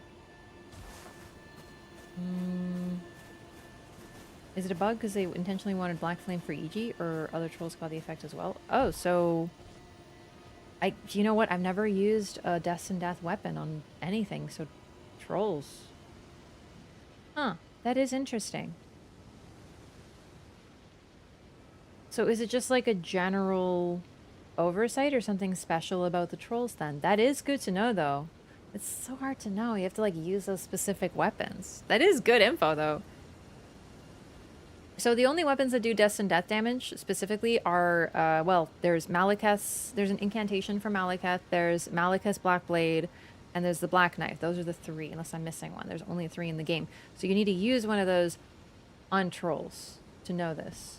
That is very interesting. Because I agree, it's fixed it. They haven't changed it, so this is clearly the choice. But yeah. This whole time, since the Lake of Rot, I've been running Raised Faith and the Marika's fucking Talisman instead of Radagon's. I've just been casually nerfed this whole fucking time. And you know what's crazy? I didn't even fucking notice. Strength build.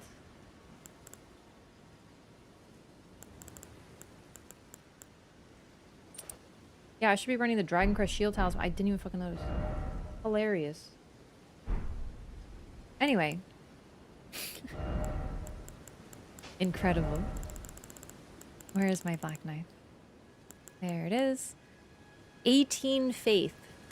I might be able to stretch to that. 18 is pushing them.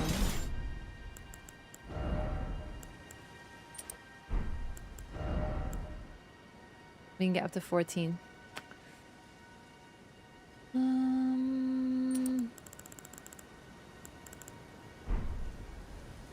Might be time for a great rune.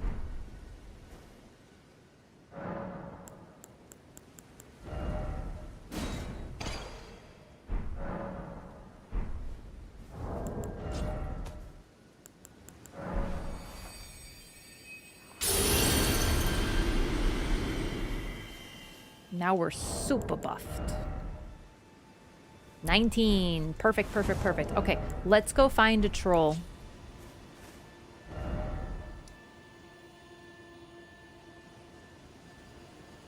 Is it really any troll?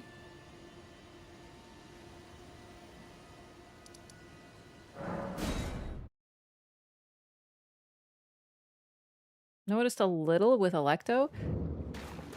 The fact that I was just like, man, she sure is hard. No, I didn't.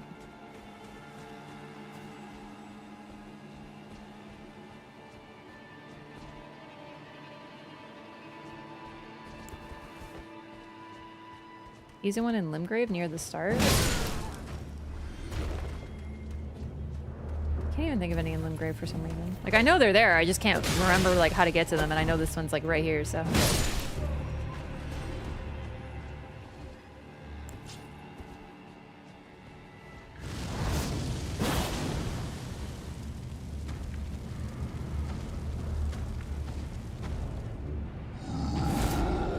Did the internet lie to us?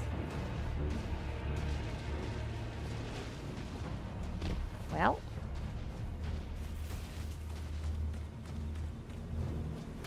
Let's go test in another troll. Because listen, if that was true, that would be very insightful. So I wanted to test it myself because I'm not really one to believe what I read on the internet. Unless you get your information from twitch.tv/Wraff, you shouldn't believe it.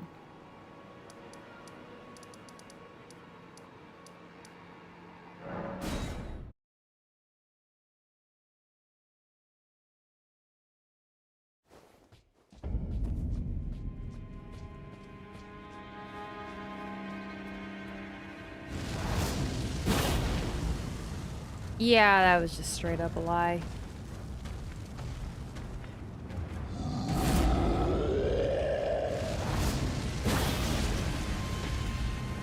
Nope.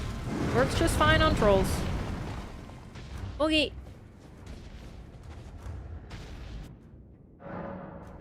Maybe it used to be true? Okay, but there's no way to know right now, so... Oh well.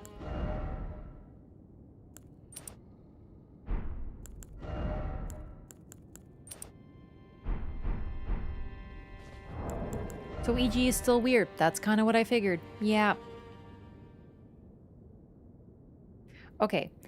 So it says that EG is terrified of his treachery, and what does EG do during the course of his quest? Wait, how much? I have fucking... This gives you so much stats! What the shit? Godrix is OP. I know Godrix is OP because I faced hosts in PvP with it, but like, my god, I didn't realize how OP it is. The amount of stats you get is fucking disgusting.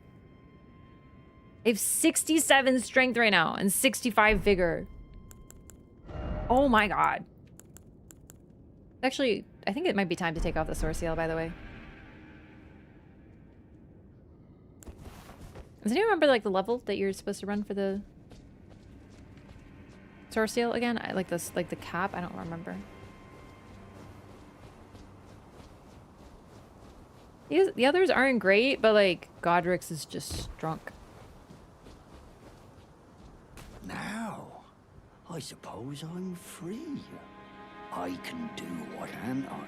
Okay. 67? No, not quite 67. I thought it was like 100 something, and I sort of accidentally ended up at level 108, so yeah, it is time to take off the source seal, no matter what. Let's put on... I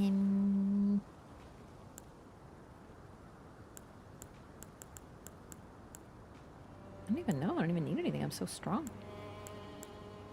I'm having such a good time. Maybe the, stamina.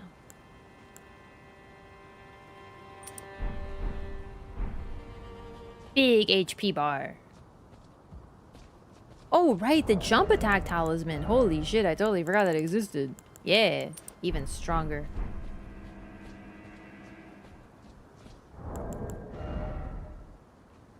Now we're 60 on the dot. Wow, we're gonna be really OP. I've never used a Great Rune before. I don't, like... I think I've used 2 rune arcs in my entire Elden Ring playthrough. And I used them... I don't remember why. I just don't really use them. Gosh, my HP bar is so freaking huge.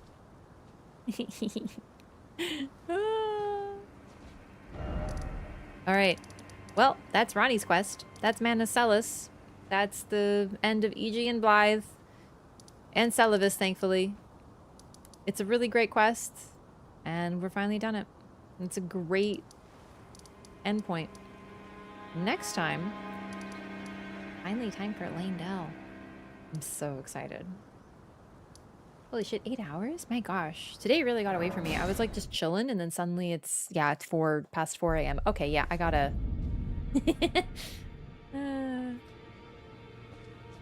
Ronnie's gonna be waiting a minute.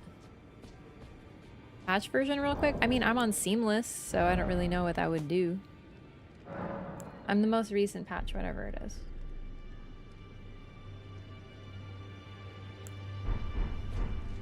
I just want to check it right now because I like to chill in the round table hold as we end the stream.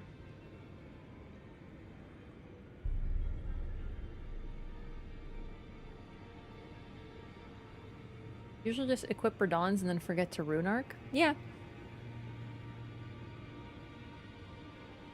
Black flame because the death flame might have faded. Yeah, the problem with that interpretation is that the black flames still use destined death. It's still active in their weapons. So the problem is, like, it has faded, but it's not. It's just a strange thing. We don't know why they've done this. The best interpretation I got is that a godskin showed up and just domed them. Oh, right. Just one thing about EG. He betrays Blythe. I was saying this and I cut myself off. He thinks that Blythe might betray Ronnie and thus traps him. So he's very much that type of figure that he's terrified of his own treachery because he betrays people before they become enemies, which might also give us insight into Electo.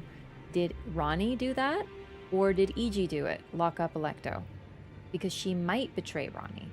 And that's the thing. EG uses, EG does use the Everjails, but we don't know if he had access to that one. Presumably, as Ronnie's war counselor, he did. Adula is up there, so clearly, like, servants of Ronnie that are sworn to her are able to access that place.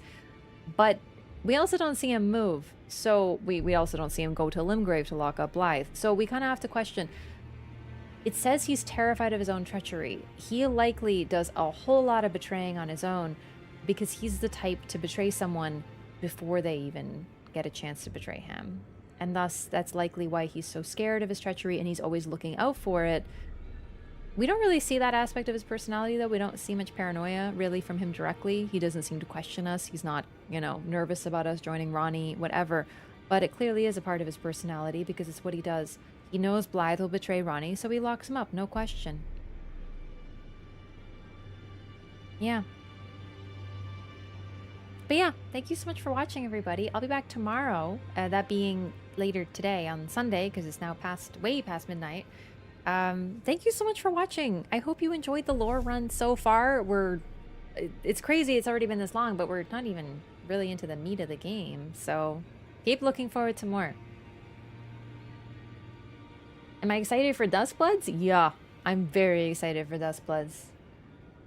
I hope I can finish this playthrough before it comes out. But Wraff, we don't even have a release date. Exactly. Make sure to like the stream on YouTube if you liked it.